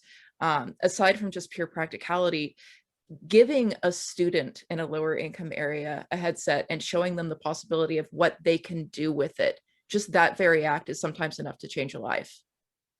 Yeah, and to that point also, that gives me a similar thought. One of the things that's attracted me to XR, for a long time, is that I think it makes technology and building virtual experiences and platforms and software, I think, a lot more accessible to people, and that becomes really important for students as well. Because I myself was really scared of coding. I still kind of am. Occasionally I don't like to sit in front of VS Code or anything like that and write scripts. But what I found with VR and AR and all these technologies is that I can use input mechanisms that I'm already familiar with, my hands, and other things like that, to build really engaging immersive experiences. So I think what always has excited me about these technologies is the ability to really help people, whether that's students, whether that's those people with disabilities, to create things that they wouldn't have been able to do before with just a mouse and keyboard, because there's all kinds of input mechanisms beyond controllers that you get with these AR VR devices in terms of hand tracking. You're getting into all kinds of advanced other technologies as well, but I think it really opens the doors to enabling a whole new generation of creators, which is a term I like to use a lot more than developers a lot, because you can create without having to be a developer. So that's something I think that's really exciting as well. Those are great points, and that kind of feeds into some other thoughts that I had around, I guess, like when we think about barriers to adoption. And my initial question now in retrospect was probably, too simple in the sense that it really depends on the industry. We mentioned education, lack of funding as just being a primary non-starter. Obviously, in the enterprise space, we see some of that sometimes, but for some organizations, they're willing to take the plunge and really provide a potential avenue for their employees to be better. And that hopefully has mutual beneficial types of outcomes, for both the individual learner and employee at the organization, as well as the organization itself. But thinking about kind of just things, I guess, beyond something as fundamental as kind of financial investment, if the will was there and the money was there to be able to provide these technologies at scale in these different arenas, are there still things that we feel like are going to we're not quite there yet with the technology or other factors? I know we were talking about that just a few minutes ago. I know from our perspective, just getting people to put on a headset, even though they're doing other types of training that seem a lot more intuitive, things that kind of fit with their day-to-day lives already, that whether it be kind of they're already on a desktop or laptop, they're on their phone. We sit in classrooms for years of our life only to go to workplaces to sit in more classrooms. And so that's totally acceptable. But now put on a headset, there's all this kind of skepticism all of a sudden, which is funny. And it's not to say that that's always true. We see certainly some folks who are willing to kind of with gusto put on the headset and really use that and kind of as a way to train in a new technology that they think is more effective. But these barriers that have to do with either just again, that kind of just initial skepticism, something new. There's technological barriers, obviously, to providing some of this stuff at scale. We mentioned kind of internet access, something as fundamental as that. So from your guys' perspective, I'm wondering what you think are some of these things that, we may have to solve, or do we think it's just as simple as like, it's a slam dunk. Let's put the headsets though, just make them available and the rest will solve itself. God, if only it could be just a simple slam dunk. If we could just be like, here, have this, and everybody's like, yay. I think the most encouraging news that I've, kind of observed is the fact that the younger generations take to new technology like ducks to water. They're not who we have to convince with this. If you put a headset in a kid's hands, they're gonna, figure out how to use it before you even get the chance to tell them what it's all about. But it's the people who are, from the educational perspective, guiding this transition. So the teachers are the ones that are going to have to be convinced. And I think there is a lot of mistrust in it because of the forward expense, of course, but also, a couple of years ago, we were still reading articles about whether or not VR was dead and whether or not it was just a silly trend, going all the way back to, when people were considering video games a trend. There's a high level of distrust with hardware that is expensive. If it's, something you get out of a Cracker Jack box, sure, we'll try it, whatever. If we lose out, not a big deal. But I think naturally people are just going to be distrusting of it until it's better established. But I don't know. I think even right now where we're transitioning to that point where people are realizing that VR is truly a viable thing. And so I think we just need to be patient and give it a little bit more time before it's just like, yeah, give me a headset, I'll figure it out for everybody. A slightly different take on this. As Joy was talking, it's like pushed me to think about how affordable are devices for schools. I was looking at the cheapest Chromebook is $199. The cheapest Quest 2 is like 200 something. So like, I think we're in the range, like $20 here, $30 there. So there's still like work that needs to be done to make the device more affordable, but like on average, it's like at the same price point as the Chromebook plus minus. So I'm not, I think affordability is still an issue, but it's like we're chipping away at it. If you look at education specifically, there's three personas, right? There's like teachers, overworked, underpaid, struggle to put together class plans, and now have to also be IT administrators. Then there's kids who are bored out of their minds with remote learning and like are not engaged. Like my 7-year-old is like definitely not enjoying it, and I'm hearing the same from other parents. And then there's like school administrators, right? The conversation around like ROI and like forward spending, all of that like hits at the core of like how will an administrator make a decision to deploy technology like in the school districts, right? Let's say, to Joy's point, over time, if we can actually prove that this changes learning outcomes, the administrators will follow. I think instead of solving for them, we should solve for the teachers and the kids. And I think a big thing we can do to solve for the teachers is make course creation easy and don't make it a job and a chore for them. There are no code environment lesson plan creation tools that allow for great quality of content to be created, because the quality of content is bad, like no one's going to use it. And so like there are folks like Zoe out there who are trying to change education with no code, like lesson plan creation products. Like I think we need an ecosystem of those kind of things so that a teacher can literally go assemble a lesson plan and it's a $200 headset, like start getting kids involved and see what it does to their learning outcomes. I feel like I'm contractually obligated to reference Unity Learn. So I'm going to do that really quick. I agree wholeheartedly. The key to a successful classroom experience is successful learning experiences. One thing that we're trying to do on Learn is, in addition to the courses that we present on our platform for free, we also supply educational material for teachers who want to bring our content into the classroom. So that includes like syllabi, classroom setups, ways to actually measure how successful students are with the content. So that is something 100%, yes, absolutely agree. And Unity is working towards that goal of making that freely available for everybody who's willing to take that risk. I would be remiss though if I did not mention, as far as affordability goes, there are some schools, unfortunately a lot more than perhaps, well, definitely should be, where a $199 laptop is out of the range of accessibility.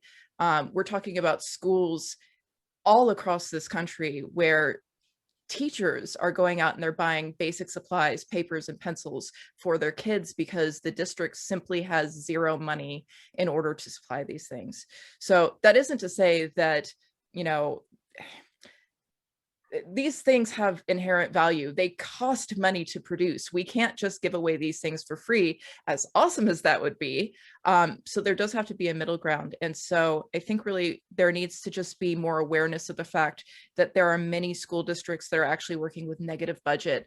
And as time goes by, this is going to be putting students at a greater disadvantage. As more and more headsets are brought into the classroom, there are going to be just technology deserts. I mean, there already are technology deserts, but specifically in the realm of XR, this is going to continue to be an issue unless we solve for the specific problem of cost. I think what Joy's pointing to is like really interesting because it's like really two worlds. Districts that can afford it, that have already invested in computing. How do we migrate them into XR? Mm-hmm. And then there are districts that cannot afford computing at all. Mm-hmm. How do we solve for them where like even internet access will be an issue? So it's like really not one model. There's like two different worlds, maybe three. Absolutely. Yeah. So, and Joy, if you hadn't mentioned Unity Learn, I was going to mention it for you because that was actually a big way that I learned a couple of years ago to get into the XR space. So I'm glad, of course, you mentioned it. But to not to steer away from education, which is important, but to a point about like I think the question that Mike you had asked in terms of some of the barriers, you know, that we're also seeing is, you know, this is a different you know, paradigm for interacting with computers, and I think getting over that learning curve is important and a challenge as well. You know, I'm particularly won't be as much of a challenge for students or people that are, you know, internet native and things like that. For at least in the enterprise space, you know, kind of the decision makers, it can be, you know, a challenge or a hump to get over because they've, you know, maybe a lot of these companies weren't using any digital tools at all. Then they've been forced into digital technologies over the last year. And they're like, all right, it's a year later, I finally learned Zoom, great. And now we're going to put these XR technologies, these 3D technologies in front of them. And I'm already seeing that, you know, this week where it's, you know, you jump them into, you know, a 3D interface and they're like, all right, wait, so how do I move around? Why do I need this 3D, you know, interface to move around, and kind of just educating them on the benefits of that, but also how you use these technologies differently is a big barrier to overcome. And that's, I think, going to be some of the biggest challenges, because especially when it comes to enterprises, it's convincing the decision makers that are going to invest in those technologies that, you know, not only is it worthwhile, but it can, there is a learning curve, but it's a learning curve that, you know, you can overcome if there isn't a fear of learning these new technologies. Yeah, these are incredibly interesting thoughts for me and our organization as well, just because we play in such a narrow part of the space of what we would call productivity here. So thinking about some of those other challenges, obviously really interesting for us.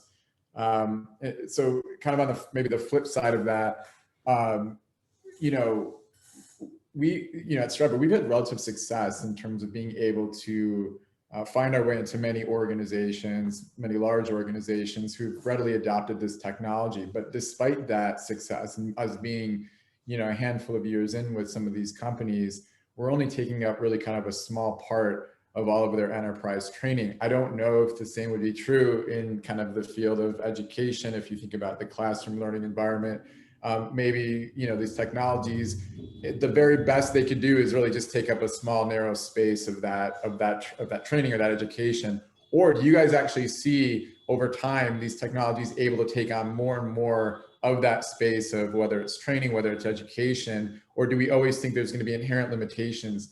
And if there are inherent limitations now, are there things about the future states of the technology, whether we get out of a headset and into glasses, really create these augmented realities that we've been talking about for a while, will that actually facilitate better adoption? Obviously, we don't want to use technology for technology's sake, but do we believe that there's really kind of value well beyond even what we're seeing now in the kind of handful of use cases where it's been successful?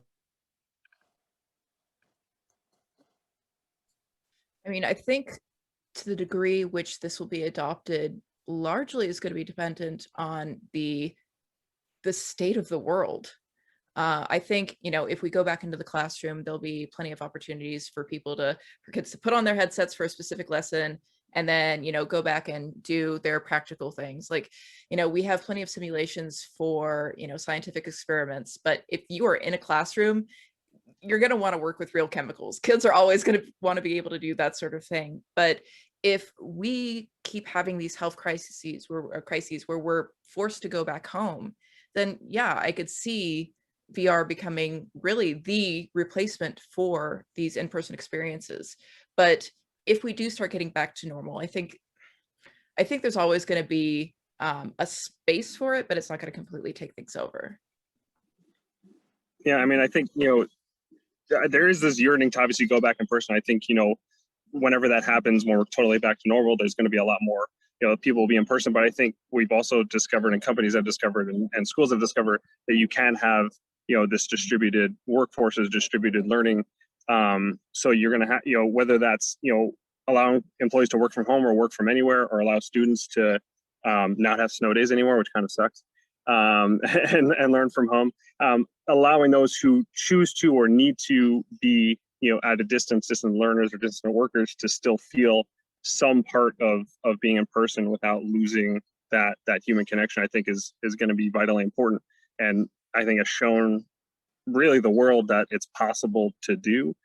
So I think we've opened up this opportunity for the technology. You know, for a long time, I always felt that XR was a technology in search of a problem. There were, you know, up until really like 2 years ago, there was all these great headsets and all these things coming out, and there were uses for them, but it felt a little like we're kind of looking for something for these to fit into. And I think the last year has, you know, opened up and shown the world that, you know, there is a need for these technologies, and there's a way to allow people to work in the ways they want to, or learn in the ways they want to. And these technologies have been in development for years, and now they're ready to actually be adopted. So it's an exciting time to see this transition and people being more open to adopting technologies like XR in a lot of different ways. So I always go back to like the history of computing and see what has replaced what. We've had computers for a long time. We haven't gotten rid of them. They said phones will bring about the death of computers. It didn't. Like, it just solved for different things. And we use phones for specific things and laptops for other things. It's going to be the same thing with head-mounted displays, whether it's a VR-first experience or if it's an AR-first experience or a mixed reality experience. It'll do things better than the computer can in specific pockets, and that's where you'll find like deep product market fit. Like, I think so the question then becomes, to your question, Michael, like, how is there more potential to be had than what you see today? That was kind of the foundation of your question. I think we'll all have to believe that has to be true, because, you know, by nature, we're all optimists and we're investing our lives and our dollars to bring that future forward. So we have to believe that there's more. The question is like, what is that more, right? Like, I think these technologies do two things really well, right? They defy distance and they defy reality. And you will see things push forward on those two vectors. Like, all the stuff about empathy and hanging out together is defying distance. Like, if you can have social presence with spatial audio right next to you and we're listening to something and I can whisper over to Joy and say like, hey, I kind of don't think that's right. You can't do that like in a Zoom call, like you have to go to breakout room, right? Like there's obvious primitive benefits of this technology where like, I think the ability to defy distance is significantly better than everything that we have today. People will discover new things. And in terms of like defying reality, anything that involves manipulation of space is infinitely better in this format than it is in 2D, whether it's a relationship between the person manipulating the object or the relationship of objects to its environment, right? Which is why we're starting to see architecture, we're starting to see 3D design. There's like you guys should check out this product called Tuvori if you haven't. It does 3D scene creation and it's amazing. So you can actually build a storyboard for a concept you want to convey by actually showing the scene, putting objects in it, which is a better way to tell a story if you're building a product or if you're like urban planning or whatever. So I think you'll start seeing potential emerge on defying distance and defying reality. It's going to take a while though, but you have to believe there's more there. I like the way you framed that, and you kind of struck a nerve with me, so I'm going to touch on this a little bit. We'll get to some Q&A, and maybe this will bleed into the Q&A. So what we've talked about things like being able to surrogate for social presence when we don't have the technologies to do that now. It's a better Zoom. It allows us to feel more connected, more collaborative, potentially in kind of that productivity, educational workplace setting.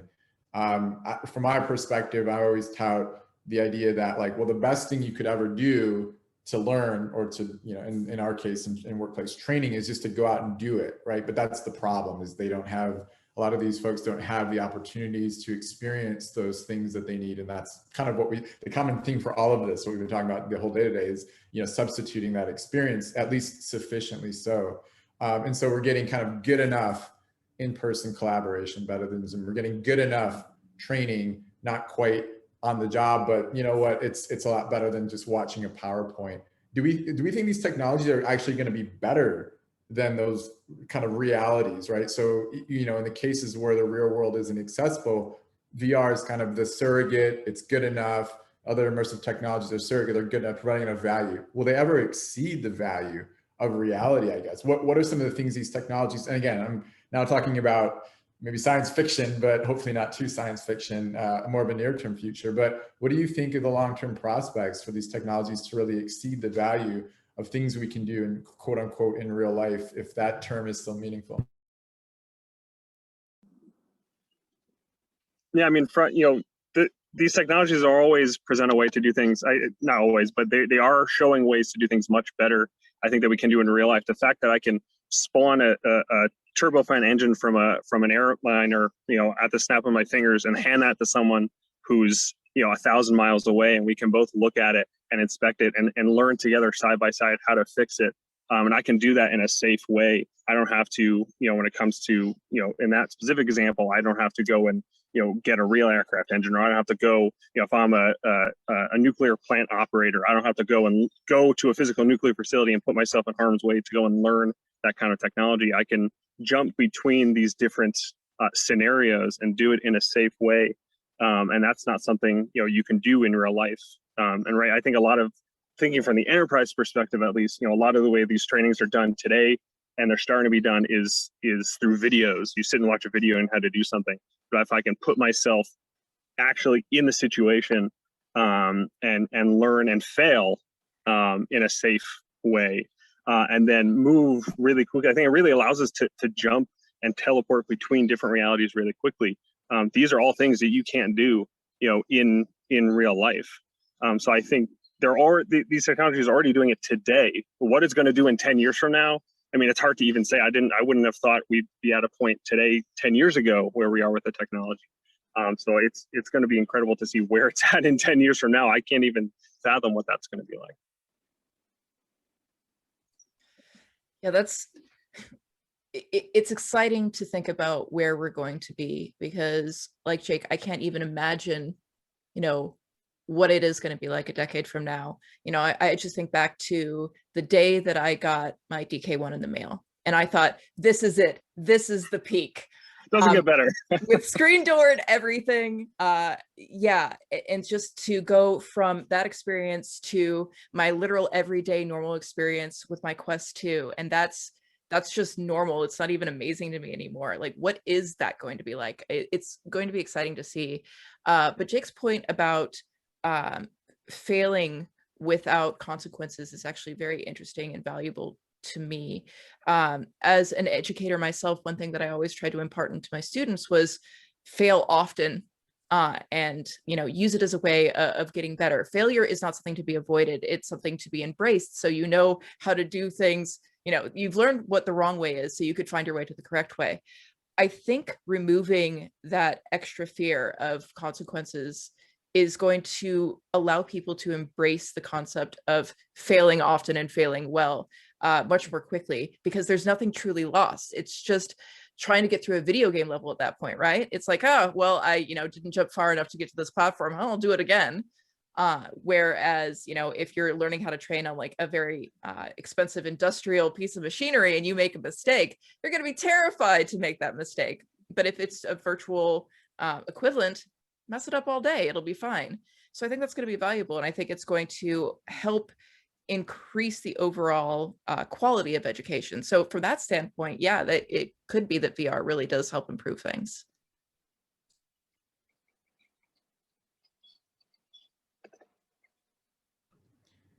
Yeah, I mean, from our perspective, one of the things that I think is actually better than the in-person or real life scenario is our ability to capture information about that scenario. So the ways that people interact and the way that they behave in situations, especially in kind of an educational training context, when we do that in real life, oftentimes we're void of any kind of good, objective, systematic way to know, was this a good thing to do? Was this not a good subjectivity in people who are the instructors, et cetera.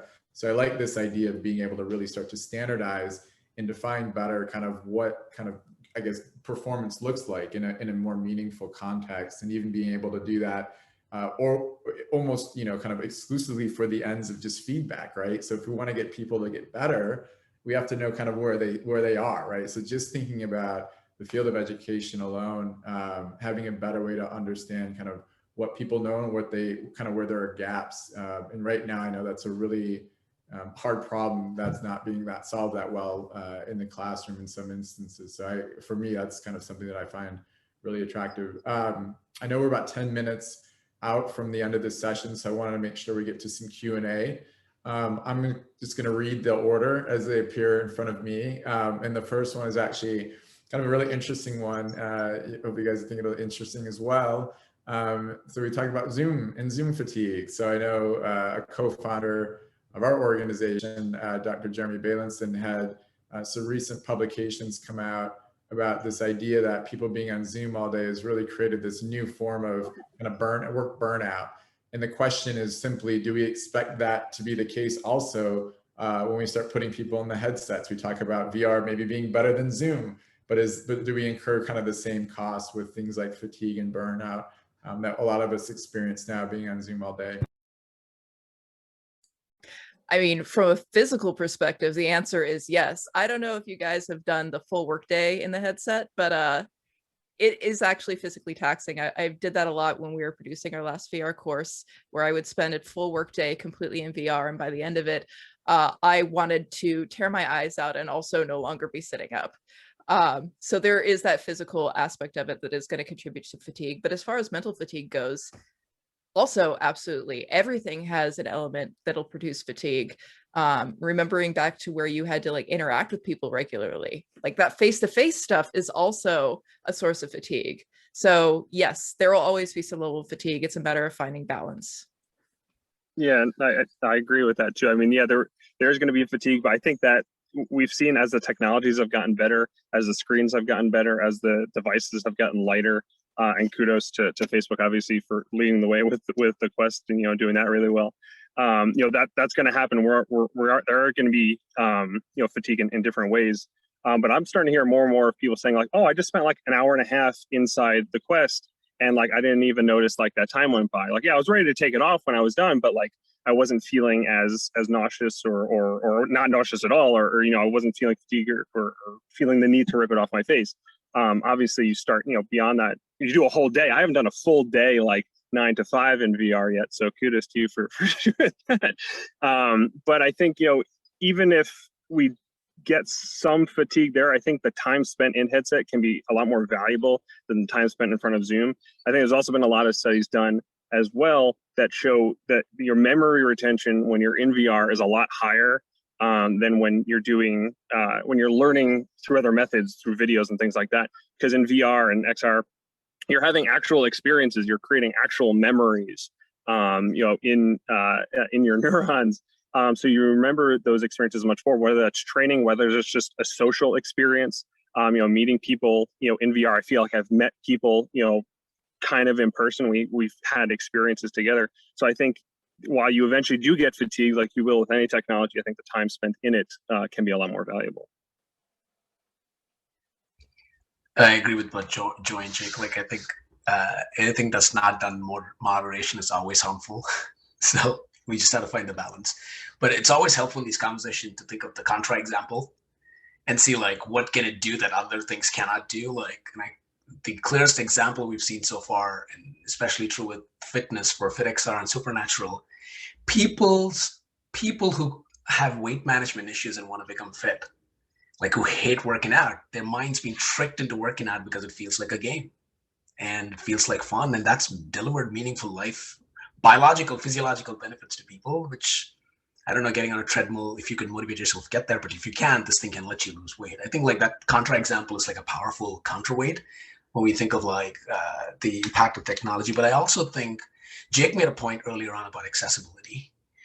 We've barely scratched the surface. As computers, like we've always modified the way we interact with the world based on the tools that it can afford us. Like the computers have lent us to the mouse and the keyboard paradigm, right? But not all of us have the accessibility benefits. Like I think the only real constraint with this technology is like visual constraints. Like if you have bad eyesight, it is a challenge.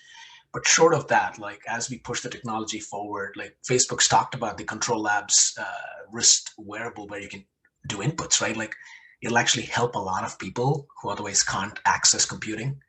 And it'll also help a lot of people travel to places that they couldn't have traveled to otherwise through this with others, right? We haven't really like thought of like traveling together yet. And those are not a class of experiences that have happened consistently and well in XR. It will happen. And then people will get to go to places that they couldn't afford to get to or physically can't.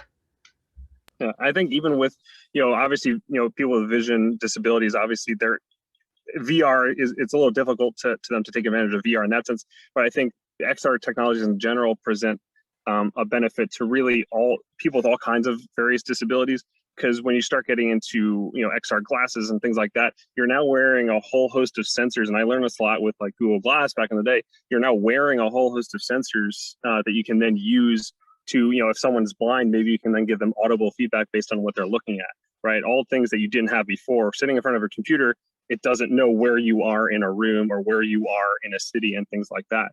Whereas all these technologies, you're going to be putting all kinds of sensors that really give you these superhuman abilities that you didn't have before. So I've always found that these technology in general is always best suited for the people with various disabilities or accessibility issues. And XR really does that better than almost anything that we've had previously. Cool. And just in the final few minutes, we only have 4 minutes left here. Tons of good questions. Unfortunately, we're not going to be able to get to most of them. The question is, one limiting factor, and this is a really good point. So one limiting factor we're hearing about is a lot the inability maybe to build compelling VR experiences due to the inability to really know how to kind of code for VR, how to build good VR experiences. Are we doing anything, and we being this group, or do you know of others in this space that are doing anything to be able to facilitate better content development through kind of authoring tools that are much easier to learn, kind of the no code format or approach? I know that's something that's top of mind for us at Striver. I'm sure it is for you all. So please fill in with kind of your thoughts on that. I mean, just to speak for others, I'll jump in really quick. The two that would come to mind right away are the two other people on this call would be Unity and what Facebook has been doing with not venues, but the Horizon in terms of like no code ways to build like metaverses and things like that. Those are two that I've seen that I'm like really excited about, just to kind of build logic and build experiences. Like I said, Unity was the way that I got into XR because it was really easy to build without having to write any code. And then I'm seeing Facebook do it with Horizon as well. So so you guys don't have to feel like you're plugging yourselves. I'll plug you for you. But those are two that really I've liked seeing as well. But I'll plug ourselves. We do it a little bit as well, but not as well as you guys do it yet.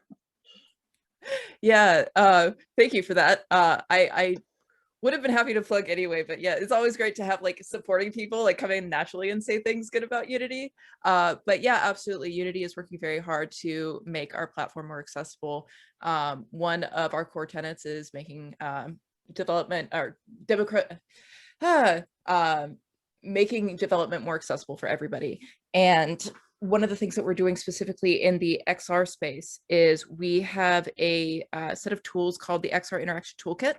And we're trying to remove the need to code as much as possible. So they're component based, where if you want to have something grabbable, you just add a component that makes it grabbable.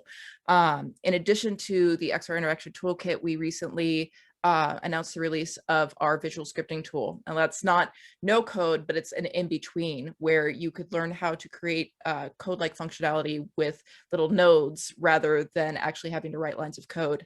And just to show that I'm not biased here, Unreal also has a node-based scripting system as well, which I think is the great middle ground. I actually learned how to program myself by using those types of systems. So I think they're really an important way to get into that core functionality. But again, things like the XR Interaction Toolkit are trying to solve those problems as well. I shared some other tool names in the chat. Happy to like continue the conversation async and share more tools that we've seen. But there are a group of founders and like technologists, like extremely optimistic folks who are persistently working on solving this problem of building no-code authoring tools for VR, because it is definitely, once you believe the technology has potential, which is like a belief process you have to go through, the next barrier you go hit is to spend millions of dollars to go create something. And that is accessible only to the most powerful people. And just like we saw on, like, if you look at the internet, you can build a website from scratch, go to WordPress, Wix, Squarespace, like you don't have to build like code at all and you can get a website up. Like we don't have that spectrum in XR. That will happen and the founders working on it. I think it'll also help us unlock enterprise use cases so that companies don't have to go through this like massive business case building of like why we should build an app spending like $5 million when we can do the same thing almost nearly okay with 2D, right? Like, so I think that no code is a revolution waiting to happen, which will also do, I think, to creators. Jake used the word creator rather than developer. It will create a class of creators, because if you look at like what social media did, everybody became a creator and they able to monetize. And otherwise you would have had to use like a video editing tool, but now with your camera and like with a few filters, you're done, right? Like I think that'll happen to XR as well, as just how fast founders get there. So if you know good people working on it, I'd be happy to support them, send them my way. Awesome. And with that, I know we're at time. I want to thank the panel. Excellent thoughts. I know I was incredibly engaged, so hopefully you all are too. Yeah, thank you, Michael, for moderating. It's great talking with the rest of you all. Joy and Nand. Yeah, thank you for our panelists for agreeing to come to this panel. It was very awesome to hear your valuable insights, especially the points of having inclusion, accessibility, and practicality when considering the use cases of XR. I hope everyone has learned a lot from the discussion, and if the panelists could please like drop your socials and contact information if you're interested in having people engage and follow your work. I will now hand it off to Elizabeth, our president, to end the conference.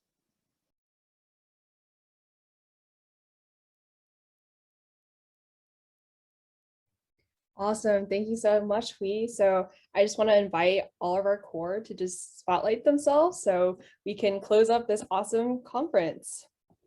Great. Great. Let's all spotlight ourselves. Fantastic. Awesome. So that concludes our formal panel and speaker events, but just want to let you know the conference is not over yet. Please stay tuned for our virtual VRChat social starting in the next few minutes. So just wanted to give a couple of quick closing remarks to recap our previous events.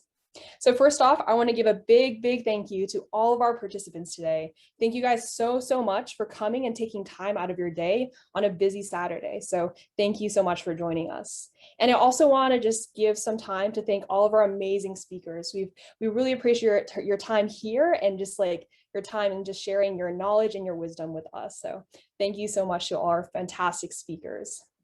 Awesome.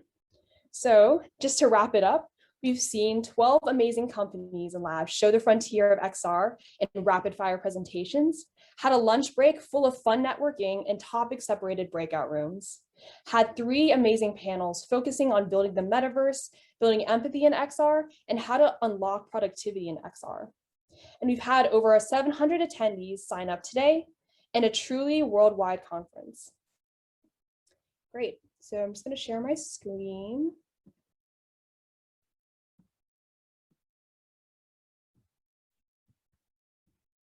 Awesome. Great. So behind all the scenes, I just want to introduce our incredibly amazing team that has spent hours putting together this truly wonderful event during these remote circumstances. So just starting chronologically, I want to introduce Manuka and Eric that have been running the industry showcase event. I want to introduce Hui and Arjun and myself running the panels.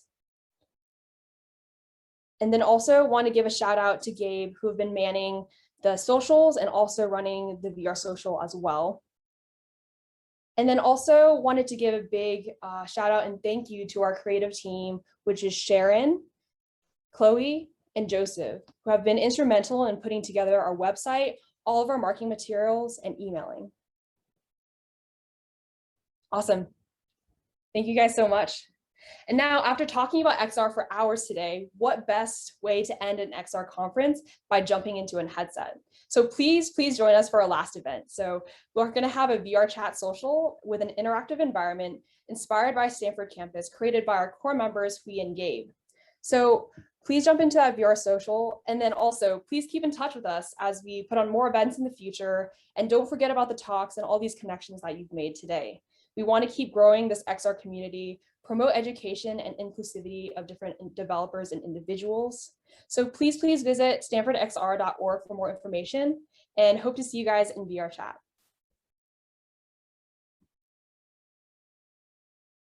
Thank you guys so much. Thanks, everyone.